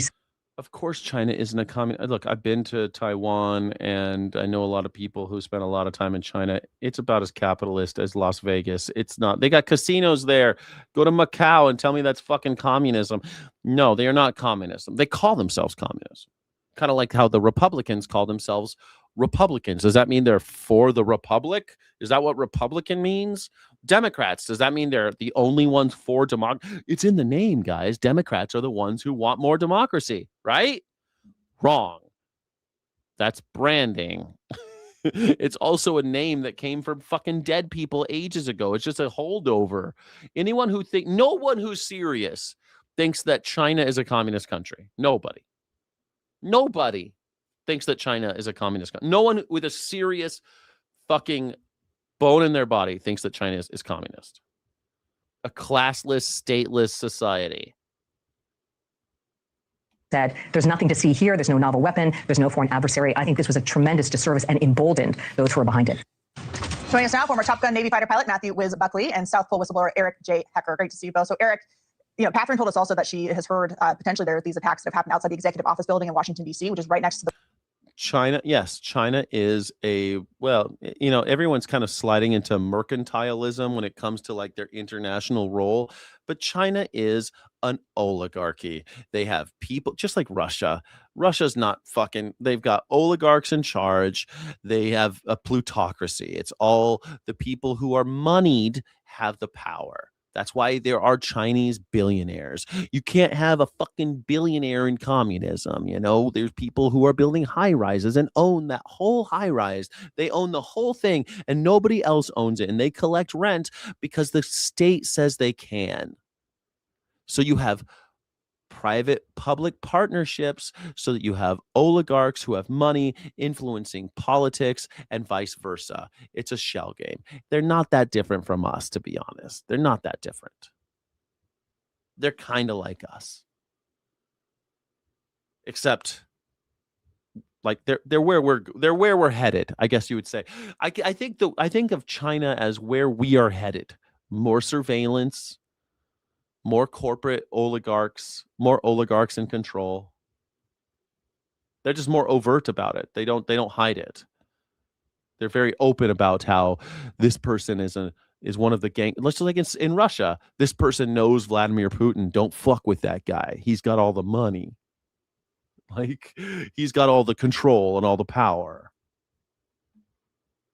White House. So for many people who don't understand what these weapons do and they're freaked out by them, how do they work? You say it's an extension of Tesla technology, the ability to move energy from point A to point B without the conventional means of, warheads and things like that. A standard weapon delivers an explosion, but through a conventional means. It's a payload. So instead of having the conventional method of delivery, directed energy weapons just deliver that explosive force sometimes from point A to point B wirelessly. That's one method. Directed energy weapons is a very large umbrella term. So make no mistake, it's a varied arsenal. And you can't see it. So it feels like it's almost impossible to defend against it. We'll get to that in a second. So Secretary Hegseth shared that the first milestone test of the Golden Dome for America was a success and that directed energy was harnessed to eliminate incoming threats. So obviously, this is like Reagan talking about the Golden Dome is just the Star Wars program all over again. The Pentagon is wanting to buy these to use them against our adversaries. What do you think of the investment in these types of weapons? It's definitely needed, Katie. Obviously, knocking down. This is what the fascists always say too. Don't worry, it's for people. It's not going to be for you guys. It's for your protection. We'll never use it on citizens. We'll never do that. $2,000 drones with $1 million, $2 million SM2, SM6 missiles or Patriot missiles. Just your enemy can bankrupt you. So we have to deploy these lasers. They're on board Navy ships. They're on ground-based units now. So the economics are starting to level the battlefield here. These direct energy weapons are pretty high speed. They've been in use for a while, and as Eric said, they are a wide variety. But as you alluded to, the Havana syndrome. These have been used for a while, and they can be debilitating. I think the president kind of let it slip that we used some of the stuff during absolute resolve when we went in there to get Maduro. So these it's a new level of warfare, but it's definitely leveling the. Look at this. Look at it. It's got a heat ray on top of it. Are you excited? It looks like 88% of you blame Trump for the Iran debacle, 12% the media, 0% the Democrats, and 0% Iran. Wow, interesting. That's interesting. 12% the 0% on. Okay, are you excited about? Do you think the new weapons like heat rays are going to only be used on foreign countries? Enemies of our man. If you believe that, you should buy Melania coin. They're only going to use drones on foreigners too, by the way. They're never going to use them to spy on us. playing field. Yeah, he let it slip actually during our interview with him at the White House. So I'm glad we asked That's about right. that. And then he went on to call it discombobulator. But Eric, we don't want the discombobulator to be used They're going to put these in schools first, I think. domestically against Americans. How easy is it for someone who wants to do harm, whether it's someone from Russia or someone else, to use this kind of technology against Americans here at home? Oh, all too easy. This is what one of the things that I discussed when I went to Washington, D.C. in June of 23 to testify in 2 skips, one for the Senate Intelligence Committee and one for Arrow. And we discussed that these weapons seem to be in the hands of many factions that are operating without oversight. So this is an absolute threat to... Like, have you seen what they're like, we're going to stop school shooters with drones. Yeah, you're going to stop protesters with those drones. Don't fucking tell me it's for school shooters. Fuck you. Domestic America. You know, all enemies, foreign and domestic. We have these factions running around without oversight. So there's personnel that are damaged. The Department of War lied about this for many years, saying they Yeah. didn't know what was causing Havana syndrome. They said they had no idea. Nobody has this technology. Well, guess what? The Department of War this year stated, we possess directed energy weapons and we're scaling them up. Havana syndrome. They can like, it's like the technology of the radio waves that because you're not used to it, you get like sick to your stomach and shit. Your brain starts frying. That's true. I mean, that is true. I mean, Catherine Harris talked about this, how they completely downplayed it. They acted like this wasn't happening, that we certainly didn't have this kind of technology. Yeah, they used to say that the Havana syndrome was a myth. It's clear now that we do. And, you know, the Secretary of War is now saying, not only do we have it, but we're going to invite more of it. What do you think about them admitting that this is a technology that we're using? Oh, Katie, I'm going to jump to a different highway real quick. A lot of folks have been talking about UAPs and UFOs recently, and everybody shrugging their shoulders in the government like, oh, we don't know what these things are. Yeah. Katie, we're talking about energy right now. If you surround something in a field of energy, you'd be pretty amazed at what you can do with it. I'm fairly certain there ain't no little green men from Mars zipping around in some of these Tic Tacs or whatever. And you're probably 10 to 15 years from now, the government's going to come out and say, yeah, those were all our stuff. And I hate to say it, but this News Nation guy, I believe him. Also, the UAP is just us using energy weapons. Just us like floating energy weapons around. Makes perfect sense. These Tic Tacs. This guy.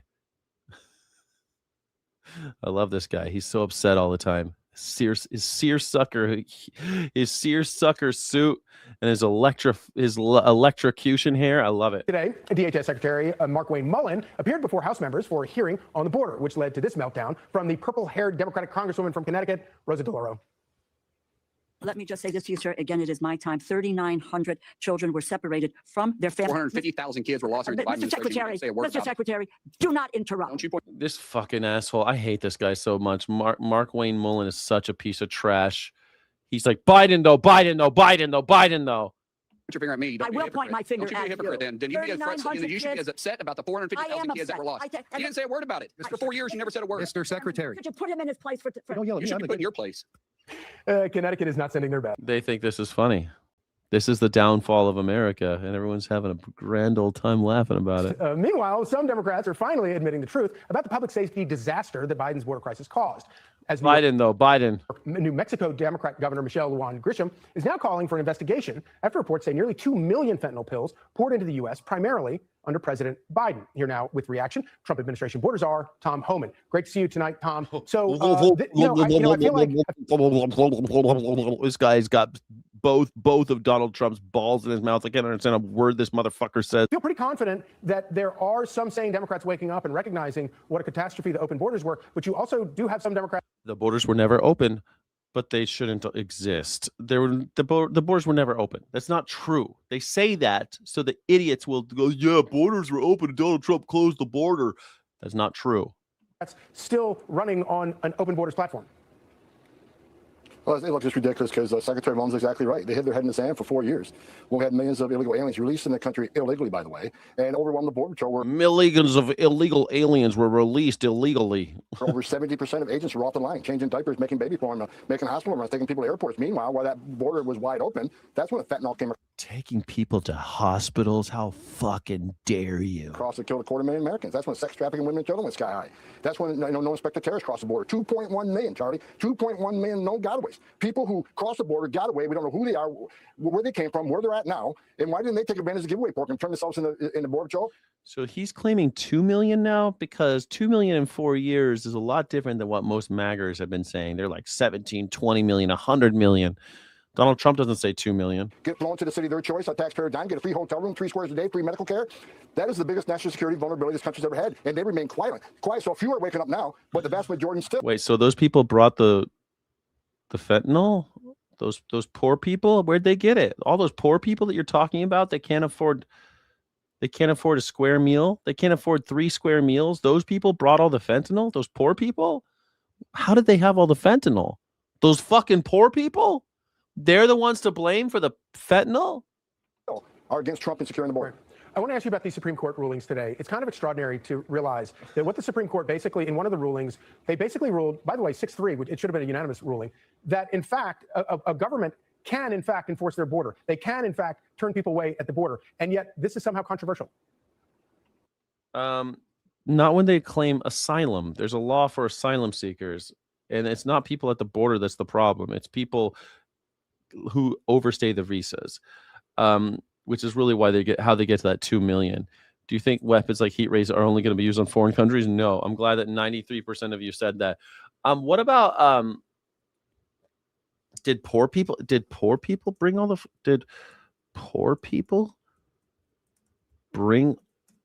the fent into this country? Is that what happened? All the poor people brought it? I want to know how you guys, is it the poor people?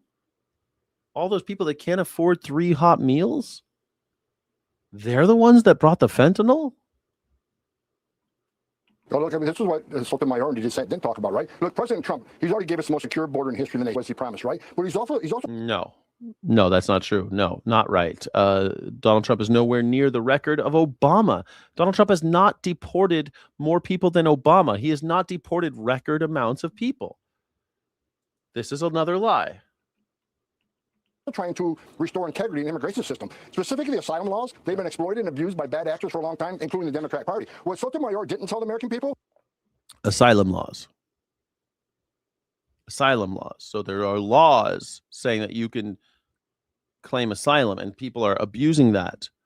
Okay, so then it's not illegal. They're not here illegally. So you calling them illegals is a misnomer and a lie.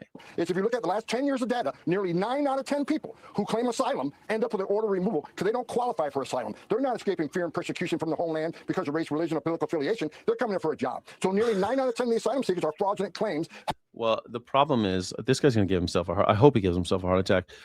The problem is people are claiming asylum because more fucked up things are happening overseas because of climate and political unrest and American foreign policy, but also because there aren't as many legal pathways to get into the country to get jobs, citizenship, whatever you want to do. We don't have as many legal ways to get here. So they come in and say, I'm an asylum seeker. And they lie. Or they just roll the dice because they know America is going to take, because we don't actually prepare for this. So we say, okay, sure, come on in. And in 5 years, you'll get a show up to court. Well, in 5 years go by, you've had babies, you have a job, you've done all these things. And now it's like, okay, well, what do we do? You see? And therein lies the problem. And people like Tom Homan, they don't care. They want to put you in a fucking concentration camp. They don't give a shit. You got babies. You're working. You're a good member of society. No, you're a criminal in his eyes. Doesn't matter. There's no humanity for this man. Half of them don't show up in court, and 9 out of 10 get order removed. But he's a socialist. He's a nationalist socialist. He is a socialist. He is thinking that he is taking your public money to serve public good, regardless of private profit. Tom Homan's a type of socialist. It's called a nationalist socialist or a Nazi. While they're clogging up the court system, there are thousands of people in this world that really do need our protection, really are escaping fear and persecution. They're sitting in the back seat. That's what Sotomayor did not say under dissent. Right. That's what the American people need to understand. Yeah, that's what you need to understand, everybody. Joining me now, White House Deputy Chief of Staff for Policy, Stephen Miller. Stephen, it's good to see you here. Thank you. Let's start with these two. I wonder why they got this guy. Stephen Miller, does he sleep in this coffin? He sleeps in his coffin for like weeks, and then every once in a while they pull him out and he has to do an appearance. Like this man, where has he been? Why is he in the news? He's on every station this morning. This feels like a big victory. Certainly ending that asylum process has got to be a big victory for the president. Yes, these are both extraordinary victories, Will. In the case of TPS, or temporary protected status, aka amnesty for Haitian migrants, this is a victory. I like how he does this all the time. He's always like, he's got like a I think that's the lizard person trying to get out. Like his skin suit's not working. He's always doing this. I don't know. Watch him. He'll do like he makes these weird movements, like the girl in Obsession. Have you seen the movie Obsession? She's like, oh, it's so fucking spooky. What a spooky ass movie. Have you seen it? It's fucking scary. 10 years in the making, if you can believe it. In the first Trump administration, President Trump ended TPS for Haitian illegals and was frozen by the courts.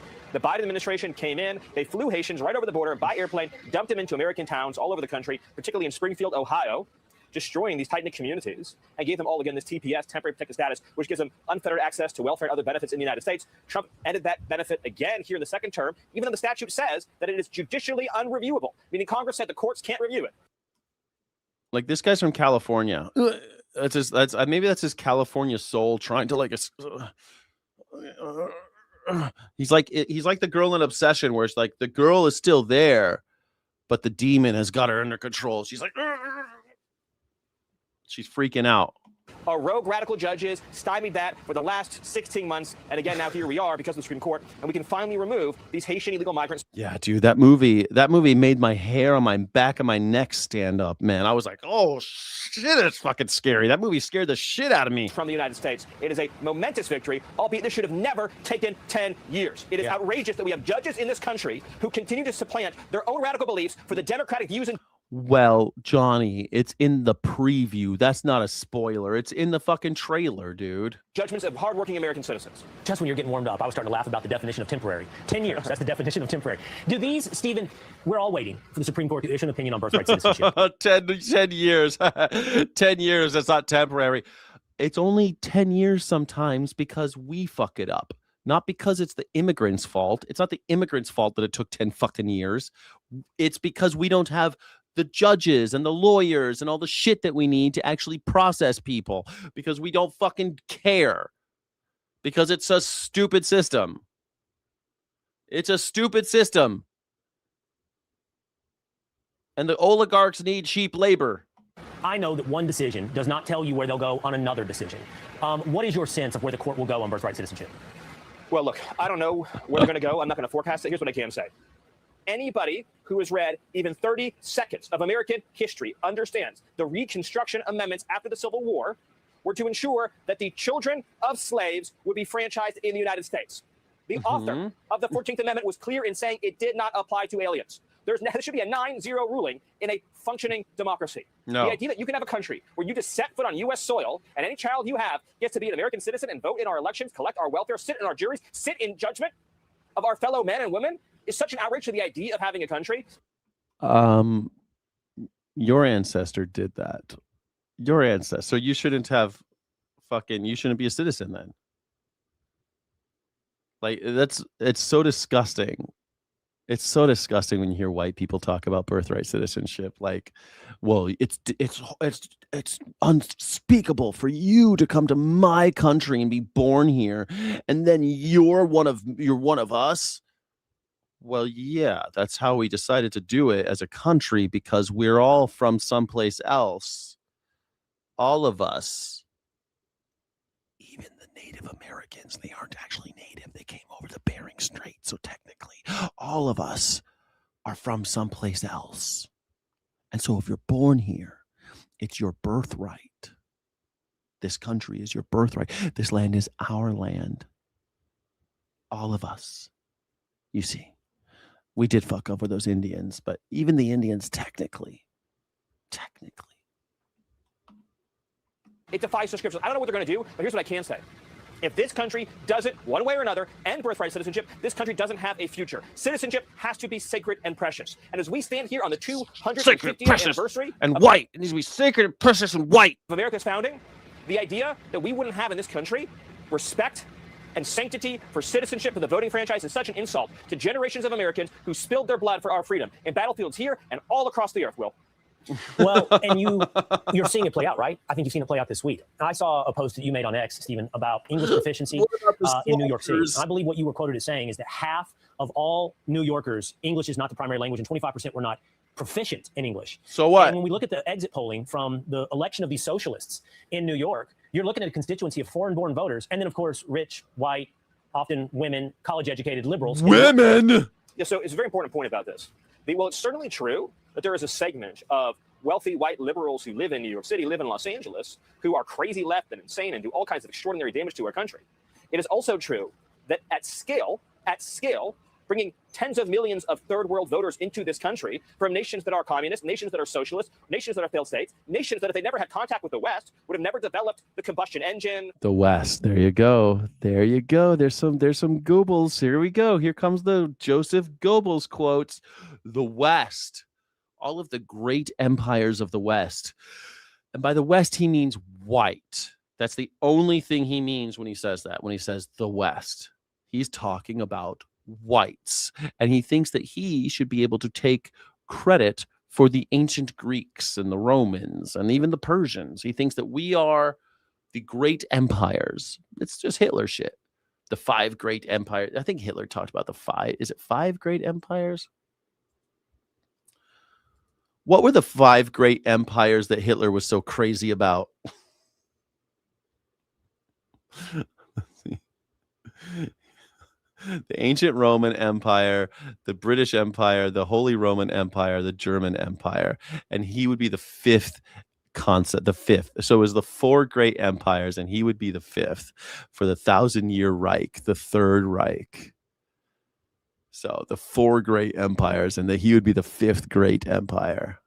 For some reason, I thought the Ottoman Empire, but he deeply respected the British for their ability to maintain global dominance and govern massive populations. He often cited the British colonization of India as the direct blueprint for the German race to conquer, control, and exploit Eastern Europe. He learned it from us. The call is coming from inside the house. For some reason, I thought the Ottoman or the Persian Empire was one of them. Whatever. The ancient Roman Empire, the British Empire. But I know that Stephen Miller, he is thinking about also the ancient Greeks, because he talks about how we invented architecture, we invented democracy, and when he's talking about ancient Greece, as if white people can claim ancient Greece and say that that's why the white race is better than all the rest, because of the Greeks. Or airplanes, or televisions, or radio, or the internet, that this process of rapidly introducing tens of millions of migrants into the country who have the ability, because they're made into citizens, to vote to take from other citizens. So in other words, they can, with their vote, say, I want more money, I want more checks, I want more welfare. The idea that we wouldn't expect this to lead to more socialism, you have to be stupid not to see that. And when they talk about college graduates turning left, again, half of college graduates in New York City are either foreign-born or come from immigrant households. So we've completely changed New York City. New York isn't the New York that you see in movies. New York isn't the New York you visit. You have fucking foreigners taking advantage of social programs. Why would you want more socialism? That's what he just said. If you see foreigners taking advantage of social programs, you'd be a fool to say we need more socialism. But don't forget, most universities in America were free for most of the time. Up until recently, they were free because education is tied to national security. Depressing Feral Friday. I know. Just saying. Stylophone in the Gata Vida. In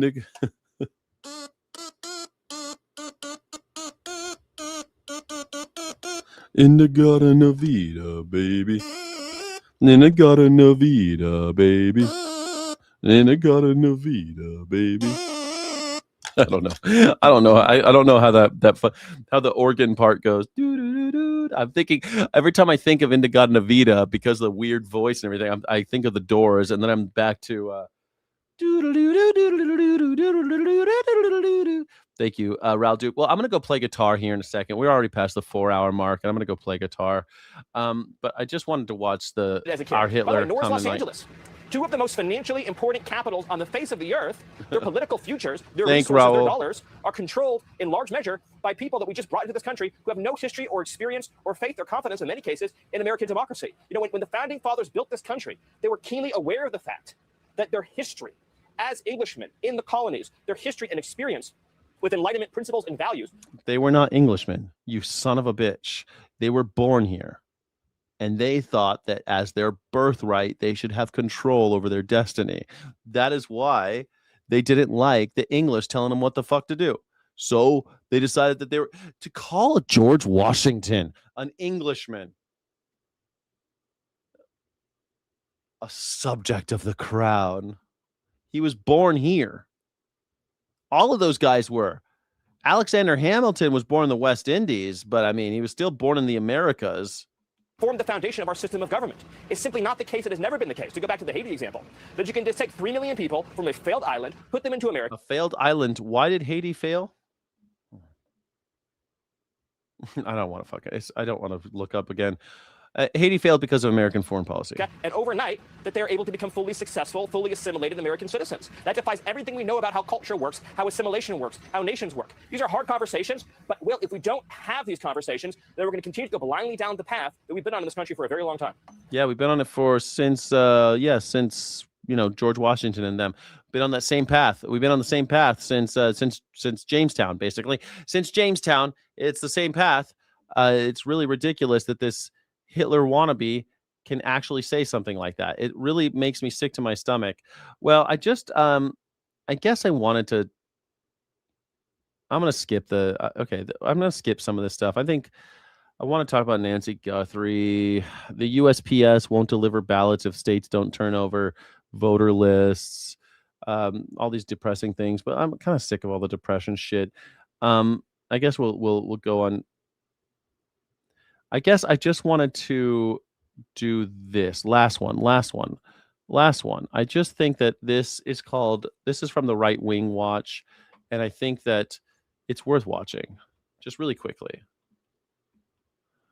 As it stands right here in America. Personally, on the record, if you were to ask me, I absolutely think that the Texas Department of Public Safety, the Texas National What is that lapel pin this crazy person? What is that thing? What does he have there? Guard should go through downtown Austin, find churches flying pride flags, depose their ministers, that is, defrock them, remove them from the pulpit, take the property, and auction it off to faithful churches. Amen. That is what I believe should happen. Yes. That will not happen in Texas.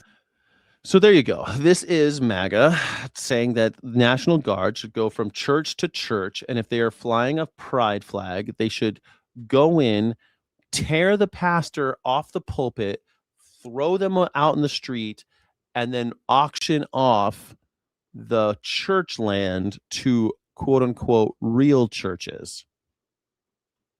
At least in the next 10 years. Who knows what the Lord does? Practically speaking, though, we're very far away from that. If you are a politician running for office, don't say that. We have to. So when you say that I'm crazy for calling these people Nazis, this is what they watch right here. Live in the real world. Let me pause for a second and make sure that's abundantly clear. When Wesley says, if you are a Texas politician or aspiring, you're campaigning or want to be, don't say that. And what he means by that is hide the fact that you're a Nazi. Don't say that out loud. Don't say the quiet part out loud. They're saying. On this particular topic, you got to hide your power levels. You say that, the people aren't ready for it. Your kids are going to love it, but the adults are not quite ready for that one, and so don't say it. Yep. But we're saying, in principle, that is your kids are going to love the idea of killing gay people or anyone, even if you're not gay, just people who fly the pride flag. Perfectly permissible. That's why we started. Right? It's not just a random Bible verse just to start with the Bible and pretend that we're biblical. No, we start with a Bible verse, a passage that actually pertains, has relevancy to the topic of the day's podcast. Today's topic absolutely is stemming from that passage that we read about Josiah in 2 Kings chapter 23. Not only Old Testament shit, man. I'm telling you, the Old Testament, it's always going to be used as an excuse to do really anti-Christian shit. Things that Christ would roll over, would kill. It would drive Christ to murder if he heard you people taking his name and going cherry picking the Old Testament and pretending like that gives you carte blanche to do despicable things to your fellow man. Was that permissible? It was righteous in the sight of God. So in principle, in theory, the state going into the city of Austin and deposing, seizing the church buildings, property of every pride flag flying church and saying, I'm sorry, you're losing your property. Mm-hmm. Maybe they can't actually defrock the ministers, but they can depose. They can be in prison, so they can't preach. That's true. They can imprison them. That would be wonderful. So you're going to prison for what? For peddling blasphemies against the Lord Jesus Christ publicly. Yep. So you're going to prison, or you're paying some crazy fine that affects. So like Sharia law, is that what you guys are advocating? Yes. Effectively, renders you, impotent in your role as a minister, because you're not a minister, you're a wolf, and we're deposing your property, and we're going to auction it off to faithful churches. In principle, that is perfectly permissible. And not just permissible because King Josiah did it thousands of years ago. There would be historical precedent for that, even within our American context. Yeah, there's sodomy laws. It's not just biblical; it's American, right? We say, hey, it's American, guys. That's the American way. Kill the priest, steal their land, auction it off to churches of faith that they decided for. the founders, we got to get back to our roots. We got to get back to our American heritage. You want to get back to your American heritage? Amen. That's wonderful. Start punishing blasphemers and also reinstall Sabbath laws. And also hang witches. This is what they want. This is MAGA. Here it is. Tell me again they're not Nazis. That's American. That's not just biblical. It's American. Here's the deal. In principle, not only is it permissible, it's righteous, it's ideal, it's virtuous. But here's the deal. In terms of application, although it's good, it's not achievable. And it will actually sideline you. That kind of purity spiraling will render you, it'll put you on the bench. It'll sideline you. It'll function as a liability. So you don't run on that. And you don't talk about that as a politician yet. But that is the goal, what we're working toward. There you go. Right Wing Watch. This is called. It's a great site. I think everyone should watch it. They just pull. They don't even comment. It's just, hey, this is what they're saying on the right wing. Just little clips of the right wing. Isn't that cute? It's American, guys. Every time MAGA says welfare is a slippery slope to communism, remember this. Every time they say something like that. All right. Thank you so much. Yes. Satanic Panic. UK stands for Pantera in 97, 98. Nice. All right. We don't need to watch the right wing. We know what they want. I know, but sometimes it's good to refresh because people think that I'm the crazy one saying that this is the eternal struggle between social democrats and nationalist socialists. And people are like, oh, come on. It's the same story. Same story. All right, I'm going to go play guitar. I'm going to keep the stream going if you want to hang out. This has been The Morning Sky. My name is Skyjack Morgan. I'm an independent news and culture commentator, free speech and critical thinking advocate, and I love coffee. I want to say a special thanks to the Sky City Rebels who get special content, special streams, and extra love in the chat. Special love in the chat. Especially I want to thank Call Out, Parallelish, Steffelson, The Real McGoy, and Roll Duke. And of course, Jackie Boyle. And thank you so much for supporting the channel. I really do appreciate you guys supporting my dream of being a real boy, of being a real YouTuber. Thank you. I appreciate you. Please share a short, support the channel, like and subscribe, hype a video, hype a short, hype anything. Share something somewhere. Hit the share button. It helps the algorithm know that people like you are spreading this around. Thank you. Thank you very, very much. And I will be back in just a second for a little bit of guitar time. Okay? All right. All right. It's guitar time now. Okay? It's guitar time. We're going to chill out. It's Friday. It's Feral Friday. And we're going to figure this out. We're all going to get there together. Don't you worry, baby doll. We're going to be back in just a second. Okay? I'm a loner, Daddy. A rebel. See you in a second.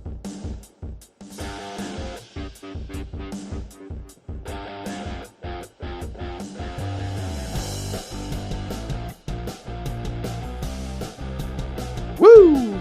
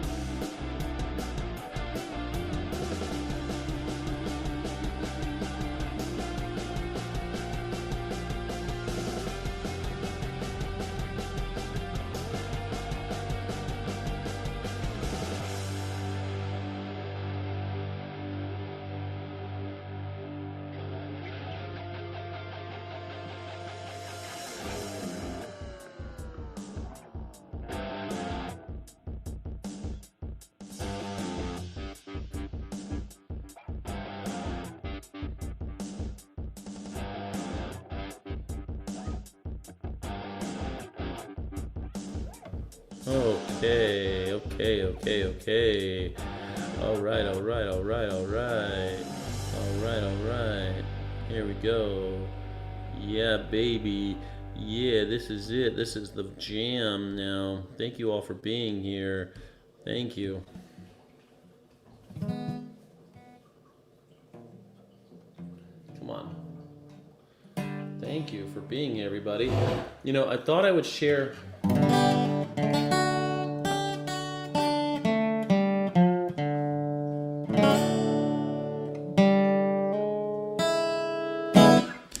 I thought we'd just play a little guitar today, have a little fun, hang out a little bit. It's a good time for everybody. If you're American, it's American. It's American. It's American. It's American. Shut up, it's American.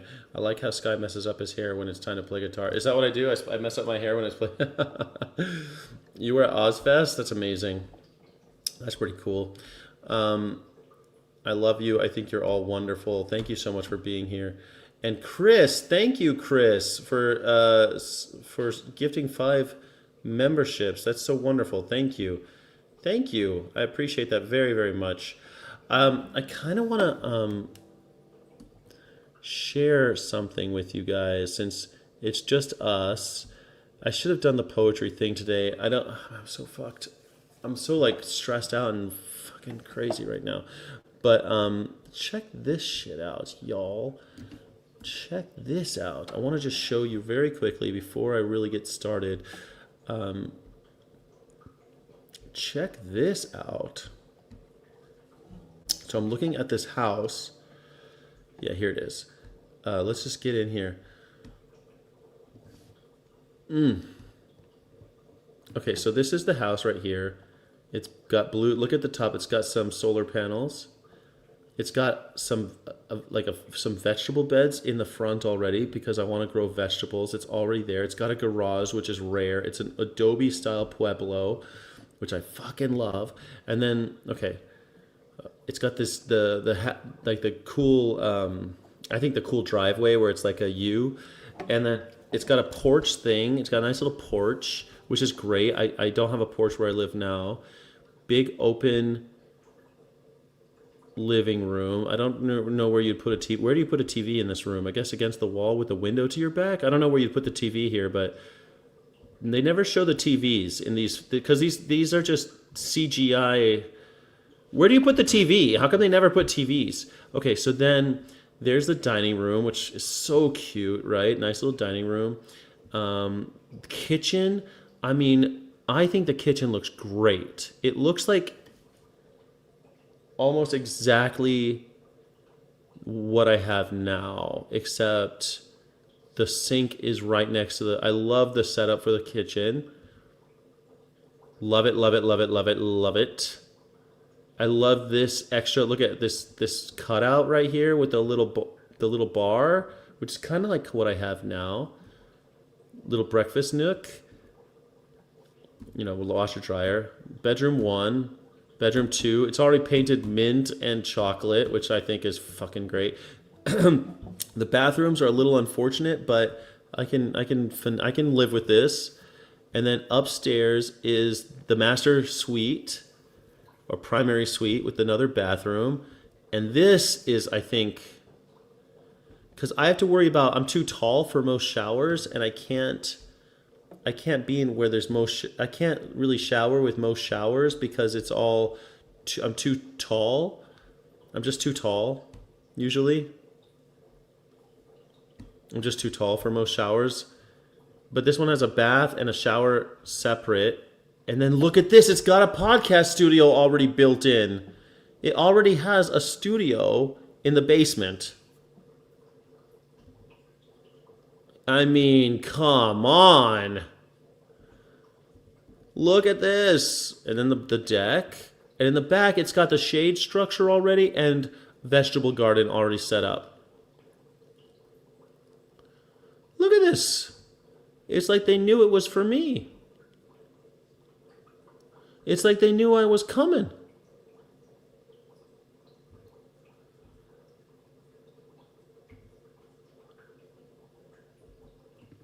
And there's the floor plan. Come on. I want to make it mine. I want to make it mine. The yard is nice, right? It just looks so basement dweller. I guess I'll be in the well, it's not really a basement. It's like in the bottom floor. The bottom floor goes out. It's not actually a basement. It just looks like a basement. Yeah.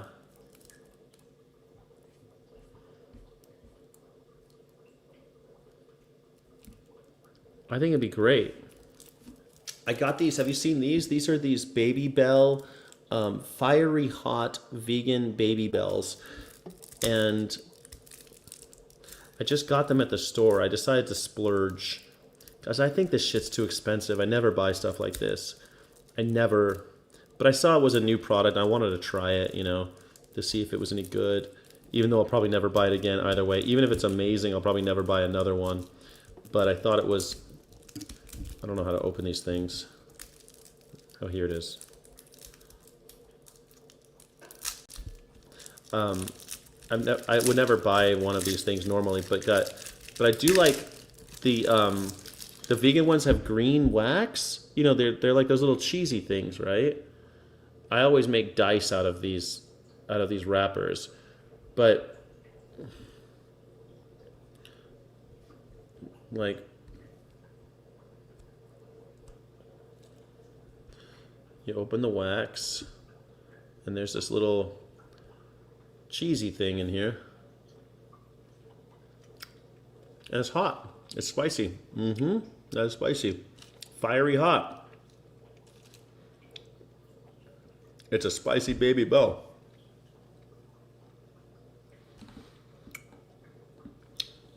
It's not like too spicy, but it's like way spicier than I thought it would be. Way spicier than I thought.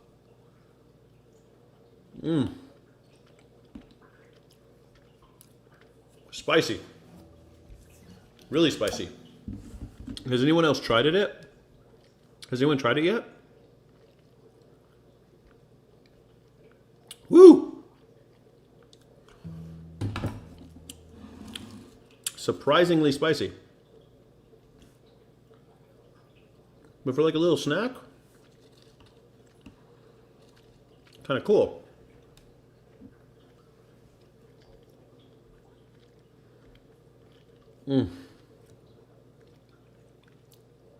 I watched this movie called The 3 Billboards of some Missouri, something Missouri, 3 Billboards. And I really liked it. Frances McDermott. And when it ends, it played this song. Just do it. Just do what? Pause the track. You know, like they're pretty spicy.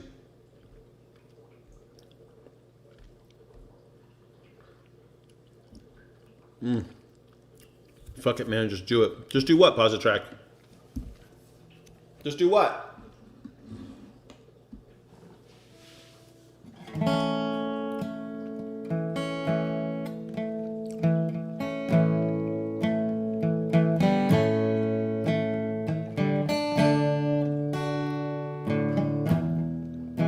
Oh, eat it all?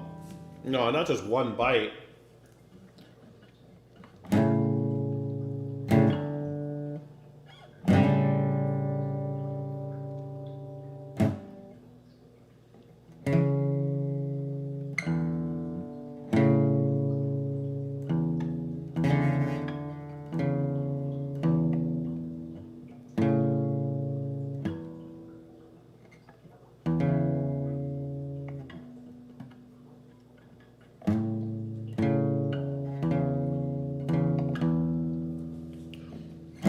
Heard you sing in tongues of silver. Heard you cry on a summer storm. Loved you, but I did not know it. So I don't think about you anymore. Now you're gone. Can't believe it. without you anymore. If 3 and 4 were 5 and we're 7 only, where would that leave 1 and 2?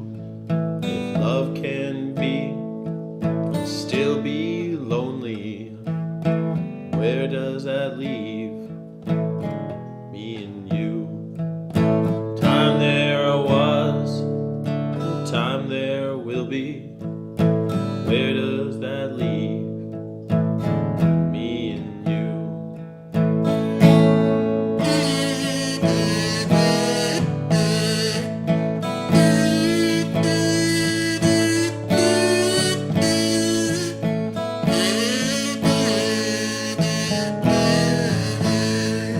If I had a buckskin stallion, tame him down right away. If I had a flying schooner, I'd sail to the light of day. If I had your love forever, I'd sail into the night of day.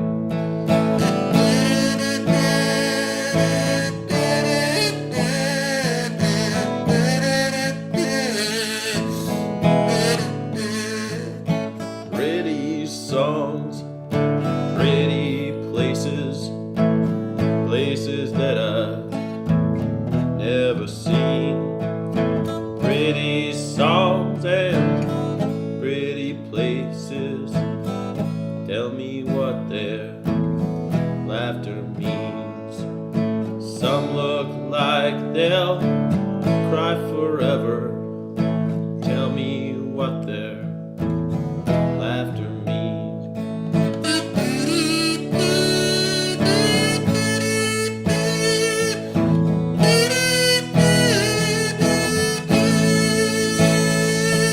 If I had a buckskin stallion, tame him down and ride away. If I had a golden galleon, I'd sail into the light of day. If I had your love forever, sail into the light of day.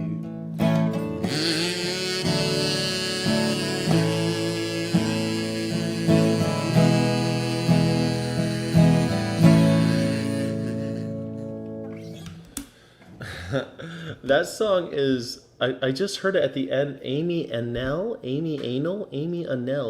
I never heard her before, and I never heard that song before, but it was at the end of that movie, 3 Billboards Outside of someplace, Billington, Missouri.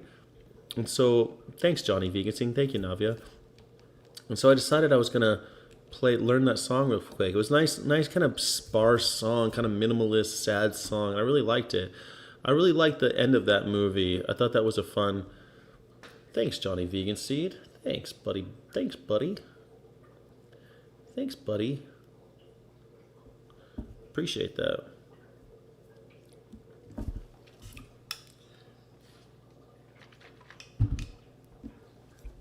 Being racist is just so stupid. All race, colors, etc. have PO. Yeah, everybody has a piece of shit. I mean, you really want to count white people? I mean...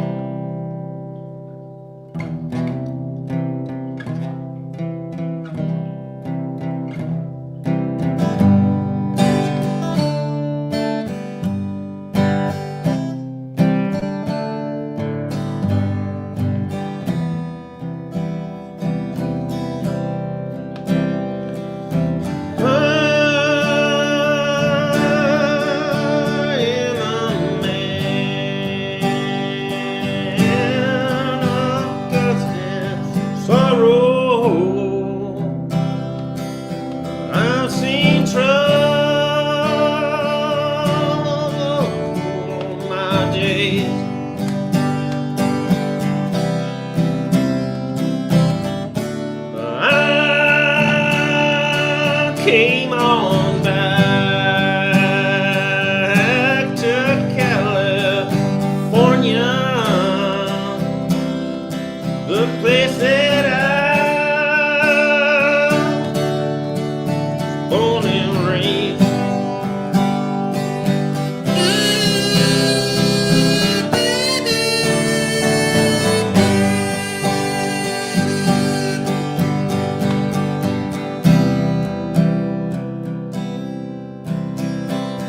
My mother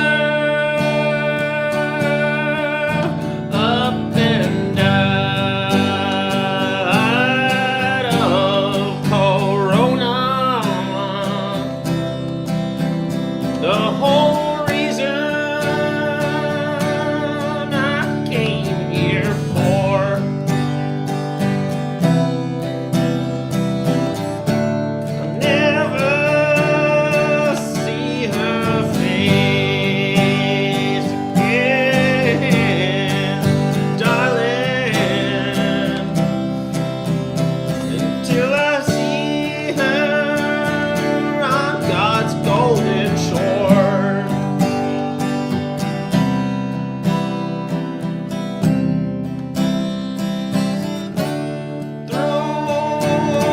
Through this old wide world I have rambled.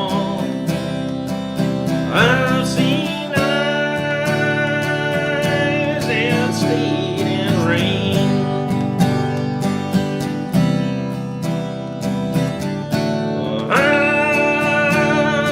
I'm going down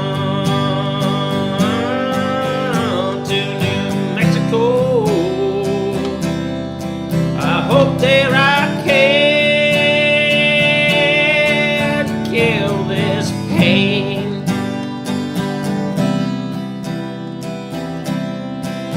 Yeah, finally leaving old California,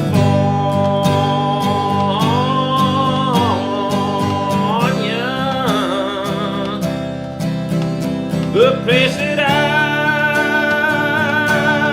started from.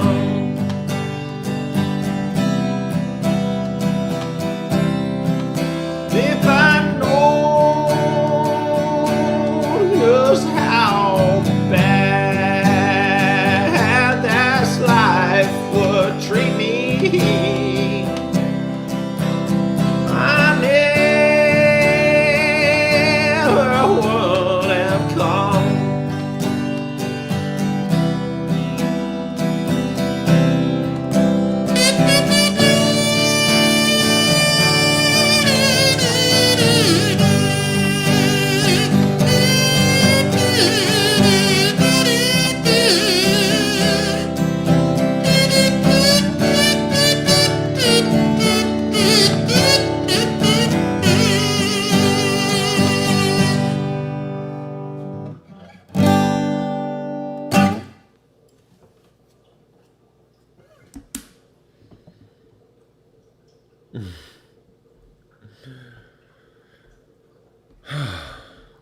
That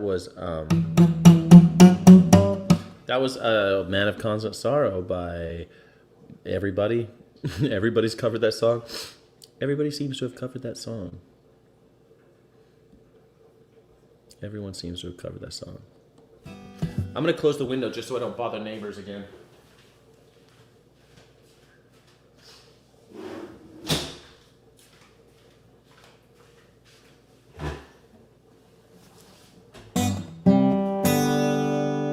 Thank you, everybody, for joining me today. This is the Morning Sky Show, the guitar segment of where I just fuck around on the guitar.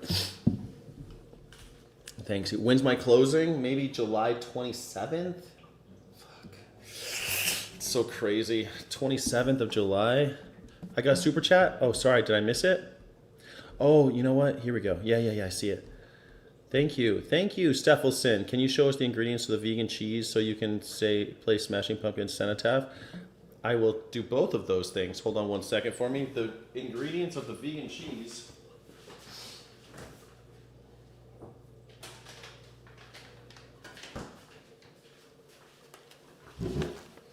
The ingredients. Water, potato starch, fava bean protein, coconut oil, sunflower oil, and then less than 2% of red bell pepper, tricalcium phosphate, salt, lactic acid, powdered jalapeno pepper, powdered chili pepper, and cyanocobalamin, vitamin B12. It's fortified with vitamin B12. So there you go. Totally vegan and mostly made from potato starch, fava bean protein, coconut oil, sunflower oil. That's mostly what it is. So let's see what the protein is on this thing. 1 gram. 1 gram. But you're not really eating, I mean, it's just a silly little snack. You're not really eating it for, but it's got two out of 3 on spiciness. So, you know, I think that, here, I'll play your song. I don't know that song, Cenotaph. I don't think I know that song. Cenotaph. I don't know that song. I normally play either 1979 or The World is a Vampire. Cenotaph by the Smashing Pumpkins. A not rated song. Not many people have played this song. I don't know how the melody goes, but I'll try it with you for sure. I'll try it. I'll try it. Steffelson.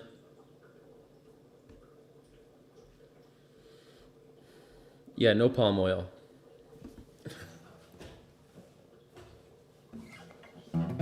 I try to avoid palm oil, actually.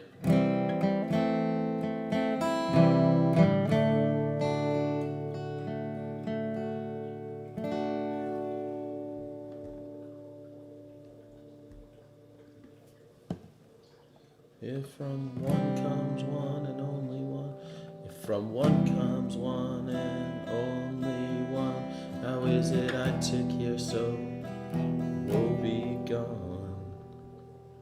And I cannot feel I know my sums to ohms and null, and though but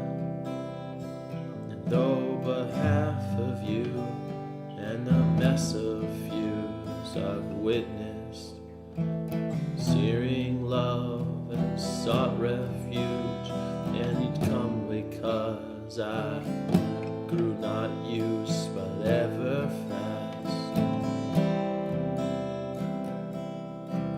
Just close those lids and rest assured, as vigilant as the you're in yours in arms. I'm glad not said no.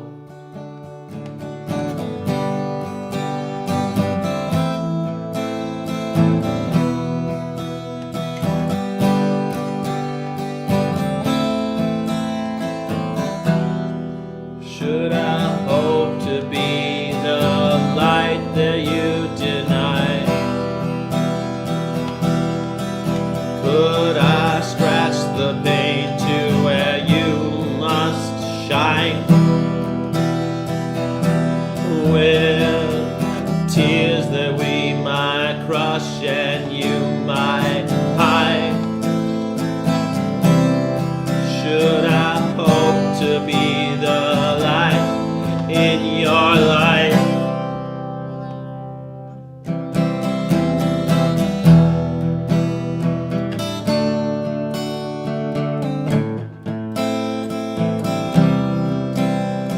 Could I hope to be the pie in your sky?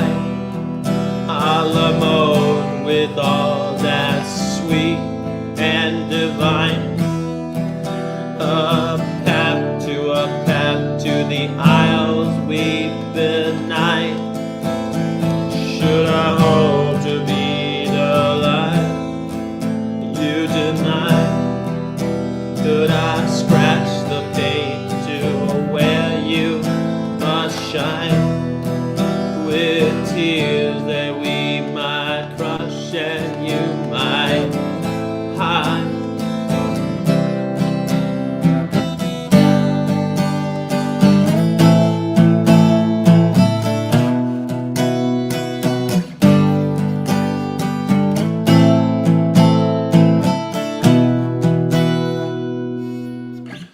has something like that, huh? Something like that is the first time I don't recognize the song. I don't recognize that song. Is that kind of how it went? I think it goes something like that.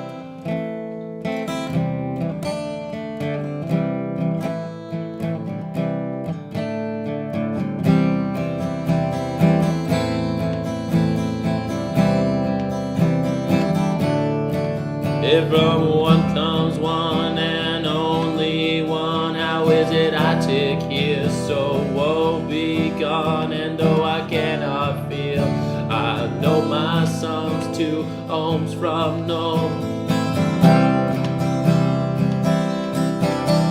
And though a half of you and a mess of views, I've witnessed hearing love, saw refuge, and as you come because I grew not used but ever fast.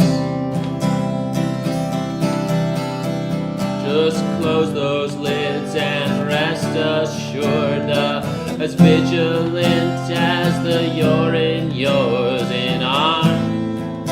I'm glad not sad, no.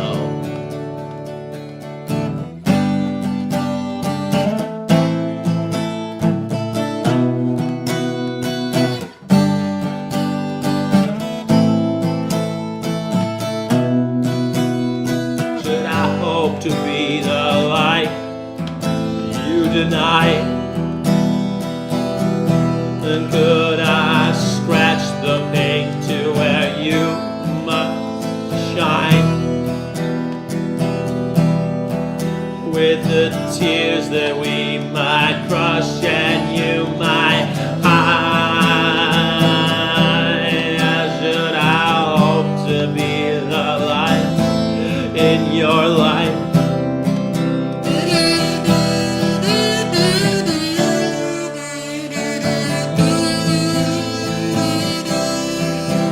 Should I hope to be the pie in your sky? I love mode with all that's sweet and divine. A path to aisles we'd be nice. Should I hope to be the light you deny? Should I scratch the pain so you can shine, with all those tears that we might crush and you might hide?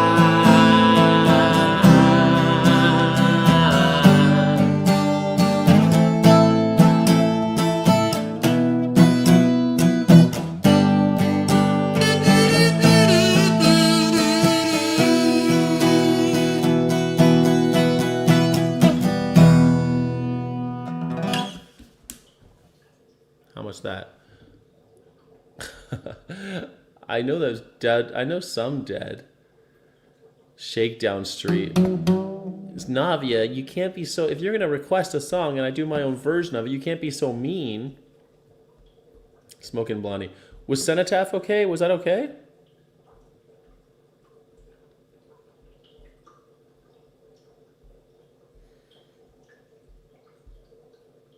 Okay, I don't have anybody saying anything. Hey, homie. Why are people getting mullets? I think because people saw that people saw that thing with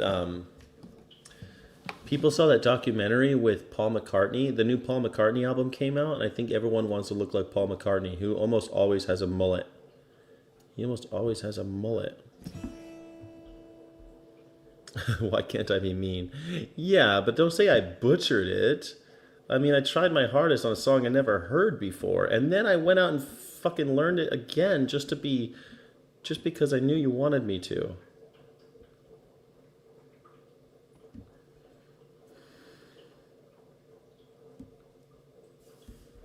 Like the whole fun part about it is that normally I like the song "A Friend of the Devil is a Friend of Mine." Slide C7 up. For some reason, this goes like this. Okay, I can do that.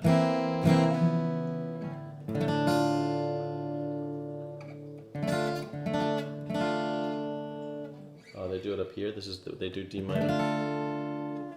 They want my D minor up here. Okay.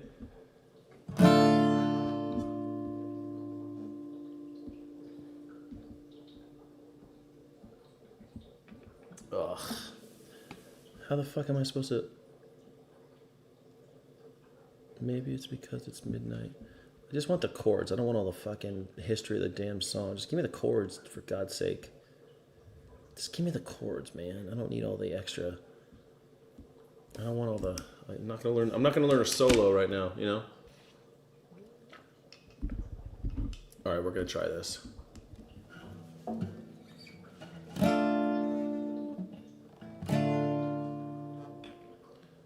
Oh, they do this. They do the third position. They go like this. They go.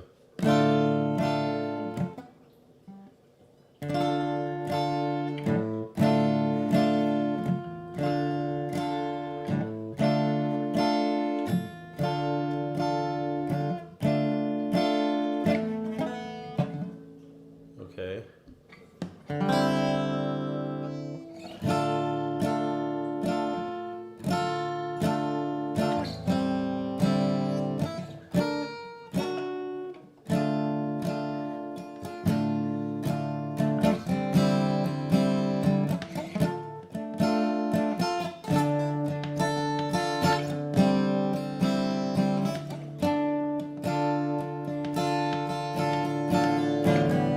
Tell me this town ain't got no. This town ain't got no.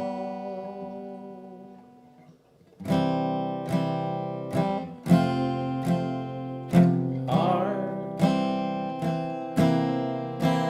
Well.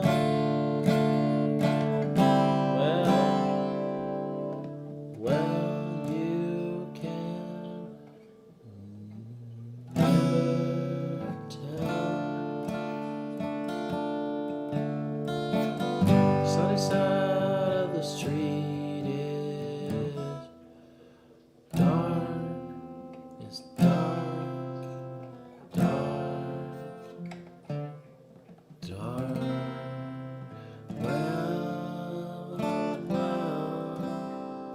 Well, you can never tell.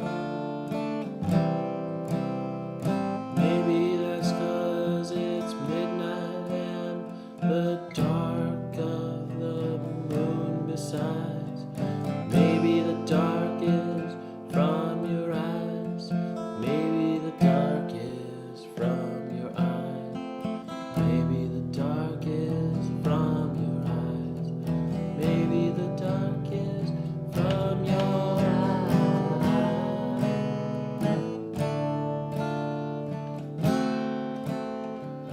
It's just maybe the dark is from your eyes like a million times. Is that how this fucking song goes?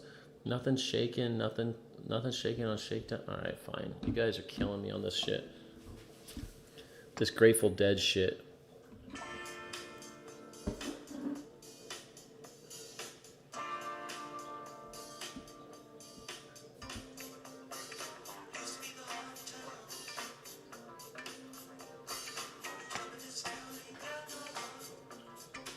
So that's how it is. It's like, it's a funk song.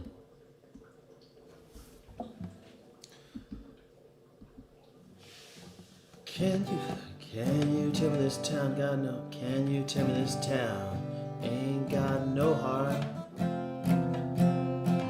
Well, you can never tell. Sunny side of the street is dark.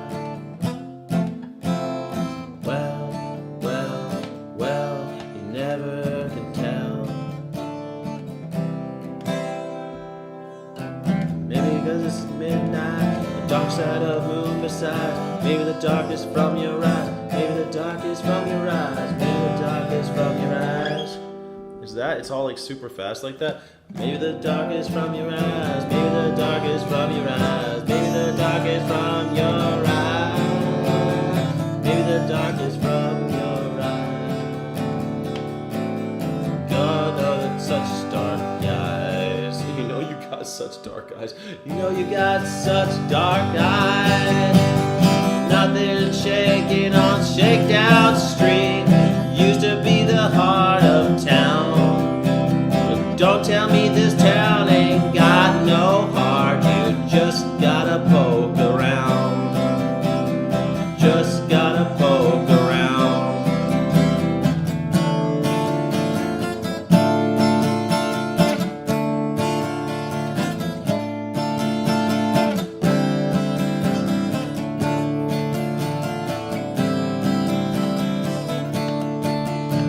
You think you've seen this town clear through? Well, well, well, you never can tell. Nothing here that could interest you. Well, well, well, you never can tell. It's not because you missed out on the things we had to start, but maybe you had too much too fast. Maybe you had too much too fast. Maybe you had too much too fast. Maybe you had too much too fast. Maybe you had too much too fast. Maybe you had too much too fast, or just overplayed your part. Nothing shaking on Shakedown Street. Nothing shaking. Used to be the heart of town. Go tell me this town ain't got no heart. You just gotta poke around.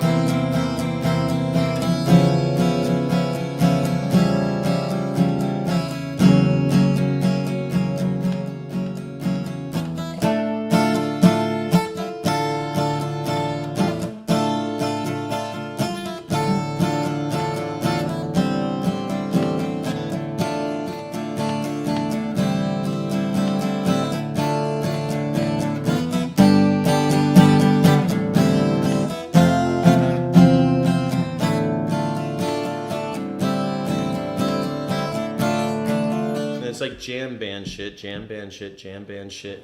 Since I'm passing your way today, well, well, well, you never can tell. I just stopped by 'cause I wanna say, well, well, well, you never can tell. I recall your darkness when it cracked like a thundercloud. Don't tell me this town ain't got no heart. Don't tell me this town ain't got no heart. Don't tell me this town ain't got no heart. Don't tell me this town ain't got no heart. Don't tell me this town ain't got no heart. When I hear it beat out loud. Alright, is this like a 5-hour song? It's like it just says the same thing over and over again. Okay. It's a jam band song, yeah. Okay, I tried. You know, fucking, if it's not like if a Grateful Dead song, like the only ones that you can really do is like even that Begonia song was so fucking annoying.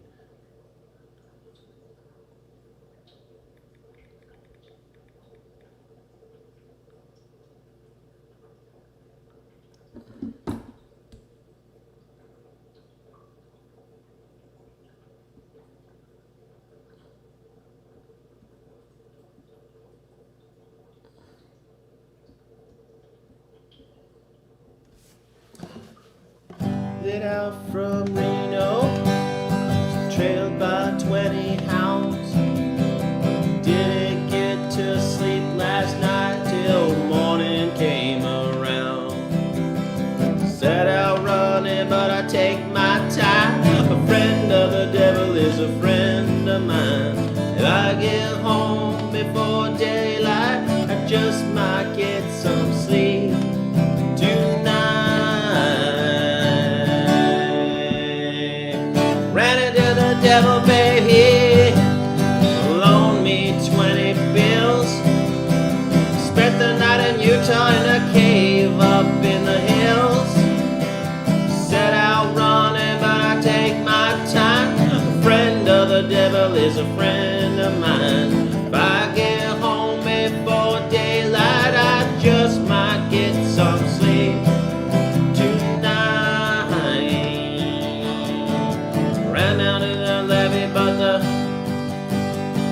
devil caught me there. Took my $20 bill and he vanished in thin air. Said I'll run it, but I take my time. I didn't know the devil is a friend of mine. If I get home before daylight, I just might get some sleep tonight. Got to raise, that's why I cry. Oh, each lonely night. The first one's named Miss Sweet Annie Marie, and she's my heart's delight. The second one is prison, baby, sheriff's on my trail. If he catches up with me, I'll spend my life in jail. Got a wife in Chino, babe, one in Cherokee. The first one says she's got my child, but it don't look a thing like me. I said I'll run it, but I take my time. A friend of the devil is a friend of mine. If I get home before daylight, I just might get some sleep tonight.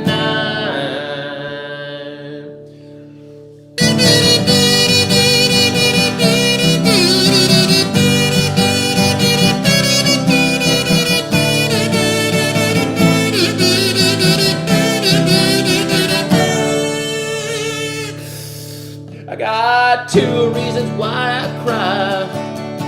A wage lonely night. The first one named Sweet Annie Marie, and she's my heart's delight. The second one is prison, babe, the sheriff's on my trail. If he catches up with me, I'll spend my life in jail. Got a wife in Chino, babe, and one in Cherokee. The first one says she's got my little baby, but that baby don't look like me. So I said I'm running, but I take my time, and the whole friend of the devil is a friend of mine. I get home before daylight, I just might get some sleep tonight.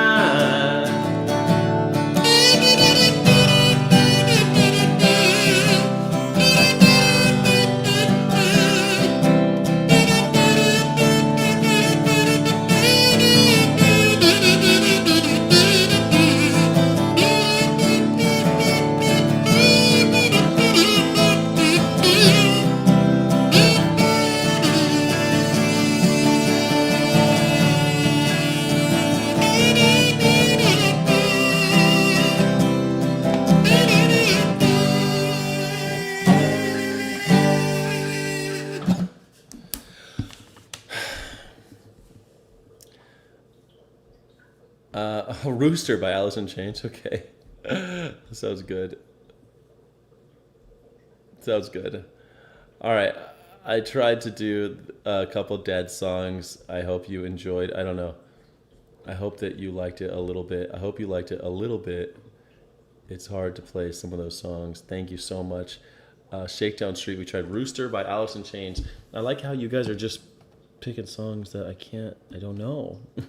I really like that about this, but then people get so offended. People like Navia get so offended when I don't play exactly. A lot of these songs I've never heard before by Alice in Chains. Here comes the rooster. Oh, no, I have heard that song. Yeah. Something like that, right? It goes like that, something like that. All right, we're going to try it. We're going to try it. We're going to try to play it, Johnny Vegan Seed. Have I played this song before? I don't think so. I don't think I ever played this song before.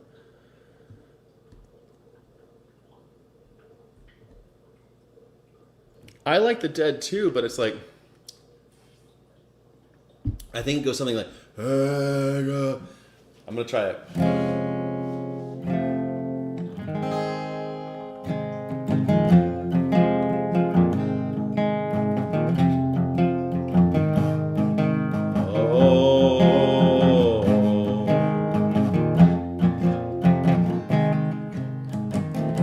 Found a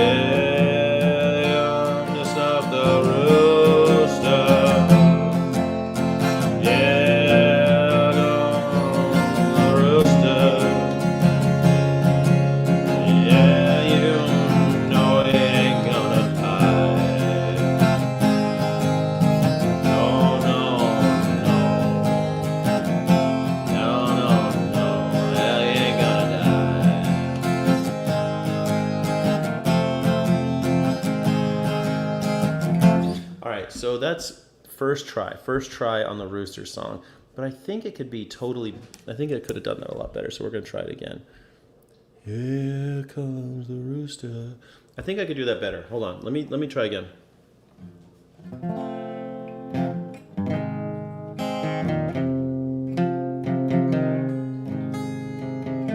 They found a way to kill me, yeah.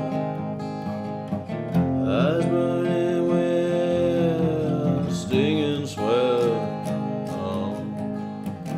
It seems every path leads me to nowhere.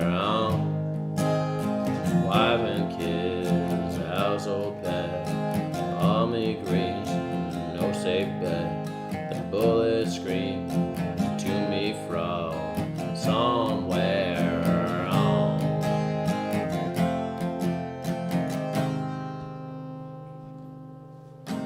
Here comes to stop the rooster. Yeah, here comes the rooster. Yeah, you know we ain't gonna die. No, no, no, I ain't gonna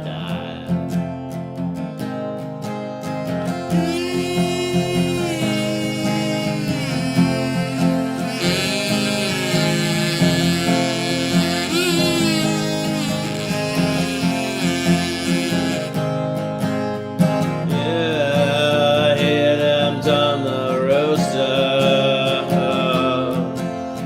Yeah, here comes the rooster. You know he ain't gonna die. No, no, no, no, no, no, no. He ain't gonna die. He ain't gonna die. No. Walking tall machine gun man, spit on me in my homeland. Gloria sent me pictures of my boy. Oh, my boy.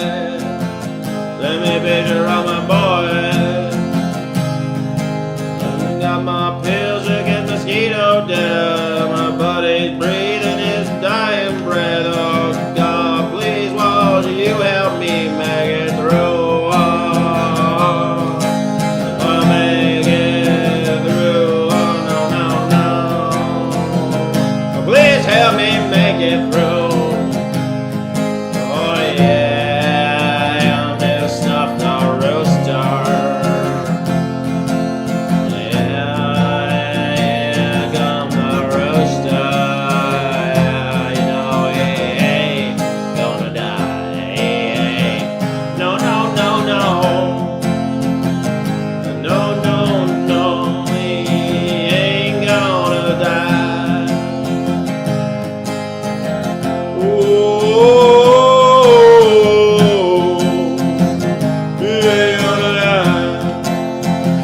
He ain't gonna die. Whoa.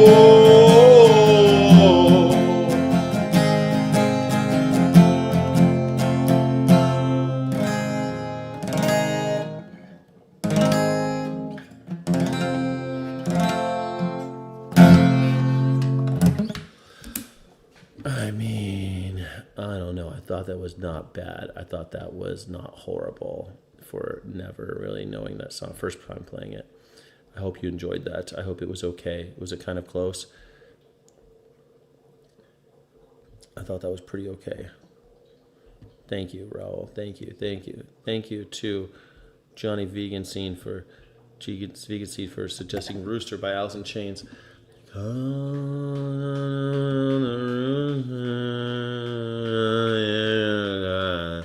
Man, I vaguely remember that song. When did that song come out? Like 1991? When did that song come out?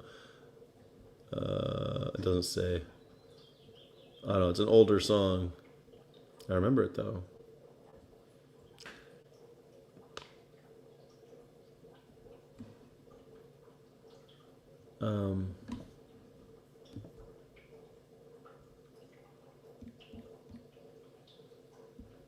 What time is it? All right, we got a little bit more time. We gotta calm the rooster. Subaru Outback. You got a Subaru Outback? It was not close, but I loved it. It's supposed to be like a cover, you know. It's supposed to be my own thing, right? It's supposed to be. You're supposed to barely recognize it, as far as I'm concerned.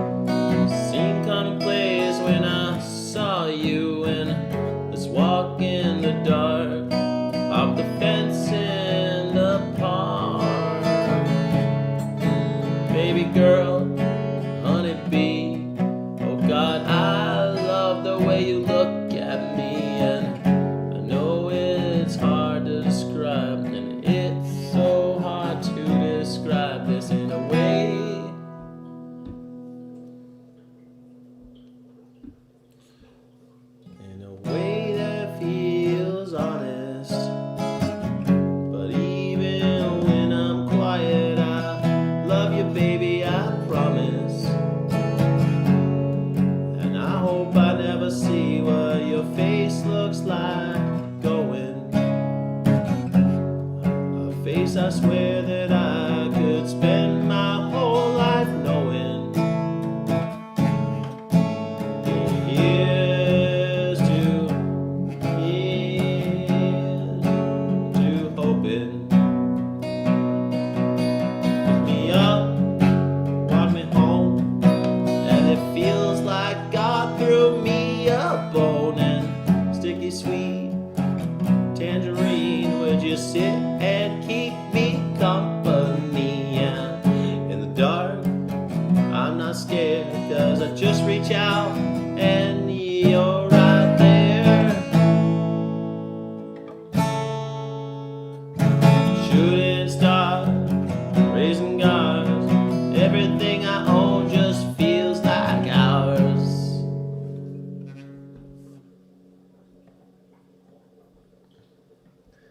I forget how it goes, but I think it goes like this. Everything I know just feels like ours.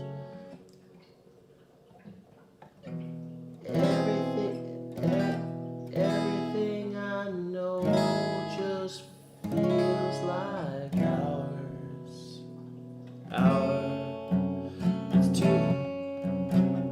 It's too hard to describe this in a way that feels honest. Waving when I'm quiet, I love you, baby, I promise.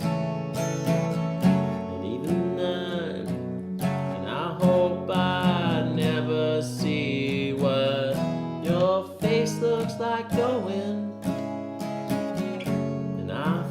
It's a face I swear that I could spend my whole life knowing. Here's to hoping.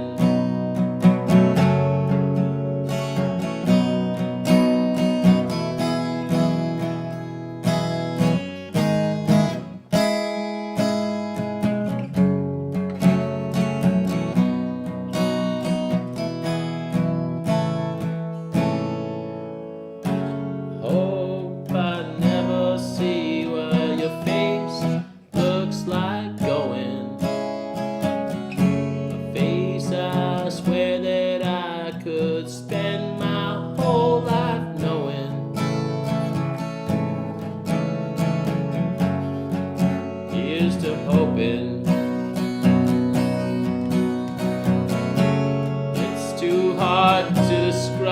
this in a way that feels honest.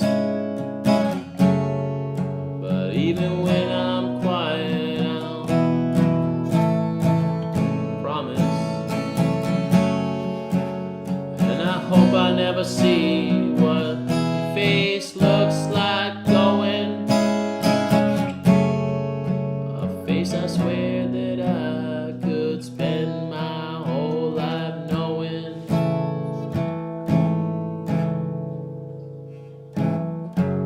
Here's to hoping. Something like that. I like that song a lot. I kind of want to get better at that song. I don't know. Since no one has done a... maybe because she's playing at the second fret. I just want to play it straight. I wonder if I could play it like...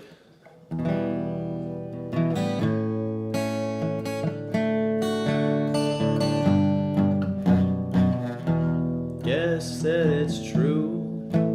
Time can heal even the worst of wounds. And cliches I knew. So commonplace when I saw it. Seemed so commonplace when I saw you. Let's just walk in the dark, the fence in the park. Baby girl, honey bee, God, I love the way you look at me, and it's so hard to describe this in a way that seems honest, but even when I'm quiet, I love you, baby, I promise. And I hope I never see what your face looks like going. Face, I swear that I could spend my whole life knowing.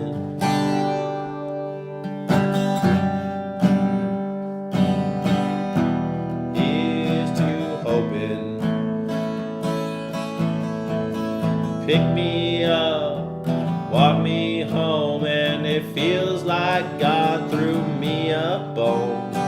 Sticky sweet, a tangerine, would you sit and keep me company in the dark? I'm not scared, 'cause I just reach out and you're right there. Shooting stars, racing cars, everything I own just feels like ours.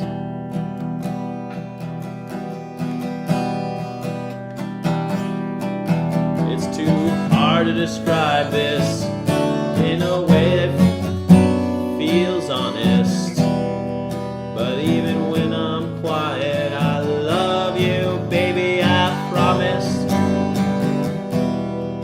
And I hope I never see your face looks like going, 'cause it's a face that I swear that I could spend my whole life knowing. Years till hoping. I hope I never see what your face looks like. Your face looks. I hope I never see what your face looks like going. A face that I swear that I could spend my whole life knowing. Here's to hoping. It's too hard to describe this in a way that feels honest. But even when I'm quiet, I love you, I promise. Hope that I never see what your face looks like going. 'Cause it's a face I swear that I could spend my whole life knowing.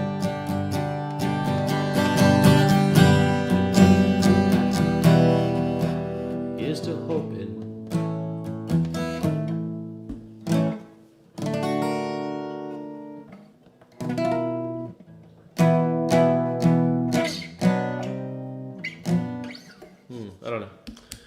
It's a fun song. I kind of want to figure that one out. Cars are going to be more and more planned obsolescence until we end up renting them to get around the headache. Yeah, I mean, I think what's going to happen is that they'll have driverless cars and they'll make it illegal to drive cars, except on private property. They'll still have cars, but it'll be for like farms and stuff. But on public roadways, they'll make driving illegal. I got a fast car.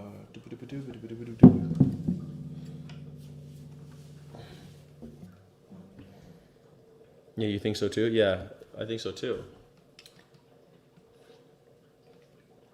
I'll try to play that Tracy Chapman song. I think I played that song before. I'll try it again. I think I played that song before. This song, I think there's just something so sweet about this song.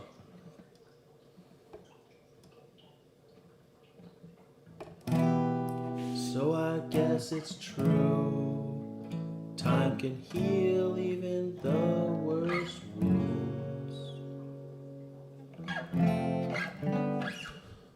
I think there's a barcode chord version of this. There's a barcode. Is there a bar chord? Yeah, there's a bar chord. 7th fret. I think it can go like. So I guess it's true. Even time can heal the worst.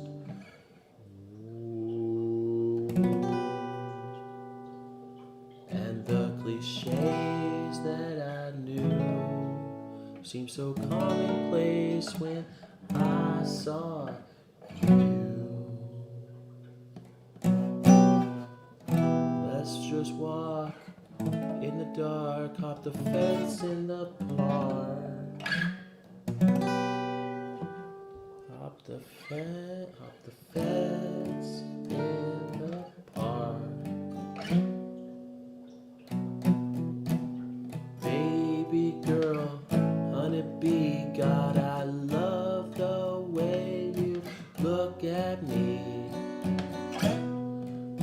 And it's too hard to describe this in a way that feels honest, but even when I'm quiet, I love you, baby, I promise.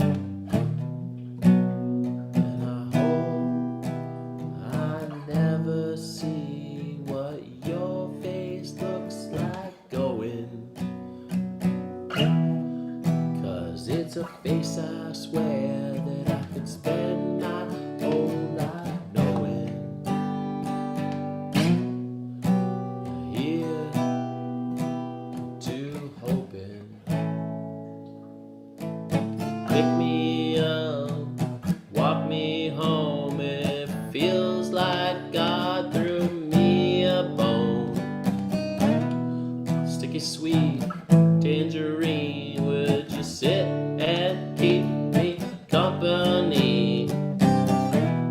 Oh, I'm in the dark, I'm not scared, I just reach out and you're right there. Shooting star, racing car, everything I own just feels like ours. It's too hard to describe this in a way that feels honest, but waving when I'm quiet, baby, I love you, I promise, and I hope that I never see what your face looks like going. My face, it's a face I swear I could spend my whole life knowing.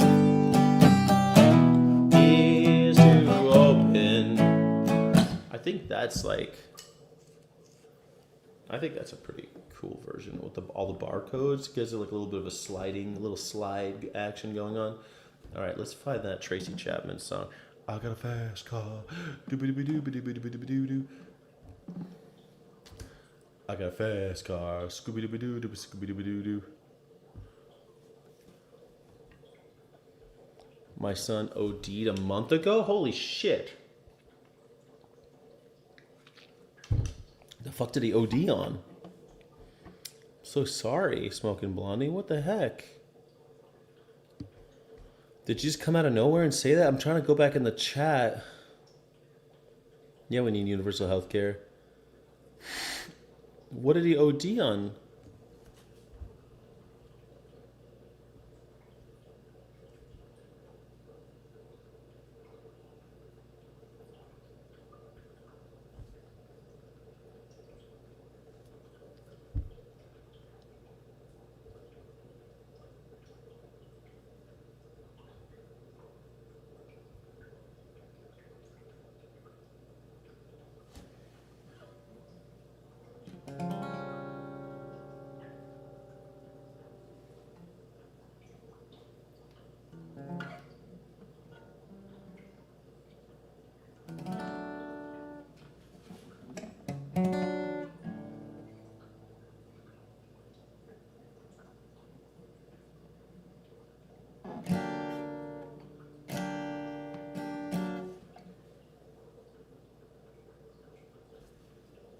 We've found him in a death snore. Coke and benzos. God damn. I'm so sorry. That's horrible.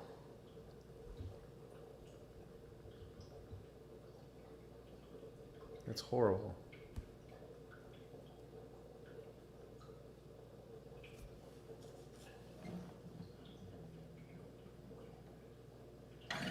At the 7th fret?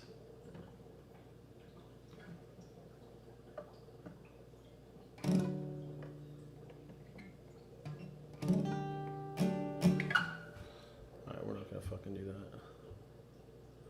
We're not gonna do that. We're gonna do this.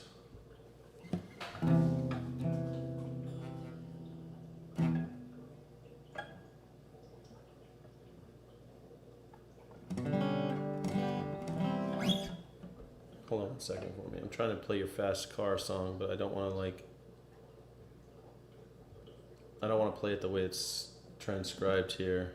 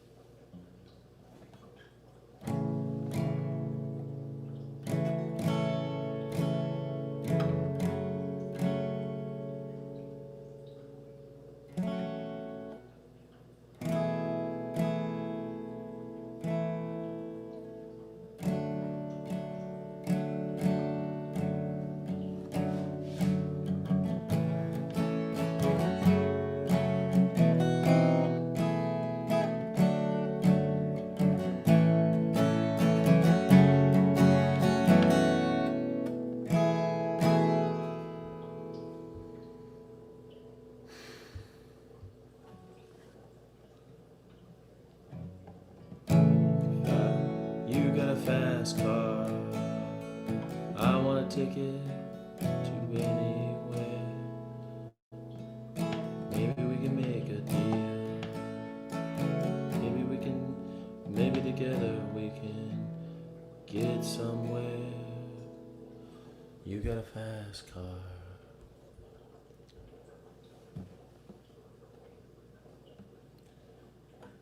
You got a fast. Maybe up here, maybe. You got a fast car.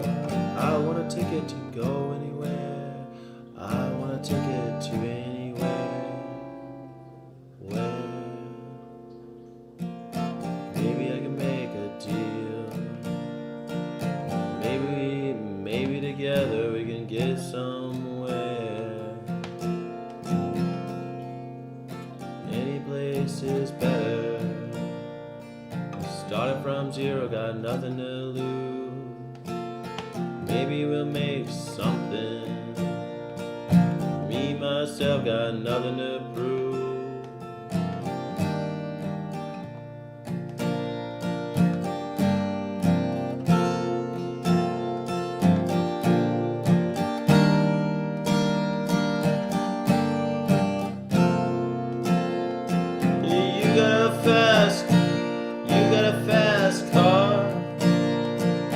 I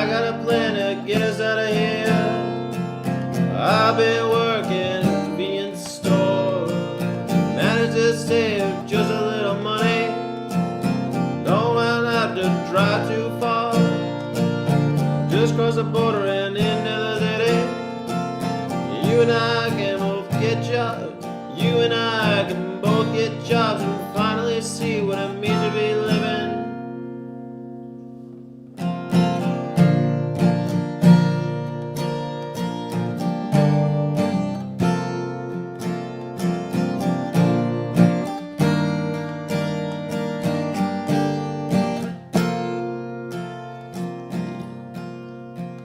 You can see my old man's got a problem. He'd lie with a bottle, and that's the way it is. He says his body's too old for working, body's too young to look like this. My mama went off and left him. She wanted more from life that he could give. I said somebody's gotta take care of him, so I quit school and that's what I did.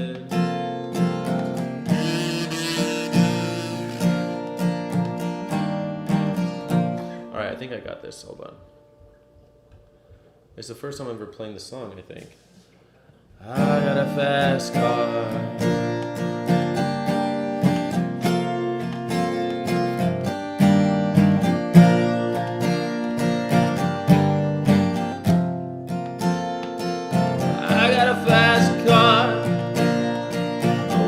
Take it anywhere. Maybe we can make a deal. Maybe together we can get somewhere. Any place is better. Started from zero, got nothing to lose. Maybe we'll make something. Me and myself got nothing to prove.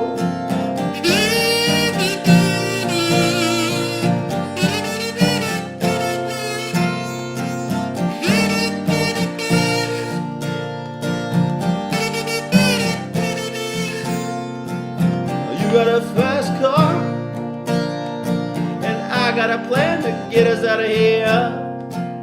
I've been working the convenience store, managed to save just a little bit of money. Won't have to drive too far, just cross the border and into the city. You and I can both get jobs and finally see what it means to be living.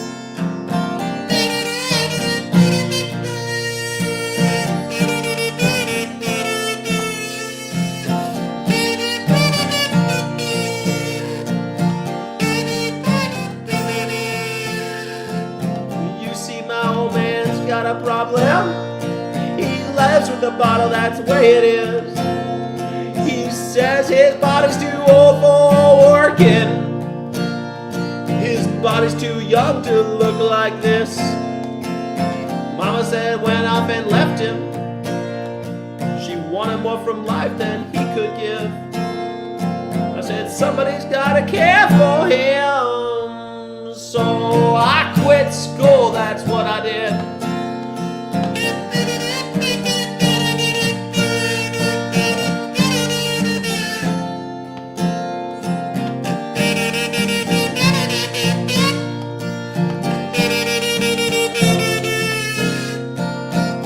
Got a fast car, but it's fast enough so we can fly away. We gotta make a decision. We leave tonight and we live and die this way. Oh no.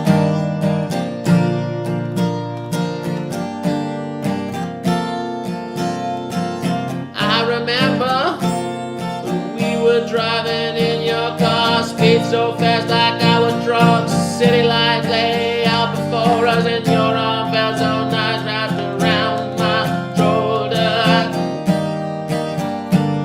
Had a feeling that I belonged, and I had a feeling someone, I could be someone.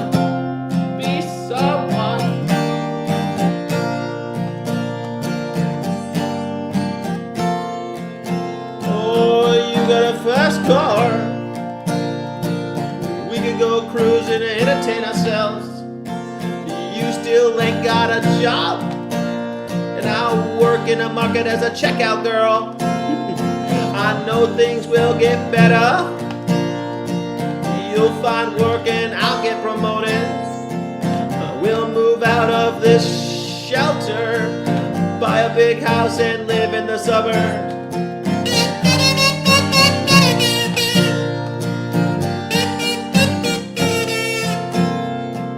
I remember when we were driving in your car, speed so fast like I was drunk. City lights lay out before us, y'all felt nice wrapped around my shoulder, and I had a feeling that I belonged, and I had a feeling I could be somebody, a feeling I could be someone.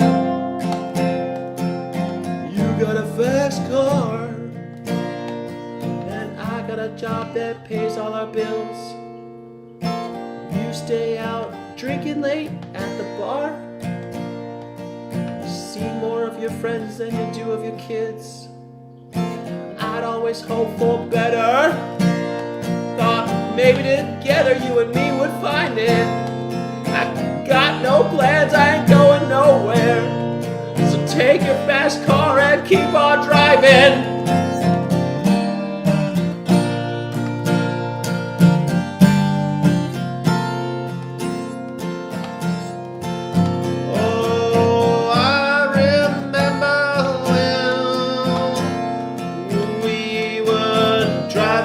Driving in your car, speed so fast I felt like I was drunk. City lights lay out before us, and your arm felt nice wrapped around my shoulder. I had a feeling that I belonged, and I had a feeling I could be someone,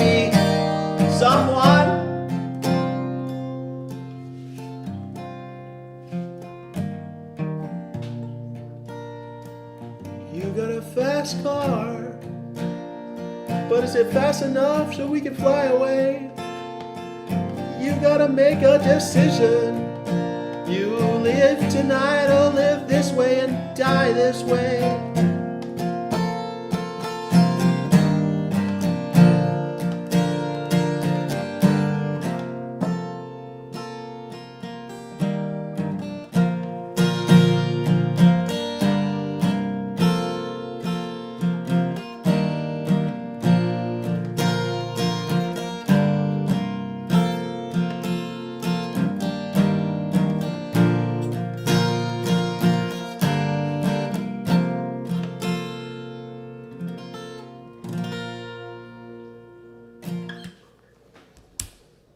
That was kind of a fun song to play. I thought that was kind of fun. Thank you for being here, everybody. I appreciate you hanging out with me. Fast Car by Chapman. I thought that was kind of fun. It's the first time, I think it's the first time I ever played that song, because I don't remember that chord progression at all. And I also played it in a fucked up key, because she's like, you kind of have to play it like her voice is so crazy. Her range is like remarkable. Like Tracy Chapman, you ever listen to her other songs, it's like, shit, man. She's got an incredible voice. It's funny because everyone knows that song by Tracy Chapman, this Fast Car song. Pennywise. I kind of want to play it. Hold on. I'm going to try this one more. I'm not going to play the whole thing again. I just want to see one more thing.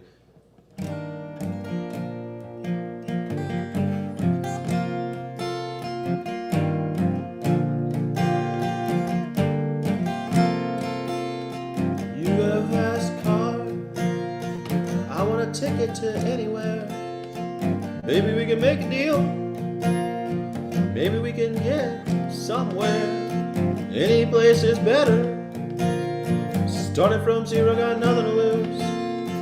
Maybe we can make something. Me, myself, I got nothing to prove.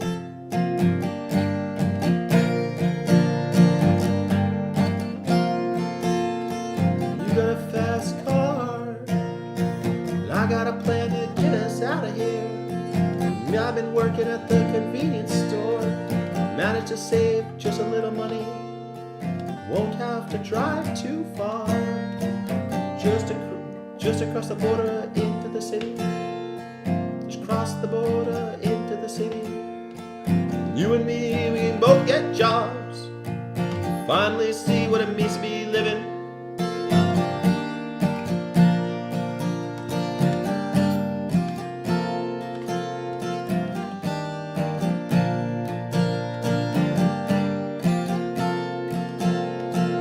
My old man's got a problem. He lives with the bottle, that's the way it is. He says his body's too old for working. His body's too young to look like his. Mama went off and left him. She wanted more from life than he could give. He said somebody's gotta care for him, gotta take care of him. So I quit school and that's what I did.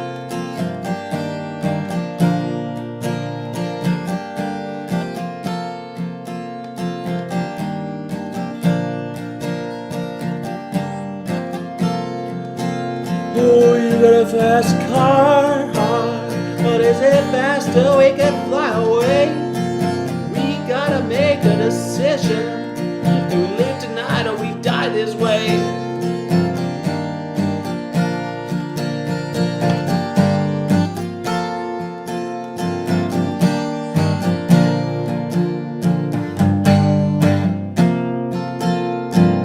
I remember when we were driving in your car, beat so fast, felt like I was drunk. City lights lay out before us, and your arm felt nice wrapped around my shoulder, and I felt feeling like I belonged in a while. I had a feeling I could be someone, be someone, be someone.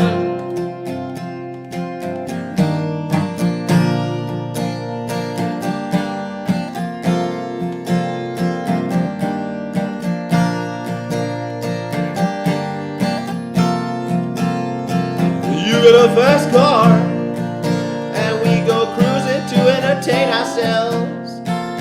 You still ain't got no job, and I work in a market as a checkout boy, as a stock boy. I know things will get better. You'll find work and I'll get promoted. Well, move out of the shelter and buy a big house we both can live in.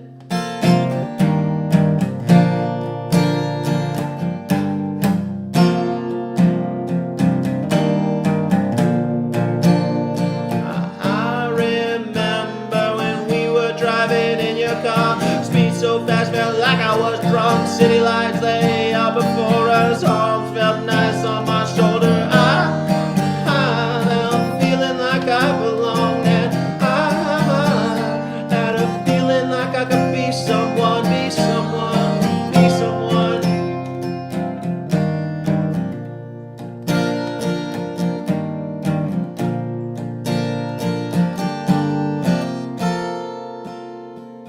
You got a fast car, and I got a job that pays all our bills.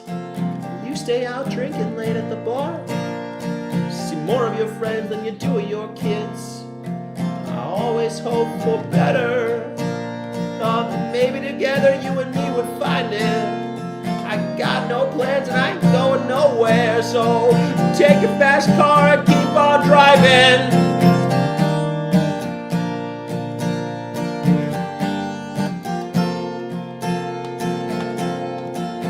I remember when we were driving in your car. The speed so fast, felt like I was drunk. City lights lay out before us, and your arm felt nice around my shoulder. And I, like I belonged, and I had a feeling like I could be someone, be someone, be someone.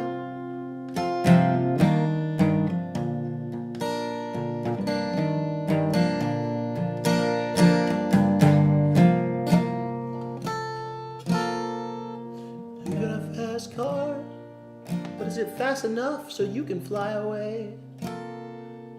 You gotta make a decision. You leave tonight or live and die this way. I really like that song.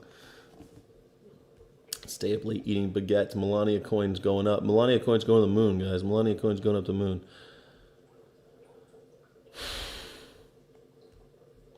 Give Me One Reason is a good one by Hair the Revolution, yeah. I'm almost too honest, turns out. Was there another song? I wanted to...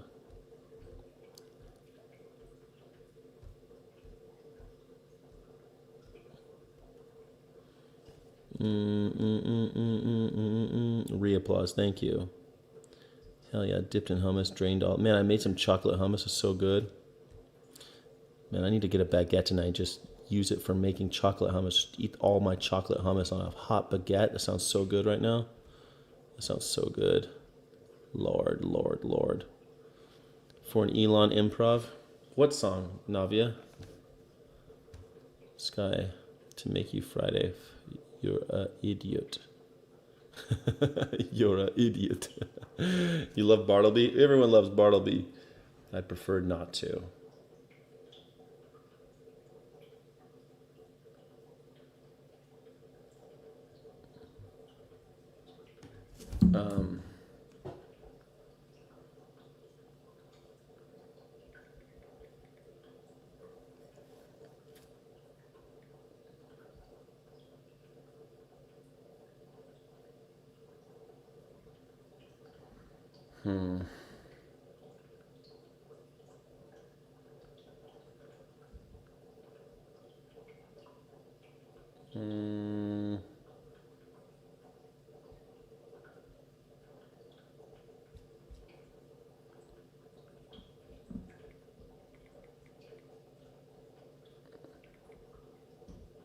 You just razzing me. Oh, you're razzing me. I like how you opine borders dough.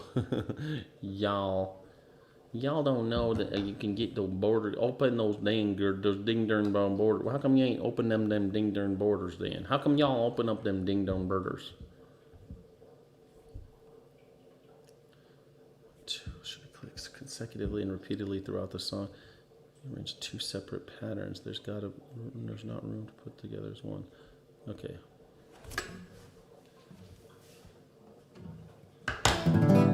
One, two, three, oh. My baby don't mess around because she loves me so. Listen, my baby don't mess around because she loves me so, and I know for sure. But she really wanna, cause she can't stand to see me walk out that door. Don't try to fight the feeling, cause the thought alone is killing me right now. Thank God for mom and dad for sticking two together, cause we don't know how.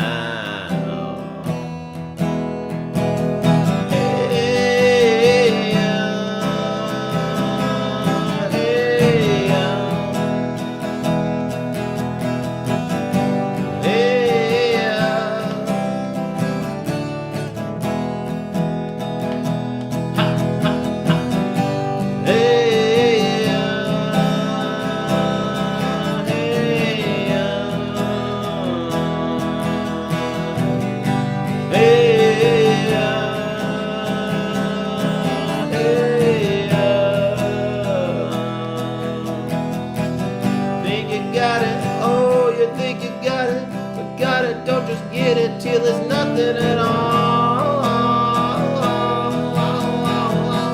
We get together, oh, we get together, but separate's always better when the feeling's involved. What they say is nothing is forever. What makes it, what makes it, what makes it, what makes it, what makes it. Love the exception. So why oh why oh why oh why oh why oh we so in denial when we know we're not happy here.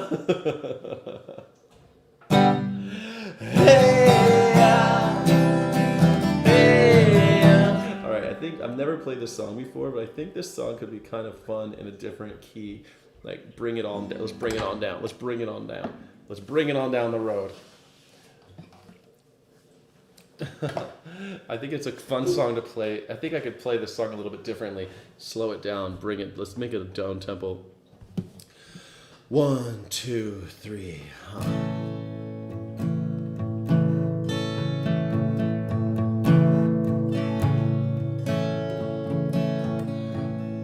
My baby don't mess around because she loves me so, and I know for sure. But does she really wanna fucking stand to see me walk out that door? Don't try to fight the feeling, cause the thought alone is killing me right now. Thank God for mom and dad for sticking two together, cause we don't know how. Hey, yeah. Hey, yeah. Hey, yeah. Hey, yeah. Hey, yeah.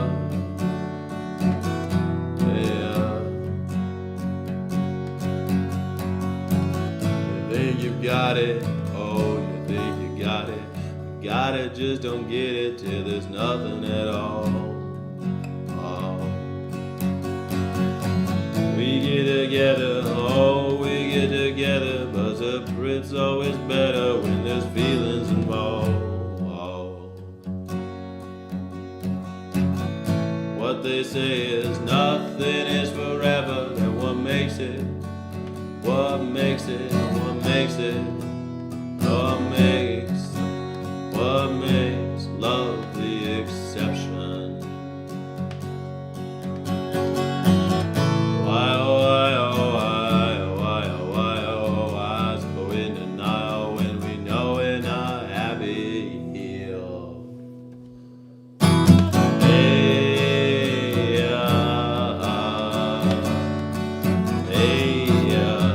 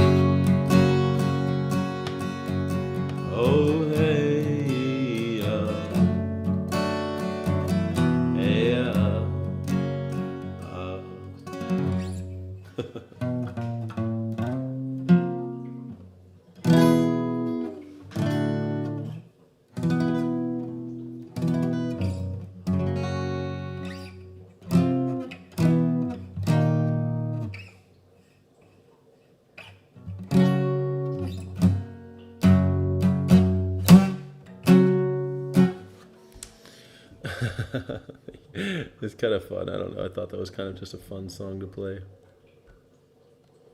All right, gotta go. It is now a 6-hour stream, and I gotta get out of here. Thank you, everybody. Sky, everyone loves your Outkast songs. You think so? I like the Outkast. I like playing the songs, the Outkast, the Andre 3000 songs are so much fun to play because they have like different, like listen to this. The song is arranged as 3 bars of 4/4, 1 bar of 2/4, 2 bars of 4/4. Strumming patterns 1 and 2 should be played consecutively and repeated through the song. Had to be arranged as 2 separate patterns. There's not room to put them together as one.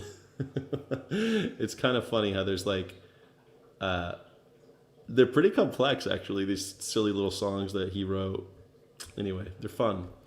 It says it's an absolute beginner song, but then when you add in like all those other, because the chords are easy, but then there's like these fucked up things inside the song that make it real fun to play, I think, in my humble opinion. All right, guys, thank you so much. I appreciate you. I'll see you tomorrow. We're going to do guitar tomorrow, but I got to put this away and take care of business now. Thanks, guys. You're amazing, and I'll see you on the other side, okay? Thank you. I did awesome. Thank you. You did awesome. I'm glad I got to listen to the song. Thanks. Thanks, Stephenson. I'll see you on the other side. See you tomorrow, guys. If not, I'll see you on Sundays. Chip is not going to be here on Sunday, so I got to figure out what the fuck I'm going to do on a Sunday without Chip again. I don't know. I'll figure it out. All right. See you guys later. Thank you. Are you reading the books, by the way? We still got books. The book club is coming. Book club. Thank you so much for watching. Don't forget to like and subscribe. Thank you so friggin' much.